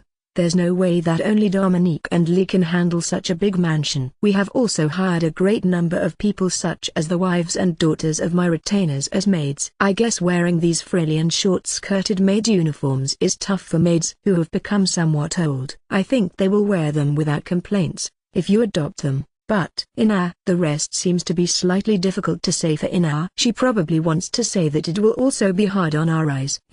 I will come up with a maid uniform that has a subdued design and uses the same skirt length as the traditional ones. Wendlin, thus the new maid uniforms in various colors were sold by tailor shops within the Bourmister earldom.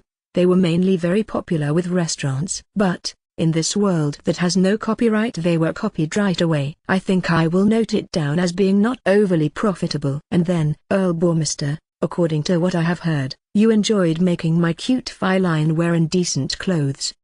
Amadeus, I don't remember anything like that happening, though. Wendlin, later on it was leaked to Margrave Brithhilda that I had feline try on a new maid uniform, and thus I got stuck explaining it to him, which was an unnecessary waste of time. Chapter 06. Entertainment Trip. T/N. What's meant with entertainment here is a business reception a company organizes for its important customers, suppliers or partners. Yellowfin goby, haze, are fish inhabiting brackish waters and Niuan in East Asia, and a species of goby classified as Pachiformes goby. In addition, it inhabits China, Australia and America. In Japan it can be found south of Hokkaido. Haze, Kajika, Gyuzu, Deku haze, Hina haze, Kita haze, Kamagatsu, Gozu, Kuso haze. It's called in various ways, depending on the region and its size. It's a fish which is a good target for simple fishing. Goby, haze, fishing exists since the Edo period as amusement for the common people. Even as food it's popular. It's eaten by using it in various dishes such as tempura,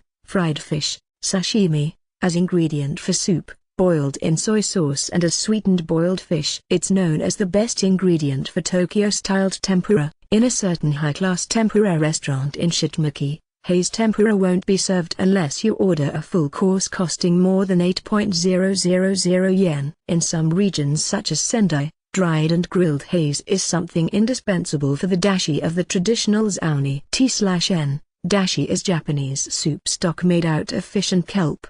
Zaoni is a typical New Year dish. It's a soup containing rice cake and various vegetables. If you ask why I'm explaining all this in such a detail, Mister, this is the spot where they appear in numbers and proper sizes. During the time right after the first dawn breaks, it's so many that they bite at every cast. It's the private fishing spot of the Earl Mizuho country, Duke Mizuho family. Just when my life finally calmed down after returning to my territory, we received an invitation to an entertainment trip from High Earl Mizuho, Duke Mizuho. The location was the mouth of the river connected to the ocean, where the Earl Mizuho country, Mizuho dukedom obtained permission to fish from the Duke Philip household. There's a high density of fish such as sweetfish, eels, catfish, red mullets, goby, garden eels and whitings visible in the water. Only the family of the Mizuho household, retainers, who were recognized by the Mizuho family head, and their families are allowed to catch fish with casting nets, fishing rods and other methods, and enjoy cooking what they caught. In addition, it seems to be used as location for receiving and entertaining important guests by the Mizuho household. In summer it's Deku haze. In the current season you can fish big haze before they swim into the ocean. For the Mizuho people, goby, haze, fishing was a popular pastime, which all of them, from the feudal lord to the commoners, enjoyed. As expected of an ethnic group that resembled the Japanese, they have quite the refined hobbies, the extreme limit steel, and that porcelain with its distinctive, shining whiteness. We have repeatedly made our craftsmen research them many times over, but they don't reach that level of perfection. I'd like you to sell the production methods to us by all means. Mizuho. We were received by Duke Mizuho for that reason. It's combined with the reason of bringing congratulatory gifts for Duke Mizuho, who increased his territory and went up in noble rank. You are stating your wish quite openly, aren't you? Wendlin. It can't be that you haven't noticed that, Mister. Also, since the time of the Civil War was quite difficult, it likewise serves as an occasion to simply take a breather. Mizuho. Given that it was such a strenuous war, even Duke Mizuho probably wanted to relax a bit. It's the same for me as well. After all, I had my vacation decreased by being forced to develop a special product for some reason. Please, have a drink while leisurely letting the line dangle. Mizuho. Oh, thank you very much for the treat. Wendlin. I had Duke Mizuho pour me some sake. Next to the place, where you can often fish haze if you use simple fishing rods, located on the bank of the river's mouth, a genuinely Mizuho-styled house has been erected. Furthermore, you can fish haze through an indoor window without having to worry about the cold of winter. The caught haze are immediately prepared as sashimi, fried fish, tempura, haze boiled in soy sauce and soup by the employed cooks of the Mizuho household, and served alongside sake. Even the sake is a haze sake that had grilled and dried haze put into warmed sake. It turned into an arrangement where you not only enjoyed its deliciousness, but also indulged in a certain elegance. For me, a former Japanese, it's a very pleasant reception. I caught one.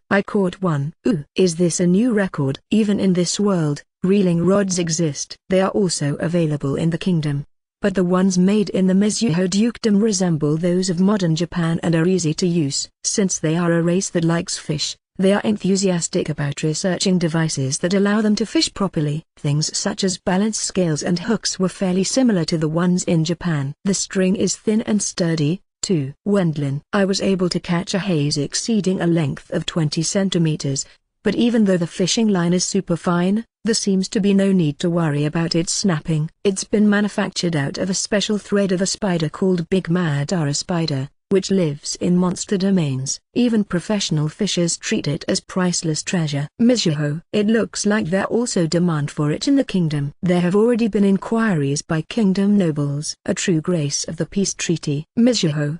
The Duke Mizuho household was listed as nobility of the empire, but in the end it's no pure empire nobility. Peter is trying to somehow produce a sense of unity, but it seems the kingdom's government and its nobility are showing movements to try forming connections with the independent Duke Mizuho household. Though, as for the kingdom's government, it was me who proposed to do so to His Majesty. Our Mizuho household yielding a profit due to trade blossoming is a matter of great joy, but Earl Bormister, unexpectedly you are quite the schemer. Mizuho. Am I? Wendlin. The Helmut Kingdom didn't dispatch soldiers to take advantage of the Empire's civil war, but economically you might say that it has started its invasion. Mizuho. The current empire is suffering from the damages to its productivity and circulation of goods and money due to the civil war. The kingdom is taking advantage of that, or rather it has reached the point where the kingdom's products are gradually imported. However, that's something you might expect from merchants. Being sensitive to opportunities to make quickly a lot of money, they don't even mind crossing the border if it's for the sake of business. Well, since we have a trade surplus, it's going smoothly for us, I dare say. I think it's difficult for the central government, though. Mizuho. They seem to be desperate to strengthen the government system, but it looks like small-scaled rebellions have popped up immediately. Viscount Beetle has apparently started a rebellion together with nobles that were demoted and their retainers. He was dissatisfied over his territory being reduced. The rebellion was rounded up in a mere week and his head was put on a pike. Though Mizuho. Gilbert, who became the highest general of the Imperial Army, subjugated the rebels by sending his combat forces right away. Given that he's a capable soldier, you could call it a natural outcome, as Viscount Beetle was no military genius either. That means it will take time until the empire settles down. Mizuho. Peter sure has it tough. Wendlin. I invited him as well since you were going to come, but he turned it down as he appears to be busy. He used words such as disappointing, regret. Mizuho. Likewise, Alphonse, who's busy as new Duke Philip, didn't come to this reception as things are too hectic for him at the moment. I guess Stono hasn't come either. Mizuho. She is refraining from doing so. Wendlin. She's no member of the Duke Philip household anymore, thus she harbors no intention to be politically active in the Empire. To immediately return into the Empire, even if it's only for fun, despite having left because she announced her intention to society isn't very smart, she told me. I'm told that there would be many Empire nobles, who would likely intrude upon you, Duke Mizuho, wanting to turn up at this location, if she had attended. It seems that she doesn't want to cause you any troubles. Wendlin. There's that as well. Stono seems to be in good health in the Bormister earldom. It might be the best like that. Mizuho. Since it can't be helped that it's only very political topics, or rather, because it will be problematic to get involved too deeply, I decided to focus on fishing. Iryu, did you catch anything? Wendlin. Quite a few with a reasonable size. This fried haze is great. Owen. Iryu had them make fried haze out of the ones he caught himself, and seems to be very satisfied with that. Iryu-san. Haruka. Bait, right? These guys are slippery. Once in a while they also bite. Owen. Haruka seems to be bad with the bait. Living unicids. She apologetically asked Iryu to help her, and had him attach the bait to the hook. So even you have things that you dislike, Haruka-san. Owen. I have been bad with this slimy thing since my childhood. Haruka. Certainly, there are probably people who are bad with those. Owen. Iryu hooks the bait for Haruka who's bad with live bait, and both of them fish happily together. The sight of that was the very definition of a Ryuju couple. Still not having completely shed my loner attribute, jealousy gnaws at my heart. You are throwing my heart out of order. Iryu-san, I was able to catch one. Haruka. This is quite a big one. Let's have them turn it into tempura right away. Owen. Haruka hands the haze to a female caretaker, and a man, who really emits the aura of being a professional cook, cuts and trims the fish with flawless movements, coats and then deep fries it. After intently watching the saucepan for a short while, he pulls out the fried tempura without any hesitation in his movements and then swiftly drains the oil. I can't take my eyes off his skilled techniques. And then the haze tempura is set on a plate and presented in front of the two. Iryu-san, do you eat this with dipping sauce or salt? Haruka, it's the beginning, so let's go with salt. Owen, understood. Here, please open your mouth. Haruka, oh, delicious. Being fed by you makes it even more tasty.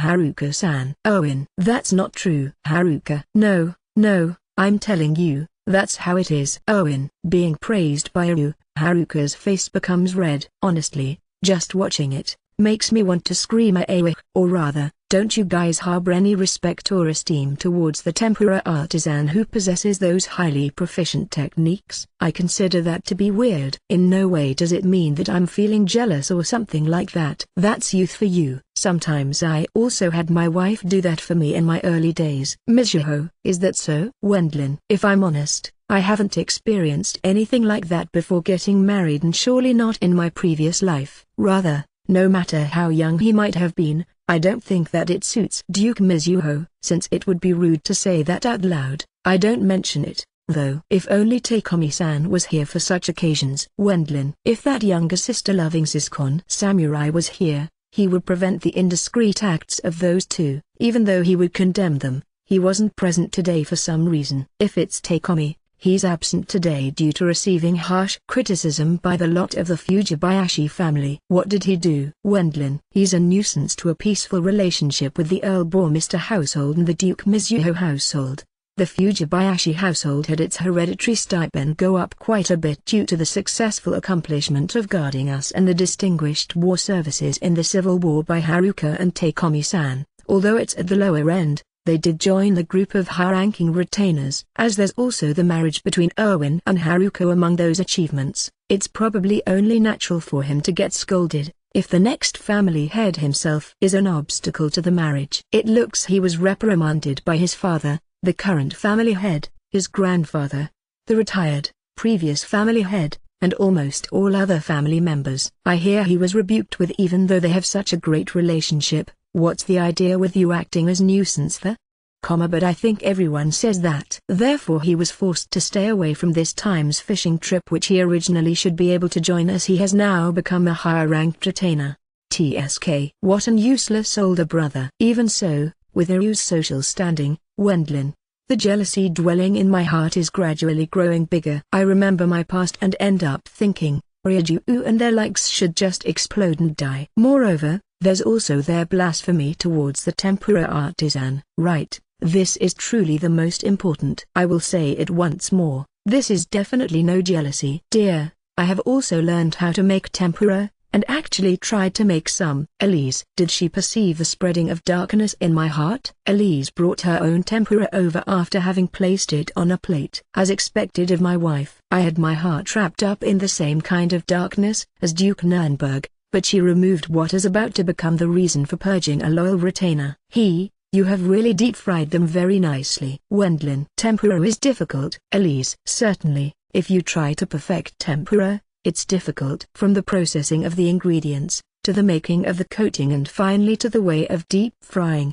if you don't pay meticulous attention to all of them, it won't work. Identifying the change in the oils sizzling in the middle of deep frying is hard. Elise, that's quite the high level you've going there. Wendlin, even though she has deep fried tempura for the first time, Elise is talking about professional cook-like things. It added another episode to her perfect superwoman legend. It looks like it will take time and proper training to learn how to drain the oil. Well then, let me have a bite at once. I eat the tempura made by Elise before it gets cold. Inside it's hot and flaky as it's been deep fried lightly. I ended up giving my impressions like in a certain May manga, but honestly, it's very tasty. After all, I'm convinced that one should eat tempura with salt first. Delicious. As expected of you, Elise. Wendlin. Great. With this we can make it at all times in there. Bormister Earldom. Elise. Looking at Elise smiling sweetly while saying that, I was confident in my victory. Vul. What are you making a face as if you are elated by success for while eating tempura? Owen. Ira looked curious.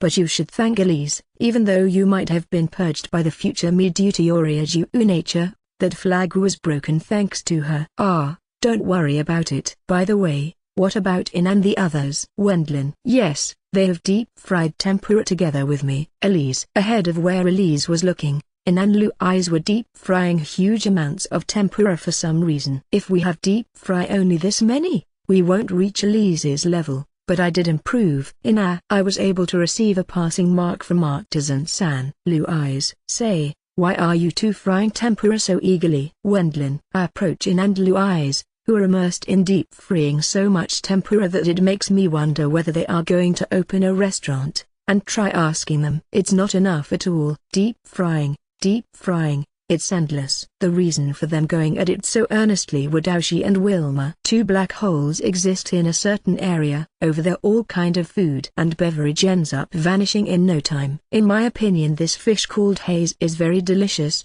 but if you could catch one with a length of at least 1 meter, it would be even more wonderful. Armstrong. Really, the more I eat the hungrier I get. Wilma. No. Such big haze doesn't exist. At the very least it's impossible for yellowfin goby, haze. After all they are already big if they exceed 20 centimeters. Then there's no other choice but to go for numbers. Armstrong. I will fish because I want to eat more. Wilma. Daoshi and Wilma were disappointed about there being no huge haze. But since both have positive characters, they immediately switched their thinking towards it being alright as long as they catch a great amount of them. Both hand the haze they catch to In and Lu eyes, and then wolf them down after they were processed into tempura. Sometimes they immersed themselves in fishing with Daoshi drinking haze sake and Wilma consuming sweetened boiled haze boiled in soy sauce and tea. Be that as it may, they sure eat a lot. I caught one. Wilma. You're quite skilled. As expected of a girl who has turned hunting and fishing into her hobby and occupation. She's fishing haze at the level of a Majin. And the caught haze were immediately cooked and landed in her stomach. Won't the haze in this area go extinct at this rate? Owen. There are no others who fish here, so it should be alright, I think. Daoshi and Wilma are eating haze with a speed that makes you worried that the fish around here might go extinct. However, this estuary is the exclusive fishing spot of the Duke Mizuho household. The fish probably won't go extinct that easily. I caught one, but it's a fish I have never seen before. Ah, a whiting. If you make tempura out of it, it will be delicious as well. A young female caretaker taught Wilma about the type of fish. The point is that she was able to catch a whiting, which she didn't intend to catch, because this is an estuary. These fish were also popular as ingredient for tempura in the Edo period. They don't live at the kingdom's coasts and can only be caught in the empire's north. I have never seen them in the kingdom. Vulsama, sample it. Wilma. This is great, too. Wendlin. Since Wilma is taciturn, she won't tell me to open my mouth for mouth feeding, but she lets me eat the whiting tempura. Given that this fish is also a tempura ingredient with great taste and a white-fleshed fish for sashimi and sushi, it was delicious, as expected. I want to eat one, too. Armstrong. Having watched us, Daoshi selfishly, like a child, says that he wants to eat a whiting as well. It's a fish outside what we are luring, so you can't catch it so easily. Anyunanu. The most important thing while fishing is the strong wish of wanting to catch something. Armstrong. Daoshi says something that seems to contain some truth, but as it was only his gluttony speaking, I can't hear it as anything but him simply wanting to eat a whiting. However, Daoshi seems to not be very skilled at fishing. Putting the small bait on the small hook is difficult for him, and in the end he ends up losing to Wilma in the process. The way to gain points is to match the timing when they appear on the surface. Daoshi, you suck. Wilma. I'm bad with prey that I can't see. Armstrong. Thanks to that Daoshi didn't even catch a fifth of what Wilma caught. Now, pull. I'm sure this is a big one. Armstrong. The rod in Daoshi's hands bends drastically. Once he quickly wound in the reel, the catch was pulled up. However, it wasn't a haze, a blowfish. I guess that's because it's the mouth of the river. On Daoshi's fishing rod, the blowfish had started to puff up. This fish is called river blowfish. A woman, who takes care of us, says apologetically to Daoshi, it can be eaten, right? I ate blowfish before. Armstrong. It's a different kind. You can often catch them in estuaries, but the parts that can be eaten are full of poison. How regrettable. Armstrong. Understanding that he won't be able to eat the blowfish, Daoshi feels awfully down. I caught one. Wilma. That's fast. Even while Daoshi is preoccupied with such things, Wilma steadily piles up catches. However, there aren't many left anymore. Even though I wanted to bring some grilled and dried haze back home with me. Wilma. No matter how many she catches, since Wilma eats up everything, the possibility of her bringing back haze is low. I think it will be fine as long as we return while buying some on the way home. Wendlin. As expected of you, Vulsama. That's a wonderful solution. Wilma.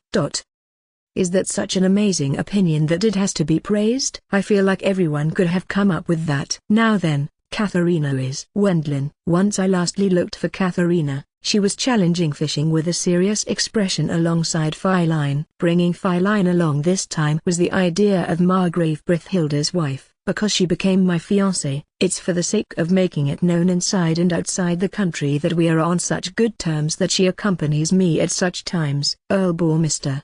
If you make a move on Feline. Amadeus. I won't. Wendlin. Then it's fine, but how nice, being able to go on a trip with Feline. Amadeus. Right before our departure, I heard Margrave Brithhilda's envious voice through the MHCD, but there's no way that I'm going to make a move on a 10-year-old child. Since he's no adventurer or magician, I felt sympathy for him not being able to freely go on a trip with his daughter, though. As a matter of fact, her coming with us has another objective. She also acts as Margrave Brithhilda's representative. Due to my intermediation, she brought congratulatory gifts for Duke Mizuho with the meaning of getting along with each other by trading from now on and such. Feline, who handed him those, competed with Katharina at fishing, befitting of a child at her age. In order to easily sense the fine bites, I deployed a magic barrier to avoid the surrounding of the line being hit by their outside wind. Katharina. You are, as expected of you, Katharina-sama. Feline. With this it's set in stone that I will be able to catch the most. Katharina. Even though they are fishing haze as game, only Katharina is doing it so seriously that the others are drawing back from her. Just Feline, who is with her, admired Katharina's magic. Because it's plain magic, it's very difficult to confirm it with the naked eye, but in the eyes of Feline, who can't use magic, it seems to be amazing. I don't understand why you're so obsessed with winning. Wendlin. Wendlin-san, doing it seriously is the reason why playing is fun. Katharina. Katharina brazenly spit out a seemingly fair argument. But even so, the world of competition wasn't that easygoing. Actually, Katharina obviously isn't good at fishing. There are many magicians who are quick at catching fish with magic. I can't fish as well as I expected, but Katharina. It looks like there's not much of a difference with the amount of what I caught. If it's like this, Wilma is overwhelmingly better at fishing. If I catch some big game, it will be my overwhelming victory. Katharina. While saying that, Katharina shows the biggest haze among the ones she caught to me. Earl Bormister-sama, the haze caught by Katharina-sama are big. Feline. Certainly, as Feline says, the biggest one is around 27 centimeters long. It was a big catch. One won't be able to fish that often. Whoa, huge. It's my win with this big catch. Katharina. Katharina threw out her chest in the belief of having won, but her doing as she pleased came to an end soon afterwards. Wilmaju. That's a really big one. I think it will be filling if it's made into tempura. Wilma. When Wilma pulled in a monster haze with a size close to 30 centimeters, many people gathered around her. Katharina's 3 minutes of fame were so short that they even paled in comparison to Akachi Misuide. Wilma apparently caught fish since her earliest childhood days. I heard that she secured her food expenses by fishing at rivers since she couldn't go hunting when she was small. She quickly assembles a fishing rod and her skill is at the level of a Majin. It goes so far that she has been approved by the caretakers of the Mizuho household who are accompanying us. How amazing, Wilma-sama. I caught one that was a little smaller 30 years ago, but even then I was envied by the former lord. The elder caretakers, who teach fishing and take care of the guests, admired the size of the haze caught by Wilma. As they also fish haze as hobby, they appear to be genuinely jealous of Wilma. After measuring the length of the caught haze with a ruler, they are getting very excited. Even if it's this big, it's not like it's clear whether several of them are caught in a year. Wendlin. Since it will be troublesome if Katharina gets angry here, I follow up for her. It's not like Katharina is particularly reserved towards Wilma, but once it come to a match, she loses sight of everything else. Katharina. Katharina? Wendlin. Then I will catch an even bigger haze tomorrow morning right after dawn. Yes, with the resolve to reel in the boss of the haze in this river. Katharina. Is there actually something like a haze boss in this river? Wendlin. I have never heard anything about that. Wendlin-san, isn't there always one in monster domains? I'm sure, there must be one hidden in this river as well. Katharina. As if something like that exists. Wendlin. It's not like this is some fishing manga. This is a normal river, not a monster domain. I was simply astonished by Katharina's words. Dark, cold, there's no sign of the sun rising yet. Wendlin. And then, early morning of the next day, right after the first sign of dawn. Since it's winter, the sun shows no signs of rising yet. During such a time, me, Daoshi, Katharina, Wilma and Feline came to the mouth of the river, slightly away from the guest house where we had lodged. Earl bore Mr. Sama, this is the spot. Here, Wendlin. Last night I thought, as if there's something like a haze boss, but being told by an old man, who usually manages the river, that it actually does exist, I quickly decided to join the boss fishing. Why, you ask? That's because it would be amusing if there was a fishing manga-like development. Haze die in 1 to 2 years. However, there's a rumor that the boss Haze has been alive for several tens or even several hundreds of years. Even my grandfather is saying that he happened to see it. His family is the one that usually takes care of this river, the exclusive fishing spot of the Duke Mizuho household. I hear they are patrolling the river every day as countermeasure against poachers, but he says that he has seen a huge haze with a size of around 2 meters swimming in the riverbed a few times. 2 meters is amazing. Even though haze die once they lay their eggs, it's an individual that has survived and grown by not laying eggs. The story is gradually getting exciting. But, if it's a haze with a length of 2 meters, yesterday's fishing rods won't cut it,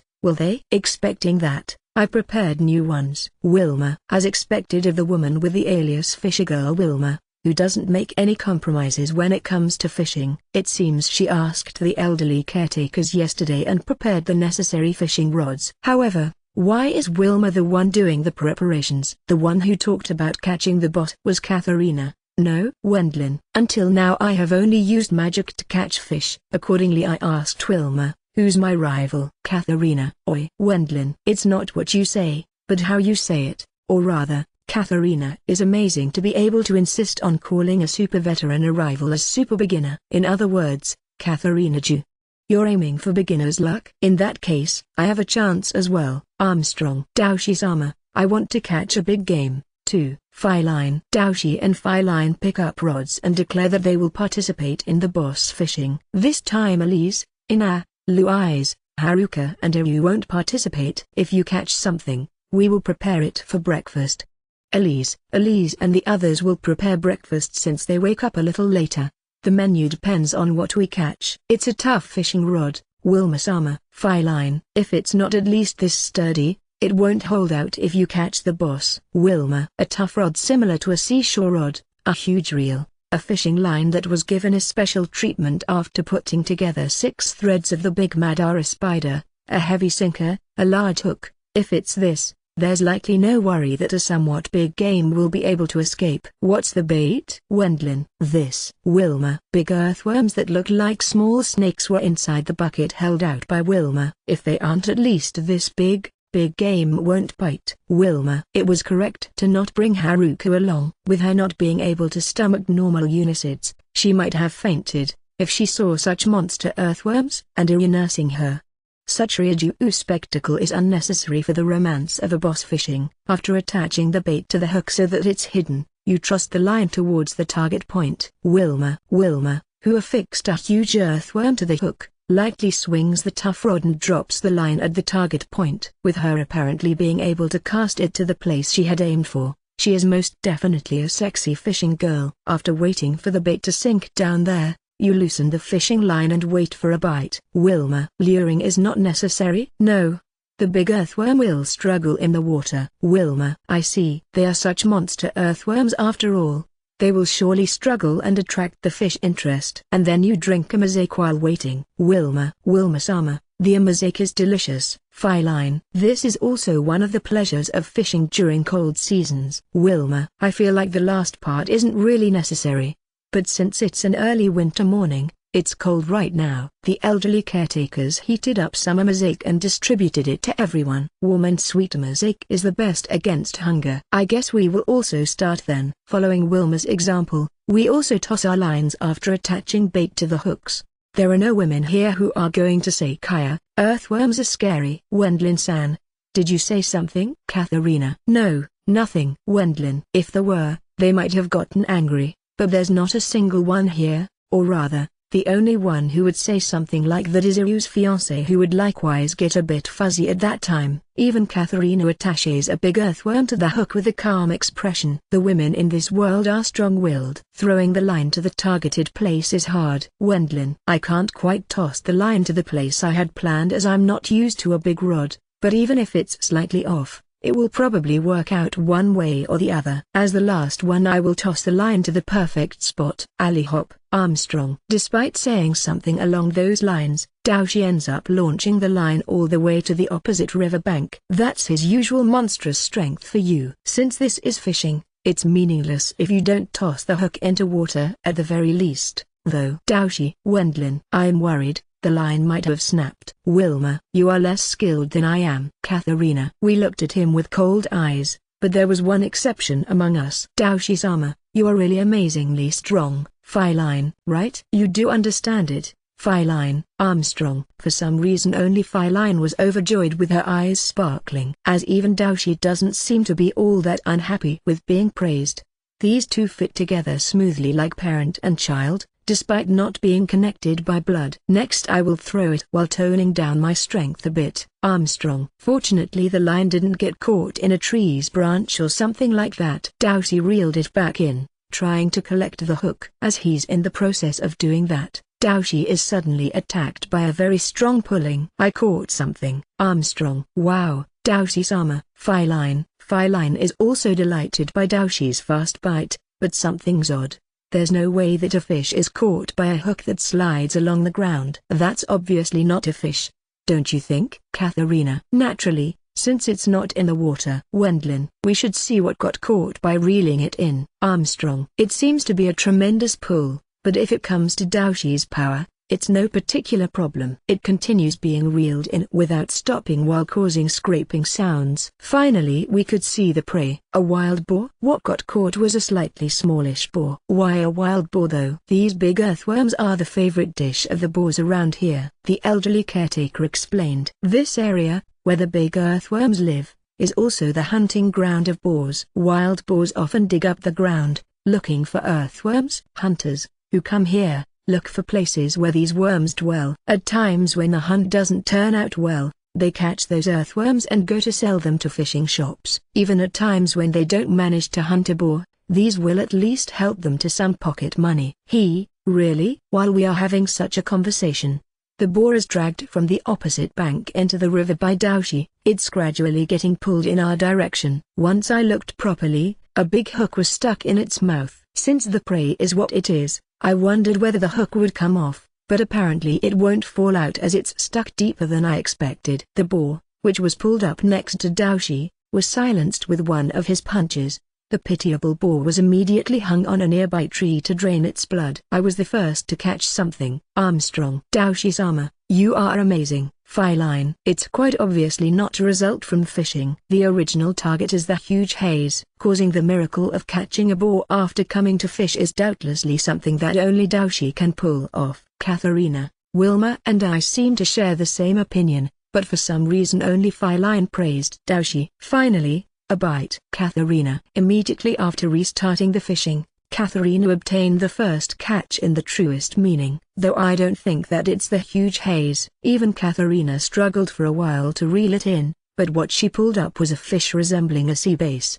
No matter how you look at it, it is a sea bass. It's a shiro with a great size. The elderly caretaker scoops up the 80 centimeters long sea bass with a fishing net. In this world its official name is shiro and not sea bass. I guess its name is shiro as it's a white fleshed fish that can be prepared in any way such as sashimi, boiled fish, grilled fish or deep-fried fish. I learned something new. Wendlin. After being told some trivia by the elderly caretaker, we continue fishing. Meanwhile the old man dismantles the boar, drains the blood from the shiro caught by Katharina after pickling it, and removes the intestines and gills with skilled hand movements. Oh, I caught something. Wendlin. Earl bore Mr. Sama. I have a bite, too. Feline. I also caught one. Armstrong. Since it's the time right after dawn breaking, there are many bites. All of them were big shiro, but since we can fish only big game, it's surprisingly fun. If we catch so many, it will probably be more than sufficient as souvenir for Elise and the others. This is a big catch. Wilma catches shiro exceeding 1 meter in succession. It was proof of her high skill. Because they are big,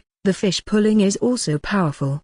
But Wilma with her superhuman strength uses the power of the fishing line, overcoming all of them. With such a big haul, it was really worthwhile to have guided you here. The caretaker reveals a relieved face while pickling the caught fish. He was probably told in advance by Duke Mizuho that we are important guests. The monster haze isn't biting.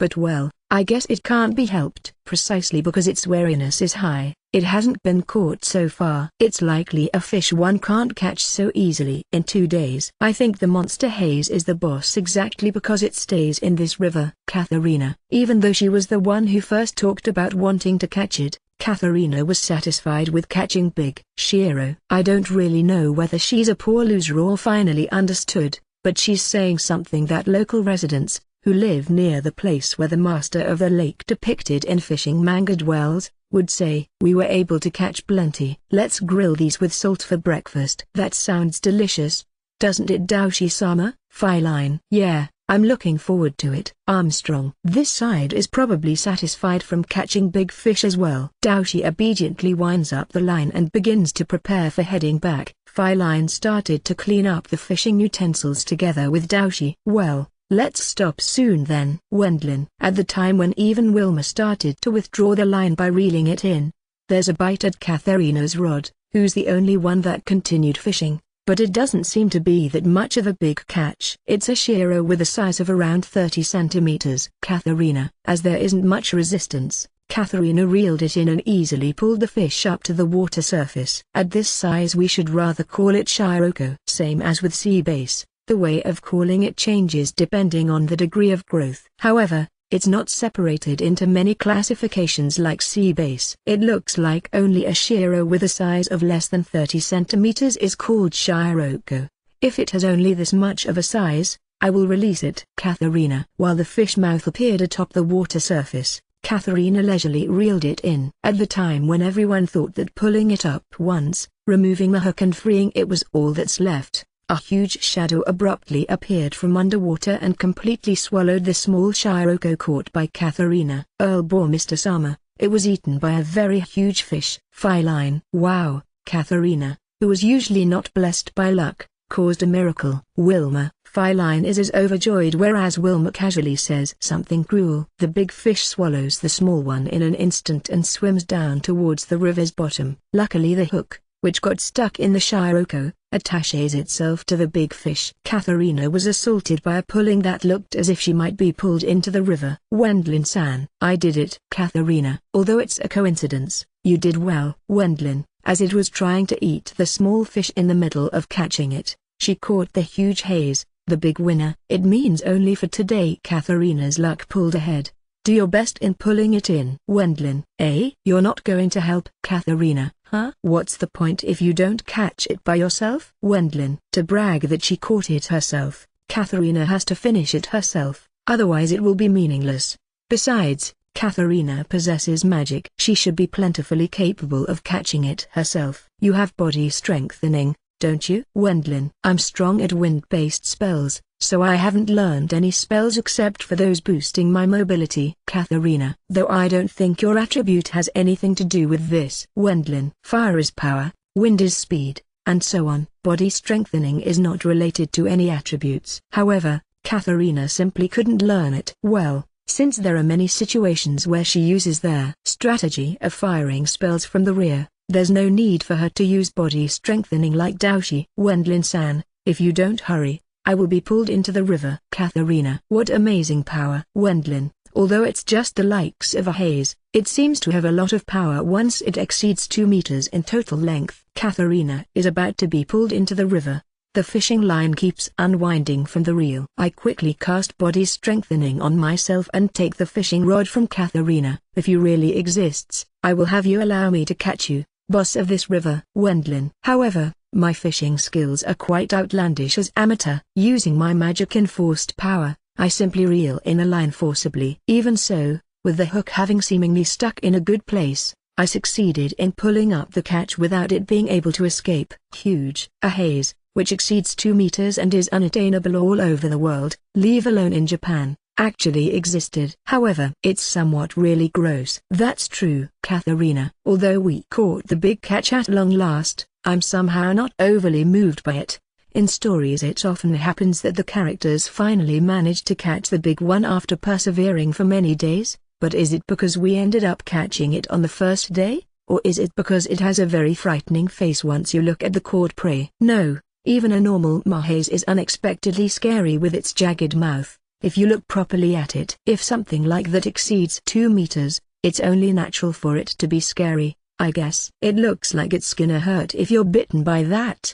The opponent is a fish that completely swallows down another fish with a length close to 30 centimeters. Its jagged teeth are sharp, too. Just as Wilma says, if you're bitten by it, it might result in a serious injury. Daoshi-sama, this haze is cute, isn't it? Feline. However, only Feline has an aesthetic sense that's slightly off. She stares at the haze, which has risen to the riverbank, while looking happy. As expected, she's not Daoshi's favorite for nothing. I think she likes strange things in various meanings. What should we do about this one?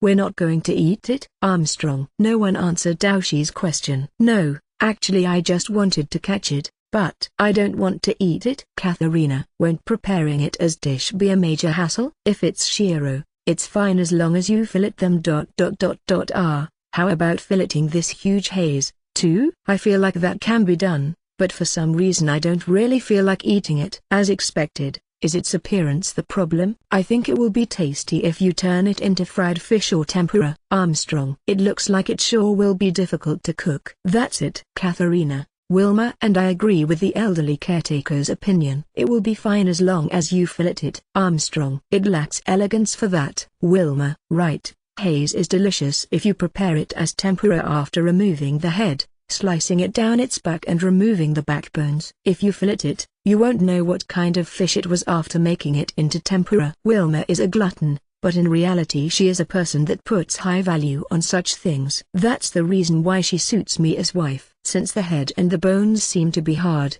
fried fish is next to impossible. Deep frying it in one go seems complicated. It probably won't be as simple to obtain a special made pot that allows us to deep fry such a huge haze in one go. Even if I asked Duke Mizuho, it's more than obvious that it would be an order-made production. Even if we manage to cook it somehow, I'm against eating it as it looks like I will bite into bones. If it's white flesh, we have plenty of shiro for filleting. We have caught more than 20 shiro with 5 people. All of them have an average size of 80 centimeters. For a while we should have no troubles making grilled fish with salt, boiled fish or fried fish. That's why there was no need to unreasonably eat this huge haze. Wendlin-san, at first I thought that it's eerie, but now that I have looked at it properly, it has a face that's unexpectedly charming. Katharina. Now that you're saying it, you're right. Wendlin. Its eyes are perfect circles. Even though it's laying on the riverbank after being pulled up, it's looking this way without moving. Its appearance might even be somewhat cute. We might be gradually getting corrupted by feline. Bore Mr. Sama,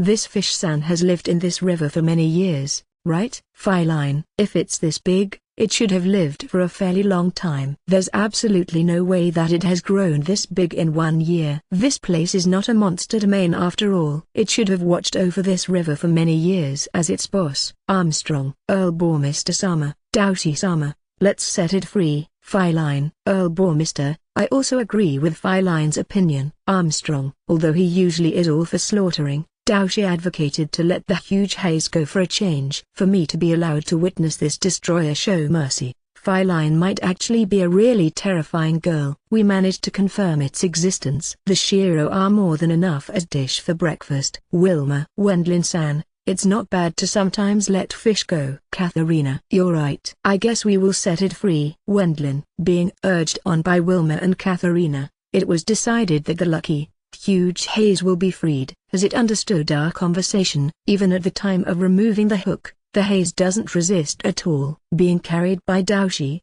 it was returned to the river. Daoshi-sama, look, Feline. Armstrong. Once the haze is set free, another huge haze, which is one size bigger than the one we caught, shows up as if greeting the liberated haze. There were two of them. More than 60 years have passed since I started to manage this river, but even I didn't know that there were two huge haze. The elderly caretaker was also astonished. Wendlin-san, those haze are a married couple, aren't they? Katharina. Maybe. Wendlin. It's not unthinkable that they might actually be parent and child, but to me it only looked the bigger haze came looking for his wife out of worry. The haze on Earth don't show such behavior, but no matter what you think about it, I could only consider that assumption to be correct. Haze, stay on good terms from now on. Feline, please watch over the future of this river. Katharina. Feline and Katharina call out to the two haze, who are heading to the deeper parts of the river, amidst a beautiful sunrise as backdrop. While seeing off the two haze that are swimming while obviously nestling close together, we put an end to the morning's fishing. I pray that those huge haze can live forever in this river. You caught a huge haze, but let it go? You know, somehow, even though it's an especially emotional story, Iryu had an expression making it obvious that he considers all of it to be a lie. Once we told him the events after returning to the guest house. No, I'm telling you, we really caught it. Just as in their rumors, it was longer than 2 meters. Saya. Owen. What's the problem for you to not believe it? Wendlin. Well, for Wilma, Val and Daoshi to let a prey, which you caught at great pains, go, I think that would be the act of a saint. Owen. While catching the fish we can eat, we let the huge haze go as it was too pitiful for that. Iryu seems to believe that there's no way for us to do something like that. Apart from me interrogating you later about the part where you put me and Daoshi in the same category, Feline was with us as well. Don't you think that such act would be necessary for educating her in good taste? Wendlin. Though I think that if it's evil, you would mercilessly kill it. While saying for the sake of obtaining food, you have to kill living creatures. Owen. Wendlin. Because there were some parts among the things Owen was saying which I could agree with, my objection ends up being blunt. Anyway, I mean even Katharina and Feline were present. We managed to catch a huge haze. Wendlin. No, I'm not doubting that since the caretaking grandpa is saying the same as well. I'm simply not fully satisfied with it. Owen. The one not being fully satisfied here is me. Wendlin. Even though it was a deeply moving scene where we let the boss, who protected the river, go after having caught it, like in a certain fishing manga, just why can't the people of this world understand it? Although I loved Fisherman Sanpei, which I read after having it recommended by my father. Even so, it was sure a fun fishing trip. We managed to catch a lot of haze and Shiro, received many souvenirs and were able to a huge amount of things. Even Feline, who went on a short excursion for the first time after being engaged to me, was delighted. It was a nice entertainment trip. Margrave Brithhilda's mental state might have been complicated, but his wife's judgment hasn't been wrong. While thinking about such things, I'm performing public works within the Bourmester earldom today. But suddenly I receive a call on the MHCD. Hello? Earl Bourmester. All of a sudden I hear an angry voice through the MHCD. The owner of the voice was Minister Edgar, albeit an in-law. I'm your father, Earl Bourmester. To not invite me on a fun entertainment trip, that's unreasonable, right? Edgar. I'm shouted at by Minister Edgar, asking why I didn't bring him along on our trip. This scurriness would make even a Yakuza shake in their pants. Even though it's unexpected, I, who am supposed to a weak, ordinary person, was alright. It seems I obtained a certain degree of guts thanks to having gone through actual combat. You have that much free time? Wendlin. It's obvious that I would have freed my schedule if you had invited me. If I hadn't received a souvenir from Wilma, I would have been even angrier. Edgar. But Wendlin. I thought he wouldn't come if I invited him, as he was busy with reforming the military administrations and preparing the army after the Civil War, but that might have been my blunder. Earl Armstrong is angry, too. Even though his younger brother had an all-you-can-eat of haze tempura, our side only got souvenirs. Edgar. Next time I will definitely invite you. Wendlin. Make it as fast as possible. Edgar. Once I feel relieved after the storm like Minister Edgar terminated the call, I next receive continuous calls from Finance Minister Ruckner and Cardinal Hohenheim to not invite me despite us associating for quite a long while now. Ruckner. I know that you are cherishing Elise, but I believe that it's sometimes necessary to show filial piety towards grandfather-in-law, son-in-law Dono. Hohenheim. Different from Minister Edgar, who complained directly with the temperament of a sports-oriented teacher. The two liberal arts types used indirect expressions, but them blaming me for not being invited to our trip is all the same. Be that as it may, I wonder, do older people like fishing this much? Though they might be aiming for the steak and the delicious food at the destination. I will definitely invite you next time. Wendlin. Definitely. Ruckner. I ask you to do so as early as possible. Son-in-law Dono. Hohenheim. Once I feel relieved about having finished the chain of calls, this time a call from a number I see for the first time comes in. Hello? It's me. No, I mean, even if I'm told it's me, that didn't tell me who it is.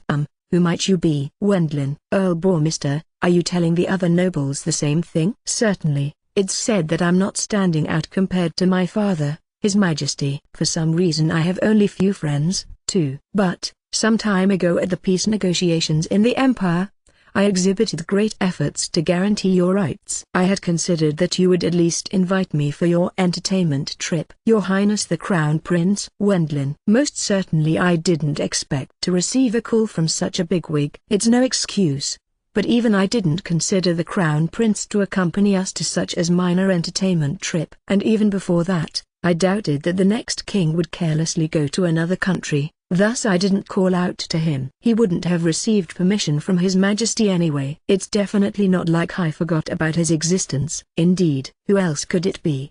I'm terribly sorry. Wendlin. I unconsciously end up bowing my head, falling back into my habits from my previous life as salaryman. Given that we are talking through the MHCD, it's meaningless as he can't see me at all, but nevertheless, old habits are sure scary. I will definitely invite you next time, Your Highness. Wendlin. Really? I'm waiting for it with high expectations. The Crown Prince sounded somewhat desperate. It's not a stance of at least invite me, though I won't go as I'm too busy, but it feels like he would really come if I invited him. Since he has the social standing of being the Crown Prince, I have a hunch that he can have as many of such invites as he wants, but I'm waiting for the good news. By all means, invite me as well. Of course, Your Highness. Wendlin. That's what I wanted to hear. At the end the Crown Prince cuts the line with a voice full of satisfaction. Apparently he was very happy hearing that I would invite him next time. A loner despite being royalty, huh? Wendlin. Come to think of it,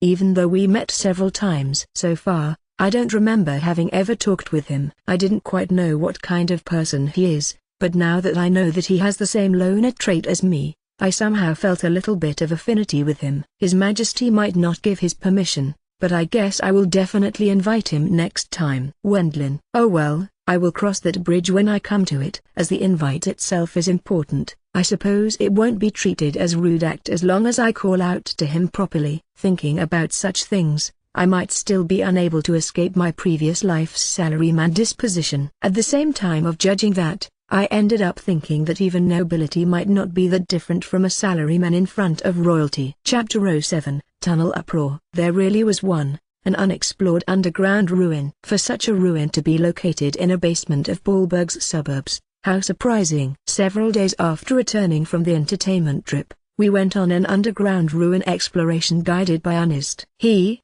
who had been confined to a room deep inside my mansion, untiringly worked on the particulars of the underground ruins located in the Bormister Earldom while we were gone. Although it's just a rough outline, how come that you know their exact locations? Wendlin. Maps of the ancient magic civilizations era are handed down in the Demon Country. Ernest. Isn't that military information then? Are those maps available to civilian scholars?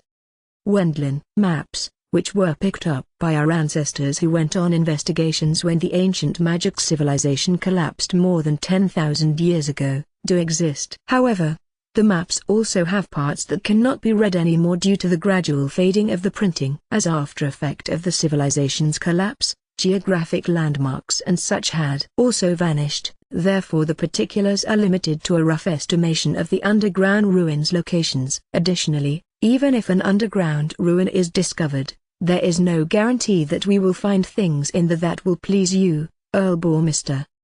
Honest. According to Honest, it really sounds as if the ancient magic civilization had collapsed and vanished in an instant. I wonder, just what did those people do? It is always the same old story with those who are arrogant. A vast amount of mana that had been gathered in one place exploded. Although it was for the sake of technological progress, they paid a hefty price for it.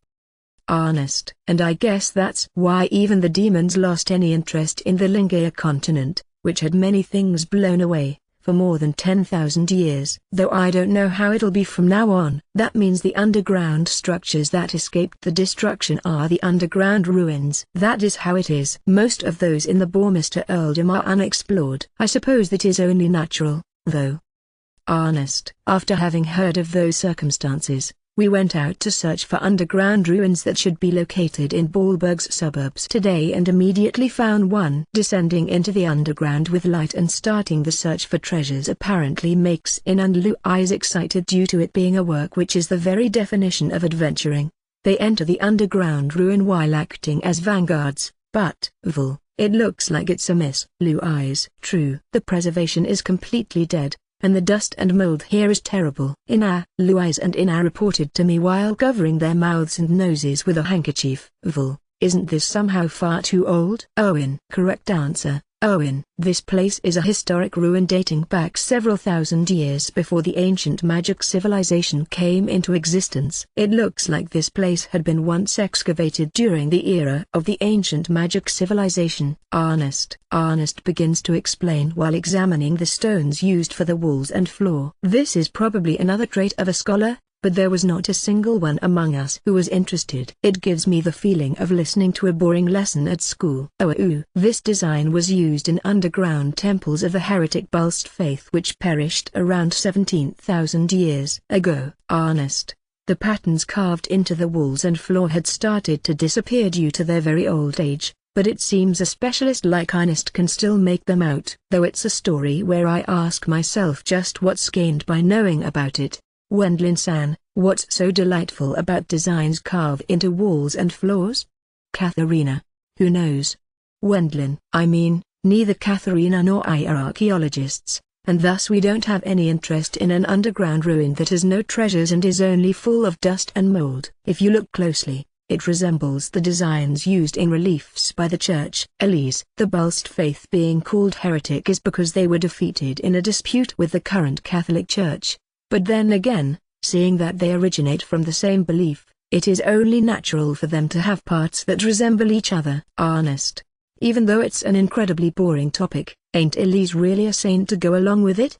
Owen. Certainly, as Iru says, hearing about something like the history of religion, yeah. Or rather, is it really okay for Elise, a priestess, to listen to stories about the church rising in power by brushing aside other faiths? I worried that I might get scolded by Cardinal Hohenheim. So, what's so valuable about this underground ruin? Lu eyes. Ancient ruins that are this old are very rare even in the demon country. Honest. But, there are no treasures to be found here, right? Lu eyes. These designs, which were carved into the walls, ceiling and floor, are precious cultural legacies. Honest. In the eyes of Lu eyes, an adventurer, an underground ruin with no treasures has no value, but for Honest, an archaeologist, there is value in investigating this underground ruin. The values of both of them are completely biting each other, or rather, everyone besides Honest had the same opinion as Lu eyes. At the time when demons still lived on this continent, there were many people believing in the Balst faith. Fearing religious oppression,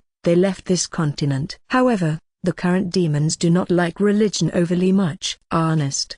The number of people depending on religion might have decreased, because the demons are leading a modern life nowadays. As there were many secular people on Earth as well, it's probably the same in this case. I see. I guess the demons don't believe in God. Elise. Probably there are many among the demons who don't believe in God. For Elise this seems to be a sad truth, even if it's about another faith. As a matter of fact, I'm also almost completely atheistic, though it is not all of them.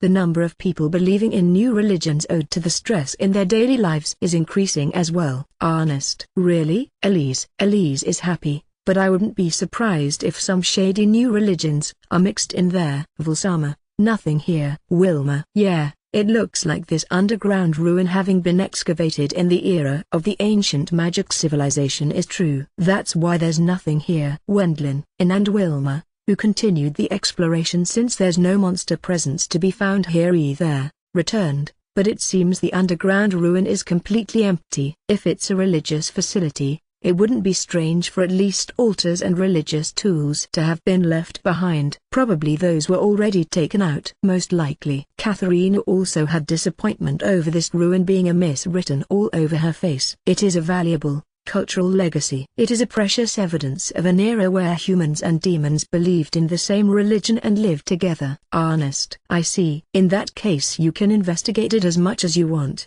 afterwards. Wendlin. However, while we are not here, I have absolutely no interest in this. Vul. Let's move to another underground ruin. Seeing as there are no treasures here, this place has no value to us. We decide to quickly move to another ruin. Sometimes things like this can happen after all. Honest. We are going to the next place. Wendlin.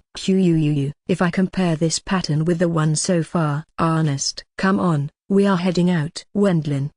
Mister, you are too impatient. Honest. I dragged Honest, who was confirming a weathered pattern that's carved into the floor with intense concentration, along and had him guide us to the next underground ruin. Vul. It's yet another miss. Vulsama. Nothing here. Wilma. This is a normal basement, isn't it? Wendlin. And Wilma talked to me with voices that lacked any kind of motivation. As long as time allowed, we had Honest guide us to places that might be underground ruins. Although you might call them underground ruins, many were nothing more than very old basements. Sometimes there will be some winners with treasures, but there will be a lot more misses with nothing of value. It was only natural that the tension took a nosedive for everyone except Honest, who was the only one to be in high spirits that we found valuable cultural legacies. When we drew several misses in a row, I really don't get archaeologists. Actually, as one of the conditions for sheltering Honest, it was decided that we will report locations of other,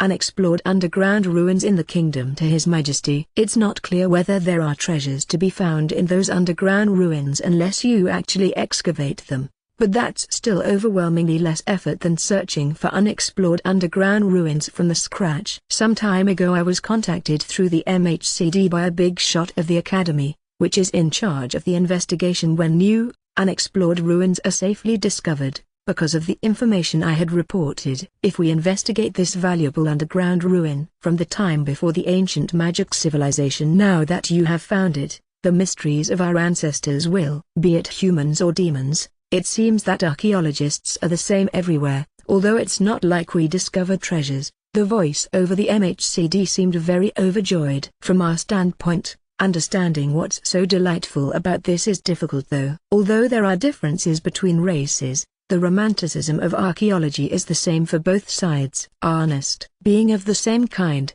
Honest was very happy, too. I am really looking forward to the detailed report. Reading the reports of others is one of an archaeologist's guilty pleasures. Honest. Yep, I truly don't understand what's so exciting about this. Leaving that aside, find an underground ruin that will turn into a bit of money. Given that we are searching the nearby underground ruins in order, I don't think that Honest is deliberately guiding us to underground ruins that have no value. Because it often happens that a ruin has no treasure after finally finding it. It's not like we are extremely unlucky, but the Burmeister household is sheltering Honest while bearing the risks for doing so. Find a ruin that will bring us some profit, based on the ruins around here. Wendlin. Since there are this many candidates, it is only a matter of time. Honest. A great number of symbols is noted on the old map owned by Honest, and many of those seem to be unexplored ruins. Can't you narrow it down to an underground ruin that looks like it could have treasures from all these? Blue eyes. It is possible to go with the specifics of the location,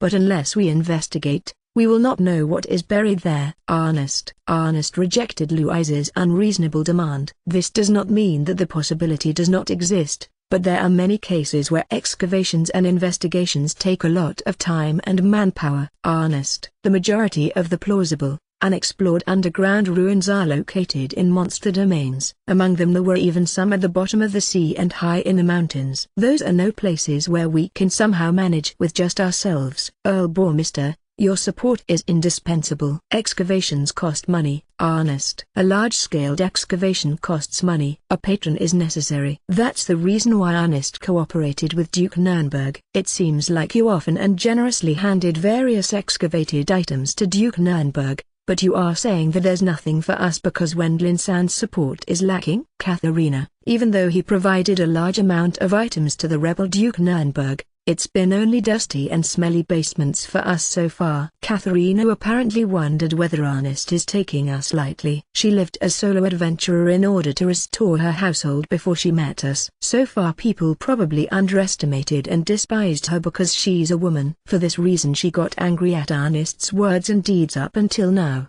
She thought that being treated with contempt by the likes of a scholar, even if he's a demon, would stain the good name of herself and her husband as nobility. My lady, that is a misunderstanding. This me has only been guiding you to unexplored underground ruins close to Baalberg. Ernest. As expected of Ernest, seeing Katharina's attitude, he tried to seriously dispel her misgivings. Is that the truth? Katharina. As for Duke Nurnberg, the underground ruin, where we found the big amount of magic tools and that jamming device, was just by chance located in the Clem mountain range close to the mansion. Until we discovered that one, I investigated several underground ruins as I was told to do by Duke Nurnberg. Ernest. Now that he mentions it, this guy was several years in Duke Nurnberg's care, wasn't he? That Clem mountain range gave the impression that it might be a very huge underground ruin. But hadn't there been any other people who tried to excavate it before Duke Nurnberg? Wendlin. I heard from the deceased Duke Nurnberg that a quite distant family head of the Duke Nurnberg household carried out a small-scale excavation. After that he apparently coined the family rule: do not investigate the Clem mountain ranges underground. If you do, it will spell the Duke Nurnberg household's doom. Ernest. Well, makes sense with that many weapons. The former Duke Nurnberg, who left behind that family rule, probably prohibited any excavation after this, fearing that his descendants might go on a rampage. After obtaining all that weaponry, it was impossible for the Duke Nurnberg to obey such a family rule. Wilma. As Wilma says, Duke Nurnberg didn't follow the rule and ended up destroying the household. Prohibitions and rules from the past often have a proper reason to them. Elise. Be that as it may, my lady, if we do not push onwards at such points, neither the humans nor the demons will make any progress. Ernest. Elise highly evaluated the family head of the old Duke Nurnberg household who left behind a will for his descendants to not excavate the big amount of ancient weapons. However, Ernest believes that although there had been many victims due to the weapons once they were excavated, they also connect to a long-term growth as the technology will advance if these magic tools are researched after being published in the world. On this point it's nothing more than a difference in opinion between religionists and scholars. Katharina, I'm grateful for you worrying about me, but it's still the first day of the exploration, although it's been only misses so far. Discovering this many unexplored underground ruins in one day is unusual. I'm sure an amazing one will appear among them, sooner or later. Wendlin. I explained to Katharina to make her calm down a bit. Well, if you say so, Wendlin-san. Katharina. Besides, there's one more aspect. There's no place left for Ernest to go to. If he escapes to the Empire from here, he will fall under Peter's rule. Peter likely won't hesitate to execute Ernest after extracting only the locations of unexplored underground ruins out of him. If he executes Ernest, explaining to everyone that Ernest was Duke Nurnberg's accomplice, his approval rating will go up as well. Even in regards to the kingdom, the unexplored underground ruins have already been reported. If he runs away, the kingdom won't hesitate to order Ernest's elimination by several advanced magicians. That means Ernest won't survive if he's not of any benefit to the Earl Bourmister household. There's no way that a man as bright as him hasn't realized that. I think he understands very well that he won't be able to continue with his beloved underground ruin excavations and investigations if it doesn't bring any profit to us or if he runs away. Having said that, I sure would like information about an underground ruin that might be of benefit to us. Ina sent a strict look in Ernest's direction, telling him with her eyes, just so you know, sheltering you isn't for free. Actually, because Ernest was told by Roderick, who has worked out how to pay his sheltering, that he'd like to have some kind of results in the early stages, if possible. Ernest accepted Ina's demand. You do have a point in that, my lady. Even in the world of excavators, sponsors are important. Well then, this me shall inform you of an underground ruin that ought to be capable of satiating mine desires and Earl Bourmister's wish for profit. Once Ernest said so, he spread out the old map on the ground and started to try specifying an underground ruin that looks like it might contain treasures from among the many recorded underground ruin locations. The traits of underground ruins in the Bourmister earldom and other areas, including the Empire, has a remarkable difference in cultural style. Thus, while also using the traits of the ruins, which had been discovered so far, as reference, Ernest examines the old map while mumbling to himself. Anyway, I wonder, is such overly convenient underground ruin going to pop up? Louise, who knows? Wendlin. Something like the treasures found in the Demon Forest are the result of Vul's bad luck after all. Ina, isn't calling it bad luck too cruel? Wendlin. Be it good or bad, too many things happen around you, Vul. Ina. I can't deny that, I fear. Wendlin. Ina-chan, that's why the probability for a treasure to appear is high, isn't it? Louise probably imagines that we will excavate an underground ruin, finding lots of golden and silver coins and jewels, but such riches don't show up so readily. I wonder what Ernest is thinking about that matter. If it is this one, Roderick Donor will be pleased, too. Ernest stared intently at the old map with its many symbols for a while, but finally he showed us a certain place with an X mark. At the foot of the Greater League mountain range. That was the location Ernest pointed at. Is there really something like an underground ruin even in such a place? Here we will find lots of jewels and coins. Louise. My lady, it is not that kind of treasure. If a statesman uses it wisely, it is going to have a value going beyond jewels and coins. It is a huge tunnel running through the former Karpchira's mountain range, combining the best public works techniques of the ancient magic civilization's era. Ernest. A tunnel going through those mountains, huh? Certainly for normal adventurers that's likely beyond their capacities, but for the Earl Bourmister household it can be called a treasure exceeding money and jewels. However, Louise had a questioning look, asking a tunnel as treasure? In what way? Tunnel? Something like that exists. Karpchira's mountain range? We didn't remember having heard the name Karpchira's mountain range. Karpchira's mountain range is how it was called during the ancient magic civilization's era. Now it is the Greater League mountain range. The first excavation project is this huge tunnel. Ernest. According to Ernest's suggestion, we decided the next task to be the excavation of the tunnel said to run through the Greater League mountain range, and its investigation. There's something like that close to our territory? Paul. Seems so. Wendlin. Seems so, he says. Paul. Led by Ernest, who disguised himself to hide his ears, we immediately proceed towards the excavation of that huge tunnel. The location was the base of the Greater League mountain range, which is not that far away from Paul Nisen's territory. Once we showed up in Paul Nisen's associate Baron Bourmister territory, the development of the territory had advanced considerably, and the population had apparently grown as well. Paul Nisen's former colleagues from the guard unit were together with him, who came to greet us, after having become his retainers. Were there any traces of such a tunnel? Wendlin. Unfortunately not in my territory. It's not like we thoroughly investigated it, so we might simply have not discovered them. Paul. Otmasan, who had become the junior commander of the associate Baron Bourmister household, and Sieghard, who is Paul Nisen's sword instructor and captain of the guards, were also present to protect Paul Nisen. Even if you say that, it is close by. If the tunnel can be used, it will be a chance for our associate Baron Bourmister territory to make rapid progress. Rudy-san, who comes from a mercantile household, seems to take care of the financial affairs and also serves as butler. Since this place is located in the countryside, he didn't wear a butler attire like Sebastian though. Chance? Paul. My lord, if we can use the tunnel, it will take a bit more time than a magic airship, but it will become possible to move people and goods at a cheap price. Assuming the entrance area is close to us. Rudy. We will gain profits by running rest and lodging facilities, right? Paul. If they run drive-in-like facilities since they are close to the tunnel, it might yield them a profit. After listening to the suggestions from Rudy-san, Paul Nissen seems to be expecting quite a bit.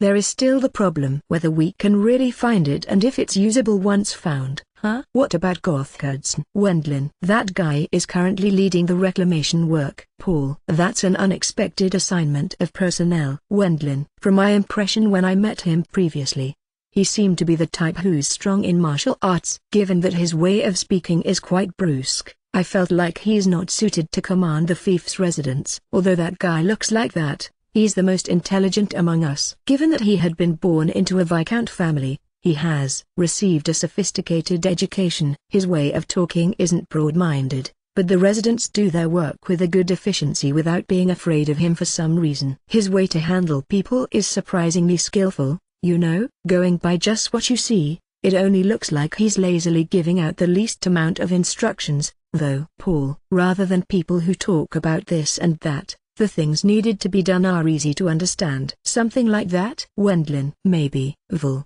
Go meet Mother and further before that tunnel excavation. Paul. Okay. Wendlin. Also, Amelia's sister-in-law San, Carl and the others as well. Paul. For just an instant, Paul Nissen looked at Elise and my other wives, before continuing. As for Amelie, I guess, I was busy with various matters after returning to my territory, so I didn't go to meet her yet. I also have souvenirs which I bought in the Empire. Wendlin. Thanks for going out of your way despite all the difficulties after being dragged into the Civil War. Paul. Afterwards we headed to the completed mansion while guided by Paul Nissen. Thinking of the future, it is quite the large construction. Father was immersed in training my nephews Carl and Oscar the sword in the front garden of the mansion. I'm seeing them for the first time in roughly a year, but I must say, children grow up quickly. My two nephews had become considerably taller compared to the last time we met. Father, Cal, Oscar. Wendlin. Wendlin. Huh? Great for you to have come visiting. Arthur. Wendlin Oges. Please tell us stories about your time in the Empire. Is it really true that you took very actively part in the war? I want to hear the stories, too. No matter how much I gloss it over, for my two nephews I'm no more than their father's enemy. Even so, being idolized like this still felt comfortable. I probably have to thank Amelie for it. Cal. Oscar. That has to wait for later. Earl Boar. Mr. Dono is busy. Arthur. It looks like father took my circumstances into consideration. After he interrupted their chatter, we were immediately guided to the parlor. If it's a war, a noble has to fight by swinging their sword. However, those two are still children. Children love hearing about stories of wars that took place in faraway places. In Japan there are many people who don't approve of that, but children consider tanks and fighter planes cool if they are shown on TV. The festivals at JSDF bases are always crowded with parents taking their children along. After all, there are many adults who love stories about wars where they won without incurring any damages to themselves. As long as they don't see the mountains of corpses, most people behave like that. Cal. Oscar. I'm sorry. I bought souvenirs in the Empire, but the stories have to wait for next time. Okay. Wendlin. Thank you very much. Carl and Oscar. After I pass them their presents, father sends them out of the room. And, at almost the same time Amelie entered while carrying a tea set. It's been a while, Earl Boar. Mr. Sama. Amelie. Long time no see, Amelie-san. Wendlin. It's a barefaced greeting, but it's really true that it's been a while. It's for the first time in a year, but it looks like she hasn't changed much. Elise-sama, Katharina-sama, Ina-sama, Louise-sama, Wilma-sama. It must have been difficult in the Empire, right? Amelie. Amelie chats them up casually while placing tea in front of Elise. It was hard, but it's the duty of a wife to share the hardships together with her husband. Elise. I think that it also deepens the bonds with your husband. Ina. There might be that as well. I will follow Vilsama anywhere, so no problem. Wilma. Thanks to that we are happily acting together like this even after coming back. Katharina. With Elise's statement at the beginning, and the others also reply to Amelie while smiling. It's very enviable for you to be on such good terms, Amelie. Due to Amelie likewise answering with a smile. My stomach starts to hurt. In the eyes of Elise and the others, Amelie is an eyesore who still continues her relationship with me. But they don't show those emotions.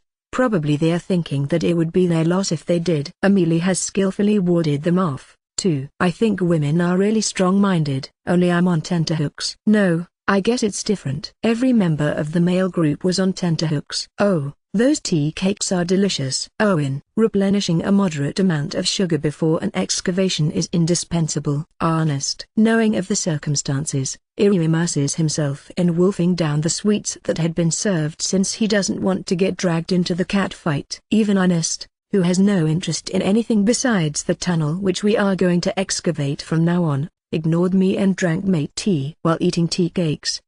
Come to think of it, is there some kind of job today? Arthur, as he probably feels uneasy as well. Father, who's the principal offender? As he hitched me and Amelie together, changes the topic while looking at Paul Nissen. They say it's the excavation of an old tunnel. Paul Nissen explained to Father and the others the main reason why we came to this place today. A tunnel from long ago. Huh? I'm an amateur, so I don't really know. But is such an ancient tunnel something that stays around without collapsing? Arthur. As a matter of fact, I felt doubtful about that, too. After all, it's a tunnel from roughly 10,000 years ago. Even if it's still around, a tunnel, where you don't know when it might collapse, is of no use to anyone, is it? Arthur. Everyone showed consenting expressions on their faces upon Father's comment. How about it, Ernest? Wendlin. He is? Arthur. An archaeologist I got to know in the Empire. From now on we will work on excavation in the bore Mr. Earldom, and he will be the one in charge of that. Wendlin. I see. I hear it's lucrative if you draw a winner from among the underground ruins. Arthur. If there's something so wonderful within a territory, it's only natural for the Lord to excavate it. Father seemed to harbor that kind of impression. As Ernest's disguise is perfect, he most definitely doesn't suspect him to be a demon. A normal tunnel would have definitely collapsed, but the tunnel we are going to search for from now on is special. Ernest shows something like an old leaflet to us. It's old paper, isn't it? A leaflet? Wendlin. To be precise, it is the government's public information during the era of the ancient magic civilization. Ernest. For an old paper that's said to be older than 10,000 years to still be around is amazing. I wonder, was it left in the demon country? According to this, a huge tunnel making it possible to cheaply send a large amount of people and goods through the Karpchires mountain range. Erlistrabak, who was not only renowned for the most famous magic tools in the era of the ancient magic civilization but also in other fields, and Republic Akatsushima, which existed in the current bore Mr. Earldom and possessed technological strength that was not inferior to the central nation during that era. Given that it is a tunnel dug and sponsored with money as well as technology by those two, it will not collapse in a mere 10,000 years. The entrance has been buried, so searching for it will be difficult. Ernest. Erlistrabak, that was the owner of that underground ruin which made us terribly suffer during our adventurer debut fight.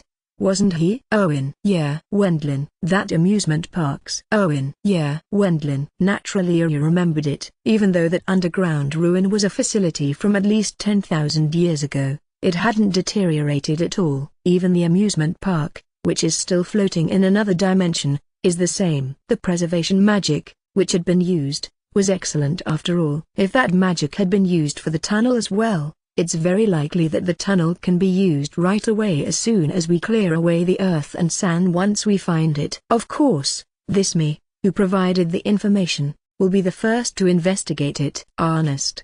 Don't worry, I know that. Wendlin. It's no wonder that Ernest, who doesn't forget to give reminder even at times like this, could join up with Duke Anu Diaresis from Berg. I wonder whether it's fine to consider it like that. However, one thing I can say is you do have some nerve. As I don't know whether we will find it in a day, can you please let us stay here? Wendlin. That's okay with me.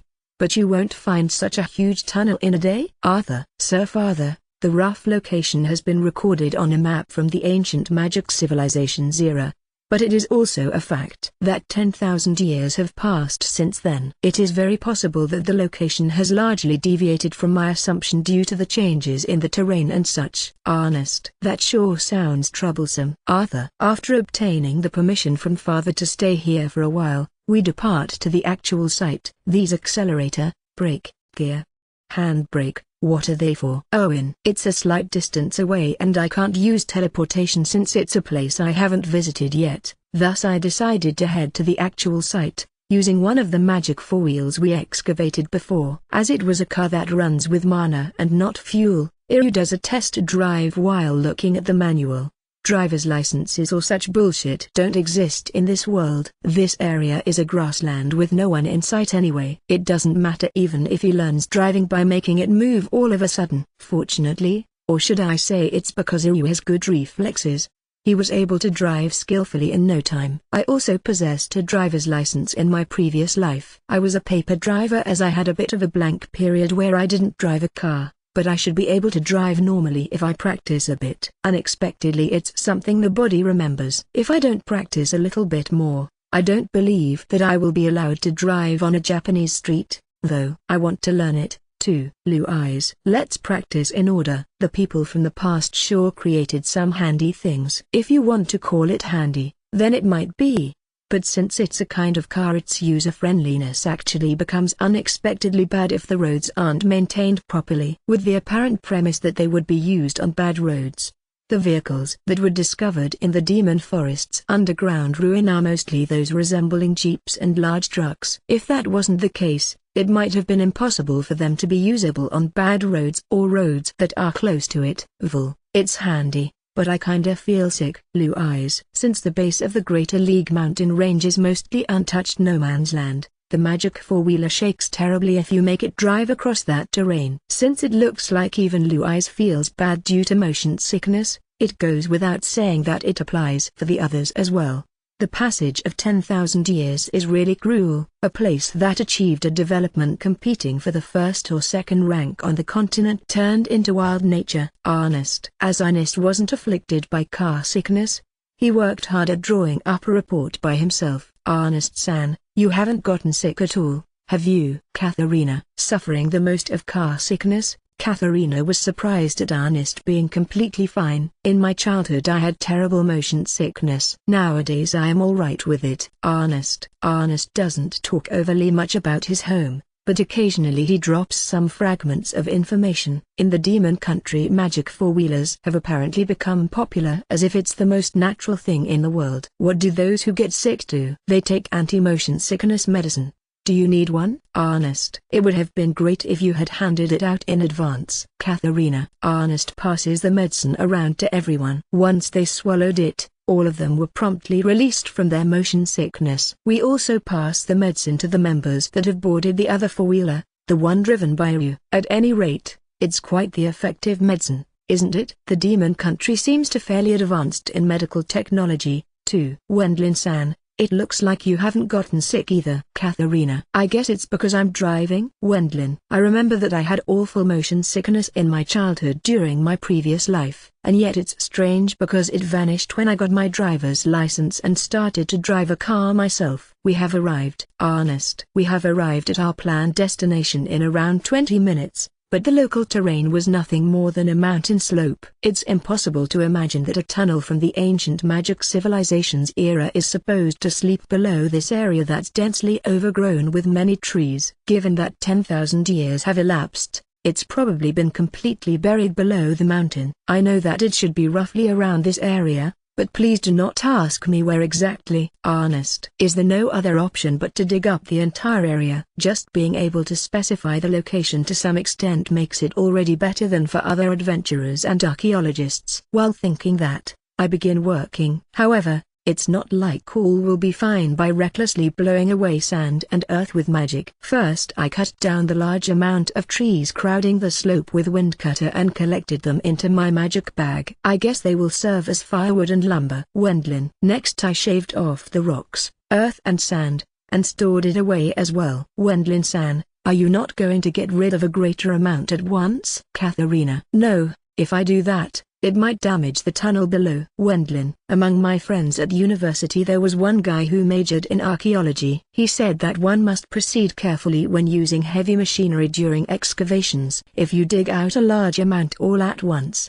considering it bothersome to go slowly, it could turn out badly with rare remains and artifacts getting broken, causing the archaeologists to clamor about their precious materials being lost. Still, we might be better off as we are not carefully scraping off the soil with a wooden spatula. How boring. Owen. It's not boring for you and the others, now is it? Wendlin. Katharina. Ernest and I search for the tunnel. Iryu and the others entertain the flying dragons and wyverns that occasionally turned up here. The Greater League mountain range is a place that should also be called a quasi-monster domain. That's why wyverns will show up, thinking that prey has come, if humans kick up a fuss in their territory. Compared to other monster domains, the distribution of monsters is irregular, but that doesn't change the fact that this is a monster domain either. I should probably prepare a method for traveling other than across dangerous mountain roads or via magic airships with their expensive shipping fees, even if that's a safe method. The tunnel is finished. Thus, if the Earl Bourmister household maintains it,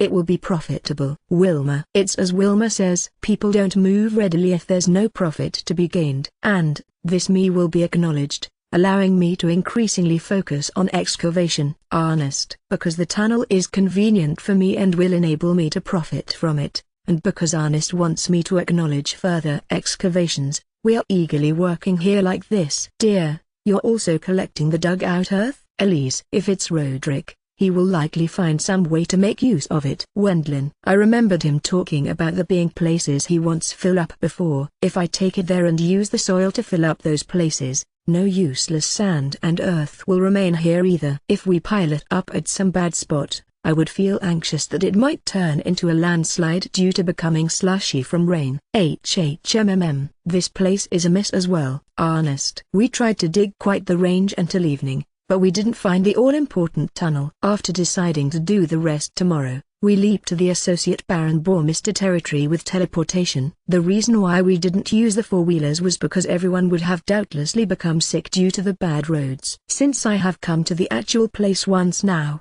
it's no problem as we will be able to instantly teleport on-site starting from tomorrow. Even though they are valuable, convenient vehicles, I know of the risk of them being hated because the infrastructure has to be improved first. Cars feel very sickening if the roads are bad. As for other issues, there's also the problem of countermeasures against theft. I think normally they would be stolen with a magic bag if we left them on site. Looks like it's quite difficult to find the tunnel, doesn't it? The range of the location labeled as roughly being the right place is extensive after all. We return to the Associate Baron Bourmister territory and take dinner together with Further and the others. As expected, the menus has improved substantially, turning into something that's no inferior to that of other noble families. I continued to talk about today's excavation work with Father. I guess it's because the tunnel is also buried on top of the forests and mountains above it now that 10,000 years have elapsed. Arthur. If it hadn't been buried to such an extent, someone would have likely discovered it in the past. Wendlin. If you managed to make it usable after finding it, I suppose many visitors will arrive in this territory. It's something that would have been unimaginable in my youth. Arthur. I can't imagine it either. Father was absorbed in maintaining the small Knight Bourmister territory. He was probably desperate to accomplish that much. The current me is really no more than a retired geezer who is supporting Paul, who went independent as new feudal lord. I think helping is the most I can do. Come to think of it, what about Klaus? Arthur. He's behaving obediently. Wendlin. I hired Klaus temporarily after he started a rebellion, but in the time when we had been in the Empire he had received assorted jobs from Roderick, and was apparently focused on only carrying out those. Since he received a large reward in the disturbance with the Margrave Braueg household, that must have been sufficient for him. It seems Roderick is somewhat keeping an eye on him, but Wendlin, for a person of Roderick's level, Klaus, who has perpetrated terrible deeds in the past, likely is a person requiring high precaution. Him assigning assorted jobs to Klaus also serves as way to monitor him. I think there's no need to worry too much, though. Arthur. Why? Wendlin. Klaus and I were unable to cooperate, but recently I have become capable of understanding his viewpoint. Arthur. According to Father, Klaus seems to have already fulfilled his ambitions, including the Knight Bourmister territory. The development of the Savage Lands is advancing, and exchange with the outside has started as well. This was his ambition. Being able to calmly think of eliminating me and Kurt as no issue for the sake of this aspiration, that's Klaus. Arthur. So you're saying that he has already achieved his objective? Wendlin. That man wasn't picky with his methods, but now that he's achieved them, that's the end of it. He's more intelligent than many others. He's at an advanced stage, too. so he should stay obedient from now on. Arthur. Father's face turned bitter for an instant. I suppose that intelligence of Klaus is a part that he doesn't like. He ended up losing his own son, but the lives of Klaus' grandchildren has improved after becoming governors of new villages. Maybe father is jealous of his difference in ability with Klaus. Klaus was able to save his grandchildren, same can't be said about father, who couldn't save his son. Either way, that's all in the past now. Klaus and I will grow old and die. However, a tunnel, eh? According to the map it's very probable that it's connected to the Brithhilda Margraviate, but I wish it will be helpful for this territory to prosper successfully. Personally, it will likely increase my pocket money, too. Arthur. Finishing dinner while holding such a conversation, I go to enjoy the evening's cool in the mansion's backyard. Outside Iryu trained swordsmanship with Kyle and Oscar. Iryu, how it's going? Wendlin. I try asking Iryu about my nephew's swordsmanship talent. They are actually more talented than you and Eric-san. Owen. I don't quite know if the comparison targets are way too bad to make a judgment. Wendlin. There's no need to talk about my talent in swordsmanship, and the one who exceeds me in being terrible at it is Eric and Isen. If they do their best, I think they will be able to reach the 3rd or 4th round in the martial arts tournament. Owen. That gives me a peace of mind then. I guess their mother's blood is strong in them. Huh? I don't think that their blood matters. Even my father was defeated in the 2nd round of the tournament in his youth. Amelie. Before I realized it, Amelie stood next to me. Originally I wanted to talk with her much earlier, but previously Elise and the others were present as well as other onlookers. In front of us Iryu is practicing with my nephews, but right now there's no one else nearby. I guess this means we can have a private chat. Elise and my other wives might be considerate of us. Arthur-sama practices swordsmanship with them if he has time. Amelie. Father has no talent in swordsmanship either, but if it's at the level of teaching them the basics, he should be able to accomplish that. Joanna-sama and I teach them writing and calculation, too. Arthur-sama also reached the point where he's capable of calculating with almost no discomfort. Amelie. While helping with the Associate Baron Bormister territory which is still in the middle of expansion, despite having retired. He's training archery and swordsmanship with my nephews. Himself studying, albeit being busy to all outward appearances might be owed to him feeling something akin to his own incompetence due to the matter with Kurt. I see. Wendlin. However, I don't voice out my deduction. It would be rude towards father. But that period will also come to an end in a little while. Amelie. Come to an end? Wendlin. Yes. Kyle and Oscar will be left in the care of my parents' home. Amelie. After he becomes an adult, Kyle will be given a knight peerage and assigned a territory in the Bormister earldom. It's planned that Oscar will become the junior commander of that newly organized knight territory to support his elder brother, but it was decided that they will be entrusted to the Mainbach family, Amelie's home. Until then. Isn't that a bit too early? Wendlin. Leaving children, who haven't even turned 10 years old yet, with another family feels premature to me. Oh my. Didn't you depart to the Savage Lands by yourself when you were much younger, Vulcan? Amelie. Even so, I returned home every day. Wendlin. Occasionally you didn't come back either though, right? Amelie. Yes. There were also days when I camped outside. Wendlin. Finally Amelie's tone changed now that it was just the two of us. I guess she realized that Iryu doesn't hear what we are talking about as he's too engrossed in the training. It's slightly early, but my father said that it's unconditional. Amelie. The new knight household will succeed to the Mainbach family name. While it will likewise be a knight household, it will be set up as something similar to real branch family. That household will also be blood related to the Earl Bormister household. They seem to harbor a sense of impending danger that it must not end in failure, no matter what happens. He says, it's because they are getting spoiled by their family.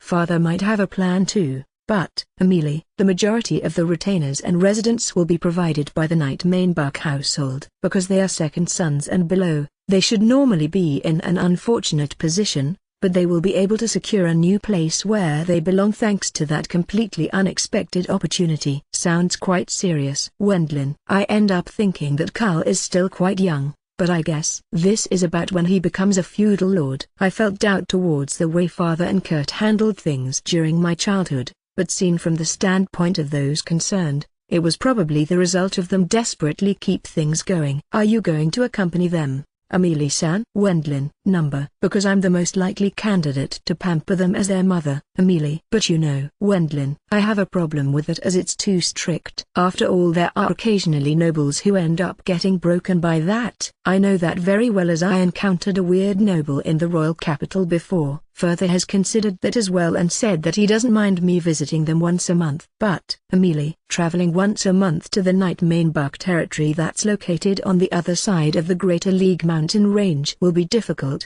A small magic airship is departing once a week from close to the Nightbourmister household to Brittburg, but if you further travel to the Mainbuck territory from there with a carriage, it turns into an issue of money and time. No matter how much of a small surplus she might have, using close to 200,000 cents per year as traveling expenses to go meet her own children is hard for Amelie. After all, she's holding a position of being a freeloader in Paul Nisen's home. I think that it's shameful, but father's expectation is for me to simply depend on you, Vulcan. Amelie. In other words, Lord Mainbuck planned for Amelie to not stay here but at my side? If it's me, I can easily drop her off with magic at the times when she's going to meet her children and then pick her up later on. Lord Mainbuck has noticed the relationship between me and his daughter, and is planning to use that for his own agenda. Rather than having her forcibly return home and search for a new marriage partner, it's more lucrative for him to leave her at my side, even if it's in an unofficial position. It's a thinking that's remarkably aristocratic.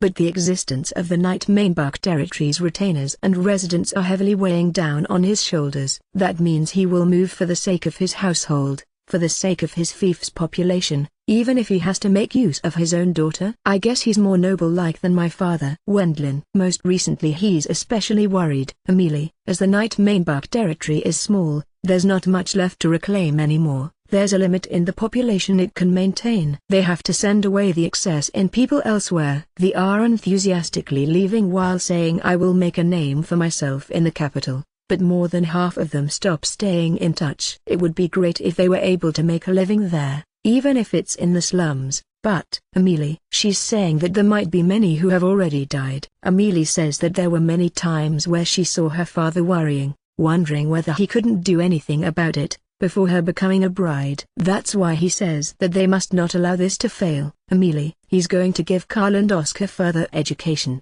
and make them early on meet with the retainer and village chief candidates as well as the residents, who will follow them, to make sure that they will carry out the management and development of the new territory very efficiently. For him to be able to send out the excess residents in the Night Mainbuck territory, the development of the new Night Mainbuck territory has to succeed. At the same time he's saying that she has to stay with me a lot more so that things don't come to nothing due me changing my mind. I guess he's capable of offering his daughter to me without any scruples for that sake. Sure, it's fine. You can come to my place. Wendlin. Vulcan, you do have authority, so it would be fine even if you high-handedly refused, you know. Amelie. It's not that I haven't thought of that either. But, Wendlin, while being toyed with by the rebel army and the Liberation Army during the Empire's civil war, I saw many nobles becoming desperate to preserve their own territories. Of course they were also scared of losing their peerage and territory, but at the same time they were very frantic exactly because they were responsible for the lives of their fief's population. Since I have seen such things, I felt that it would be wrong to refuse her. Wherever one goes,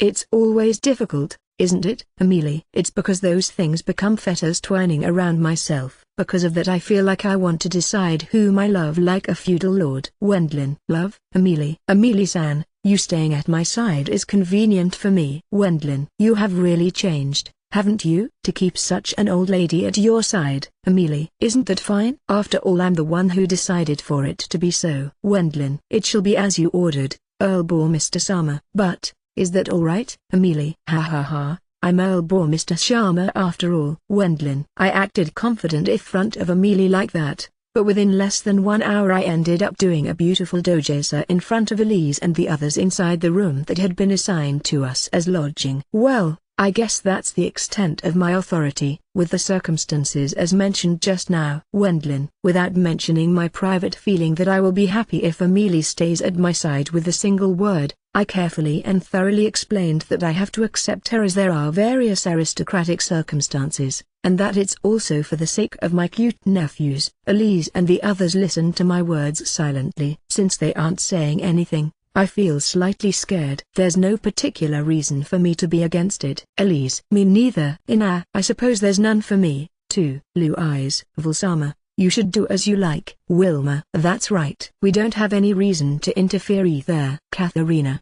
Wendlin. I raise a voice full of delight due to the truly unexpected acceptance. You might as well say that it feels like it finally happens now after such a long time. Indeed. But, since it's unofficial, it would be best for it to be limited to where we can see it.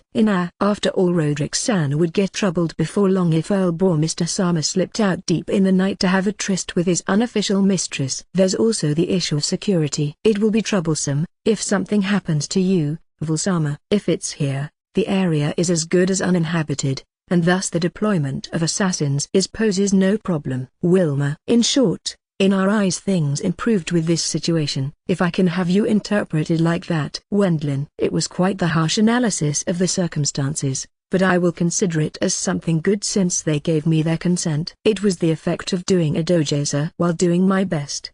Besides, as for Amelie-san, I can consider it as I guess it's inevitable. Inevitable? Wendlin. Yes. On an emotional level it's problematic. But this is an important matter. After all, she's going to live together with us in the mansion from now on. You can't live together with people who you dislike. There are many noble wives who are in such relationships. Once things turn out like this, the atmosphere in a mansion becomes strained and worsens. It might be a clear solution characteristic to Elise, who's a genuine noble lady.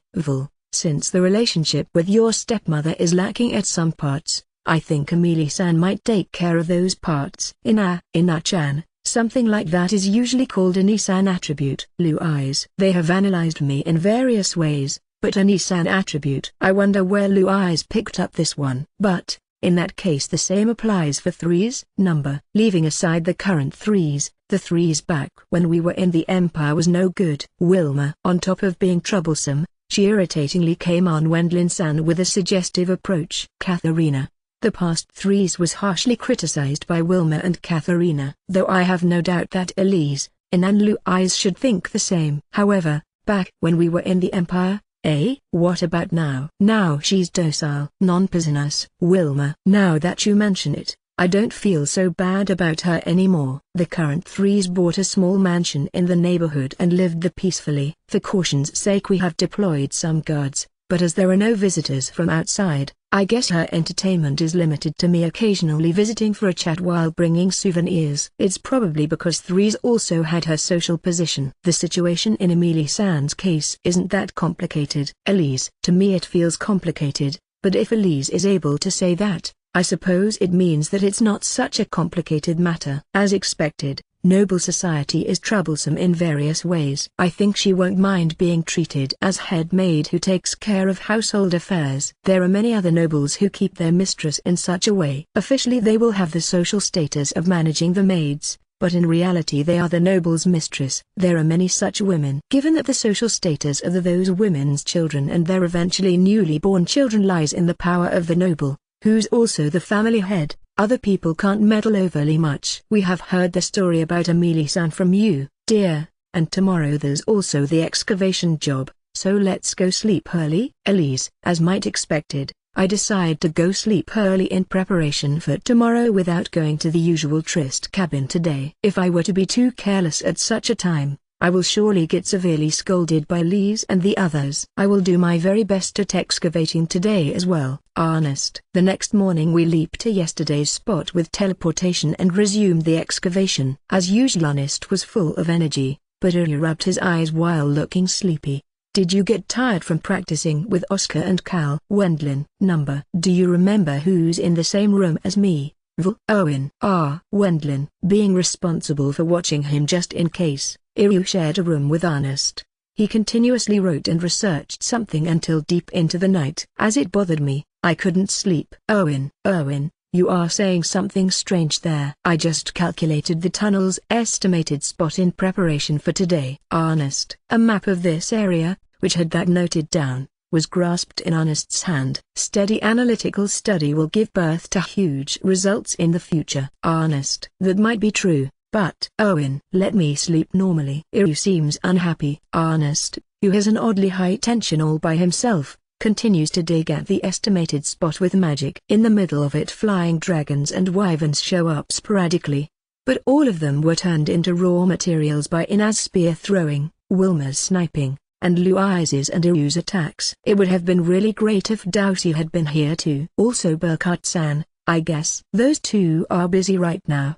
The two had the task to head all over the kingdom and explain the events in the Empire's civil war. Rather than explanation, it might be more correct to call it a lecturer-like job, because it's a world that has a lot less entertainment than Earth. There are many people who look forward to such stories. Since I'm busy as landed nobility, the two got the short end of the stick, as that doesn't apply to them. Especially Burkhardt-san has been asked to do so by Margrave Brithhilda, and thus he's heading all over the country. If Burkhardt-san's fame rises, it will lead to peace for Margrave Brithhilda, who employs him. For a moment there was a plan to have Burkhardt-san succeed a peerage, but he himself turned that down. What's so sad about it? I have no need for hardships similar to yours, Earl-sama. Burkhardt, even if he, who is already past an age of 50, became a noble, it's very unlikely that he would be able to stabilize his own territory until his death. Since there's also the possibility that it could collapse in the generation of his children, I guess his true opinion is to not do the unreasonable. I've gotten pretty tired of this. Katharina, having changed wind magic into the shape of something like a drill, we're shaving off the mountain slope. As archaeologist Ernest was good at that spell to begin with. But since it's not such a complicated spell either, the three of us are earnestly digging up the mountain slope. Leaving aside Ernest, who isn't bothered by such kind of work, Katharina had apparently reached her limit. Katharina Dono, excavation is a chain of plain jobs. However, you will not be able to forget the deeply emotional moment when you manage to excavate something. Ernest, simple tableware from the past or rusted swords. You mean? Katharina, how did the ancient people use those tools? Just thinking about that is already fun. Ernest, it's a hobby that really doesn't suit me. Katharina, during my previous life, there was a classmate in the same university who excavated a historic ruin as practice during his summer vacations to obtain the qualifications of a curator. He seemed to be happy as he enjoyed such things. But as far as I have heard him talking about it, to me at least it didn't feel all that enjoyable. It can't be helped since this is a difference in personal taste. That is regrettable. Ooh. Finally it appeared. Ernest. At a place that it was whittled down, just one part of an artificial object, which resembled the framework of a tunnel, emerged and shone in the sun. At last the ancient tunnel, which has been buried for 10,000 years, showed up. However, you never know in the middle of mountains like these, right? In these 10,000 years, sand and earth that collapsed down gathered and turned into a mountain. Then trees grew on top of that. Nature is truly fearsome. Ernest. It's not the foolish old man removes the mountains.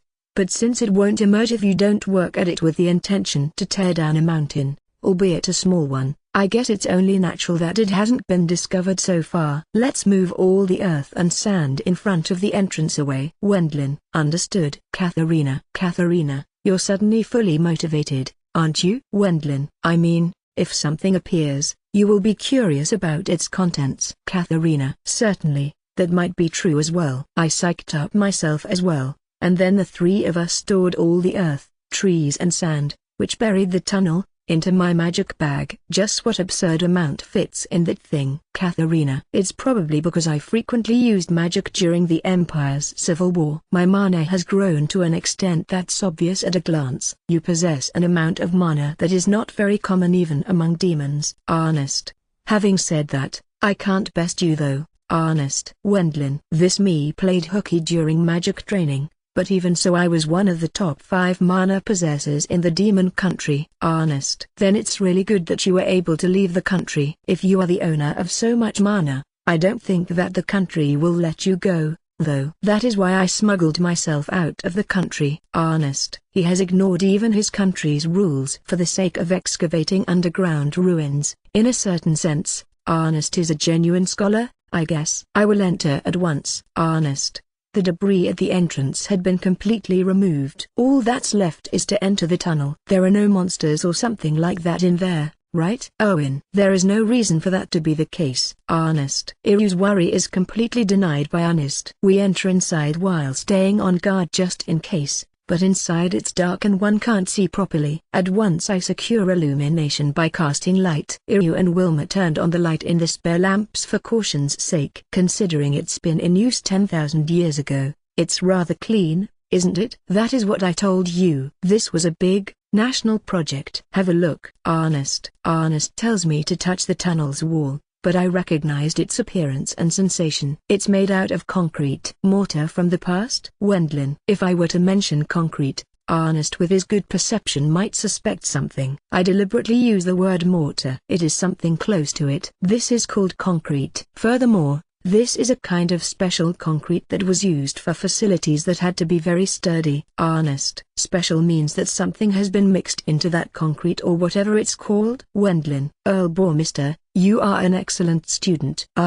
You succeeded in compounding the extreme limit steel. It is the same here. Ernest. In addition to very small doses of orichalcum and mithril, 10 kinds of rare earth elements had been mixed into normal concrete. By doing that, they completed a tunnel that didn't break down even after 10,000 years have passed. To begin with, Ernest Schurback had to do with the construction of this. His ultra-preservation magic working is yet another reason why it still stands as is. In addition, reinforcements made out of extreme limit steel should have been added to the concrete, too. Ernest. I see. Given that this tunnel is made out special concrete that is reinforced with extreme limit steel bars, it seems to be terribly sturdy. In that case it can be used right away. It should be alright to do so. If possible, I would like to investigate it for around a month. Ernest. I don't mind that. Wendlin. Even if it might be usable right away, there's no way that we can suddenly open a tunnel. Making the necessary arrangements with the kingdom, providing illumination as the tunnel's dark, doing a safety check of the entire tunnel, setting up stations to check their tunnel users at the territories on both ends of the tunnel, establishing a guard system, and securing personnel. And, since it would be meaningless if we don't get the noble on the other exit's side to prepare, we also have to consider the other party's convenience, too. If we suddenly announce we have opened a tunnel, so please feel free to use it, it would result in the tunnel being overrun by illegal immigration of smugglers and criminals. This is a job for the administration and civil officials who were often criticized in my previous life, but with so much stuff to do, it will take time. I guess we will first proceed as far as we can. Wendlin. However, it's truly a broad tunnel. 5 road lanes per side are mentioned in the government's public information. Ernest. Once I shone the light towards the ground, white lines, which I was familiar with from Japan, were drawn there. In total it's 10 traffic lanes with a width where even large trucks fit easily. In addition, they even reserved emergency lanes for broken cars on both sides. It looks like a freeway on Earth. Wendlin. Since it's something that was built by that earliest Schurback and the ancestors of the Mizuho people, I guess it's no wonder if they did it full of motivation. By the way, it appears that there is also illumination. Ernest. Magic lights were installed on the ceiling in regular intervals. Inside those there are probably magic stones, which provide mana. Ernest. Additionally, ventilation holes to exchange the air inside the tunnel were set up in fixed intervals, too. The magic stones to make those moves should be installed somewhere. Ernest deduces. Indeed. Wendlin. I had already taken out the MHCD and was giving Roderick a report. I will send guards over right away.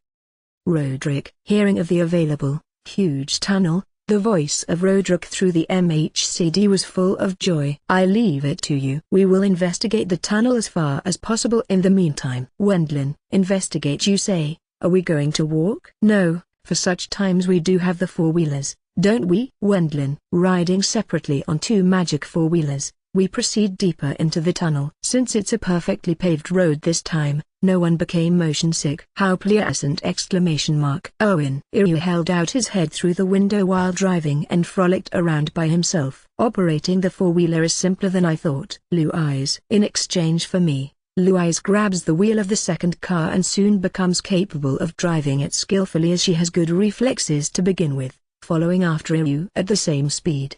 There's something ahead, isn't there? After driving through the tunnel for a while, I confirmed 10 odd cars and trucks having been abandoned on the emergency lane. Once we got off and checked their state, the doors were opened and the keys were still stuck at the driver's seats. Ernest. This is? Wendlin.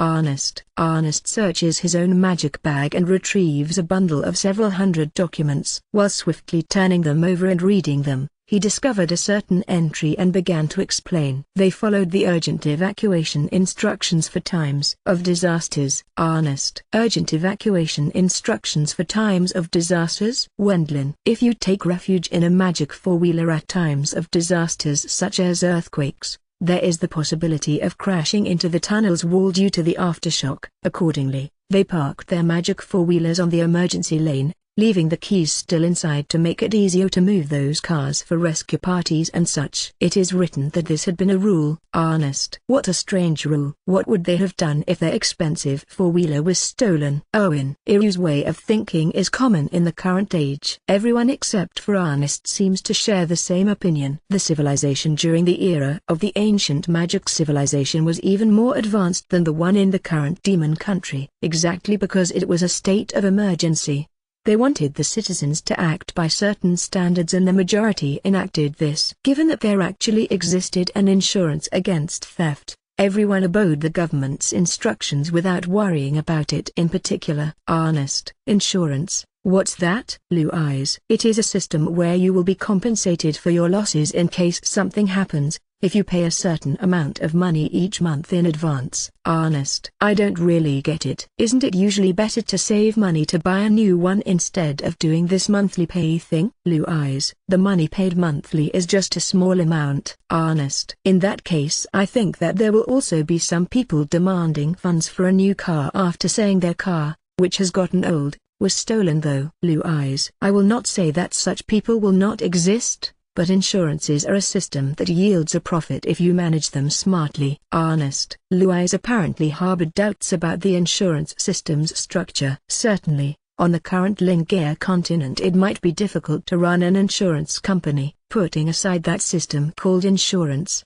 they stopped their cars on the emergency lane and evacuated outside the tunnel because something happened. You say the tunnel was buried for some kind of reason after they left? Rather than some kind, it was likely the huge explosion which destroyed the ancient magic civilization. Ernest explains that there was an explosion due to a failed large-scale magic device experiment carried out by the central state of the ancient magic civilization, resulting in the disappearance of the central state. The civilization collapsed in the following chaos. This tunnel was built quite sturdily to have withstood such a huge explosion. I imagine that the entrances on both sides had been buried at a relatively early stage. It had been built quite sturdily to begin with, and the ultra-preservation was active as well. Ernest. It ended up being buried during the destruction of the ancient magic civilization, and then wasn't restored afterwards due to some kind of circumstances. I guess that means the amount of debris burying the entrances gradually increased,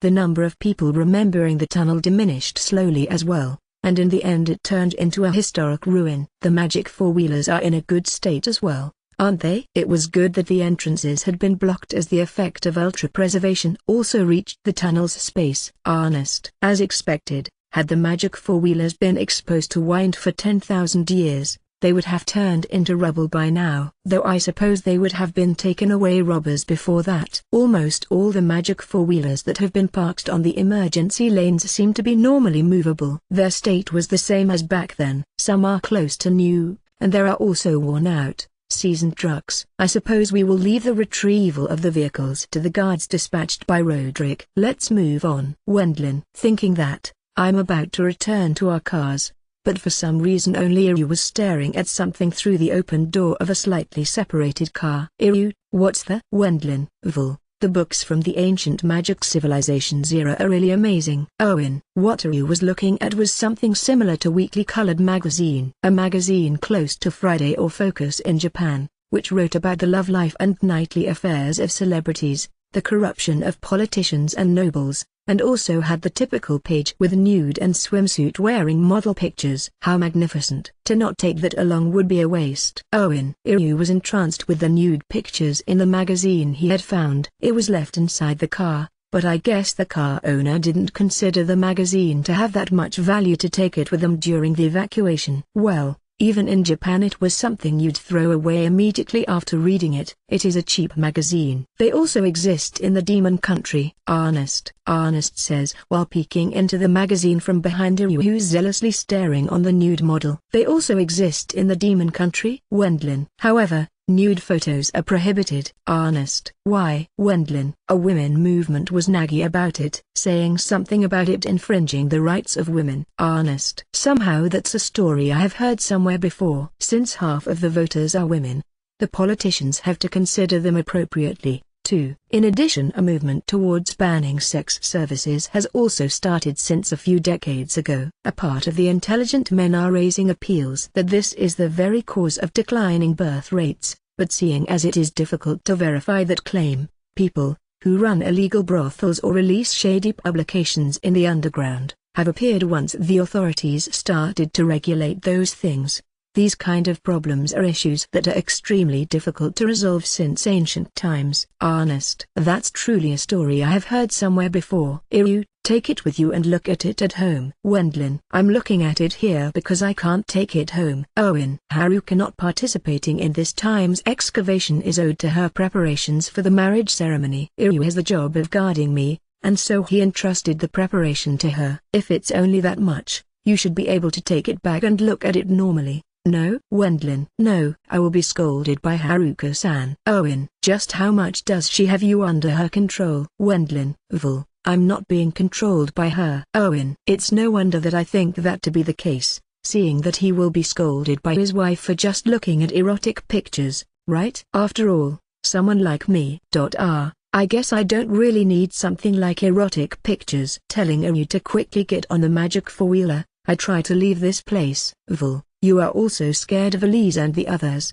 aren't you? Owen. No way, what are you saying all of a sudden? Wendlin. This me, who has become an earl and who possesses 5 wives and 1 mistress, is scared of women? By no means. I really think that I don't need something like erotic photos. Vul. Are those your true feelings? Owen. Isn't that obvious? Wendlin. This magazine writes about a special cosplay edition for this week's release. I don't understand the meaning of the word cosplay, but somehow it sounds fun. Owen. As feudal lord I own the right over artifacts. Iryu, if necessary, you will borrow it from me. Wendlin. Since it piqued my interest a bit, I decide to set it aside just in case. After all, it might actually have some literary value. Roger. Owen. I quickly store the magazine into my magic bag and then we depart further into the tunnel. Of course the matter with the audiobook is a secret from Elise and the others. What a long tunnel. While only depending on the lights of the magic four-wheelers, we head deeper into the tunnel. Given that abandoned vehicles, which had been left on the other lanes besides the emergency lanes,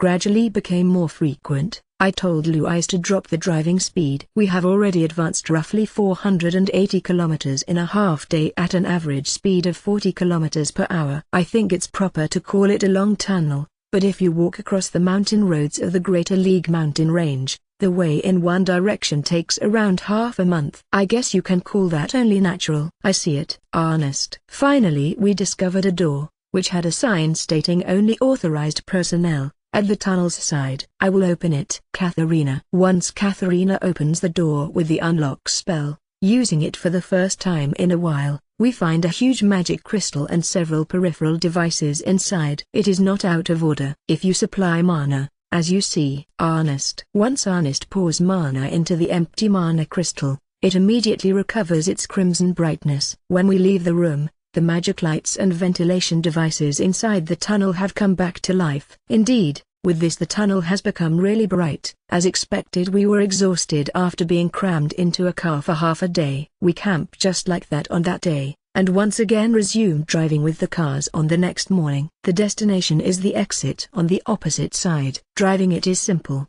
and not as complicated as riding a horse. Wilma. In the eyes of Wilma, who had become capable of handling a magic gun and doing simple maintenance on it, driving the magic four-wheeler doesn't seem to be overly difficult. She switched with Iryu, but is likewise steering it skillfully. The engine stalled. Louise. That's odd. Katharina. If you change the gear, you have to let go of the clutch a bit more slowly. Louise. On the other hand, Katharina, who changed with Louise, frequently caused the engine to stall at the beginning. There appears to be no automatic transmission in these magic four-wheelers. Given that I only drove automatic cars in my previous life, I recalled that I caused the engine to stall a few times at the beginning. Like this? Katharina. Yeah, that's right. You don't have to be flustered since stalling the engine is nothing particularly significant either. If you have driven for a while, you will get used to it. Louise. Okay. Katharina. At first she was bewildered, but even Katharina became able to drive the car normally in no time. But,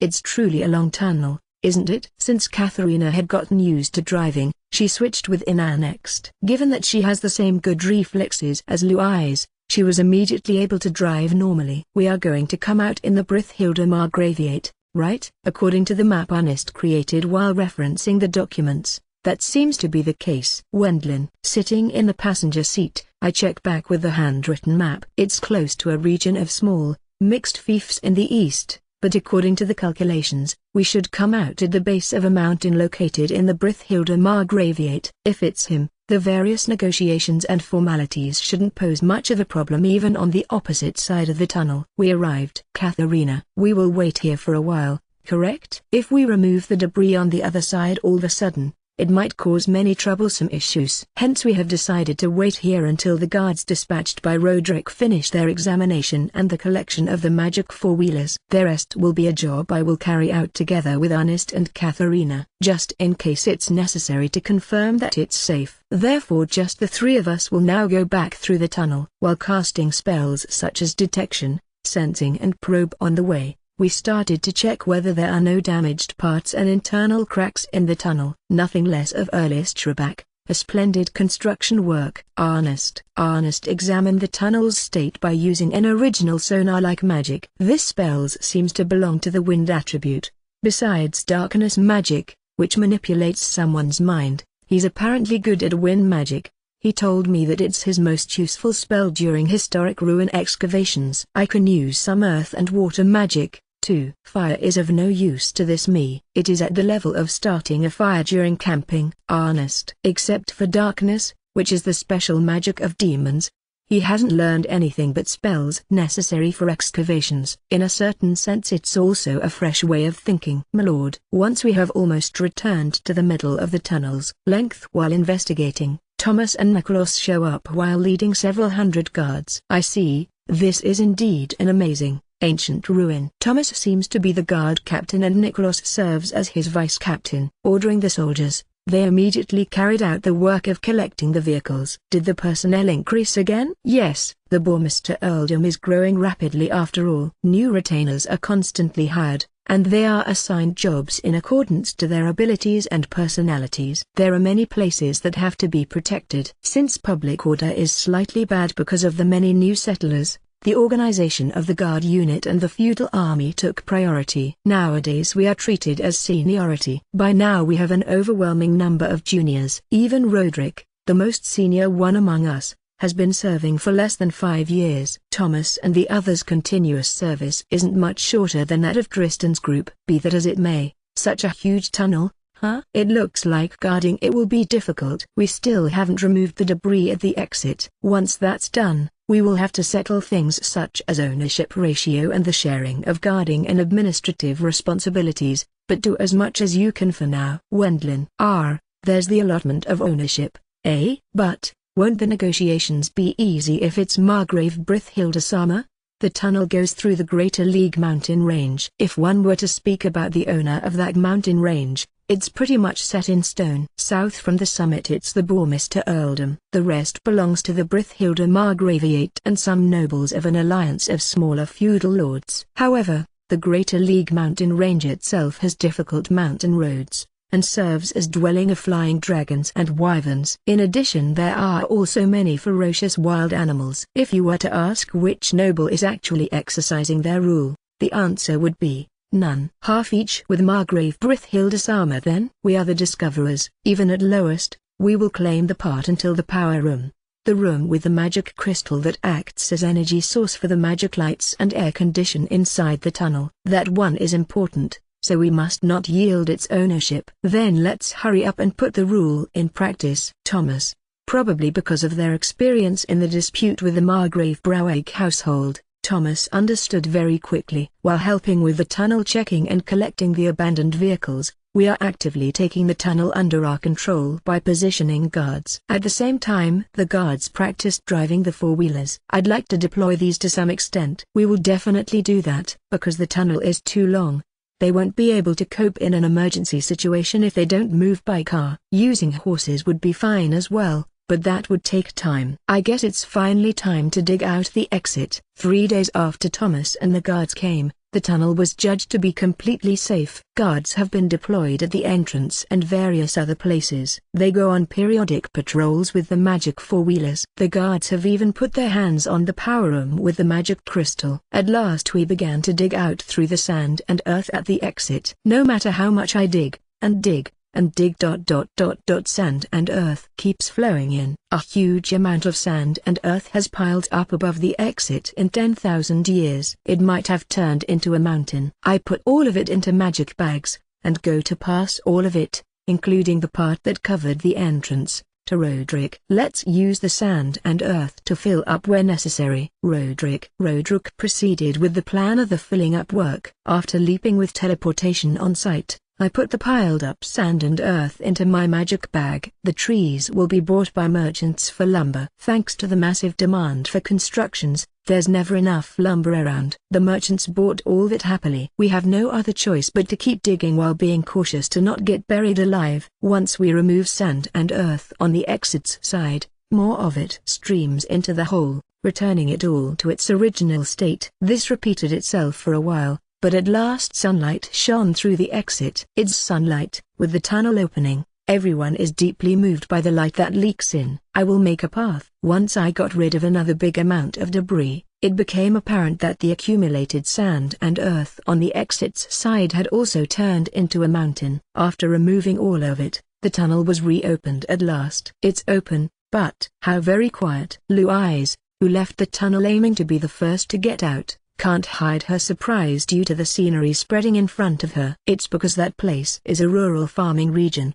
seemingly located in the mountains. Several farmers were carefully plowing their fields. Oh dear! Just when I thought that the mountain slope had suddenly vanished, it next turned into a cave. We got to inform the Lord of this. Those people are underground dwellers. They are surprised by the suddenly open tunnel. One of the farmers runs at a great speed to call their lord. Huh? This isn't the Brithhilda Margraviate, is it? Wendlin. My lord, maybe it's an area managed by a governor? Thomas, I and the others can't hide our surprise due to the rural area outside the tunnel's exit. For some reason or another I had a bad premonition, but that I would be dragged into the characteristic troubles of nobility again was something I couldn't imagine at that moment in time.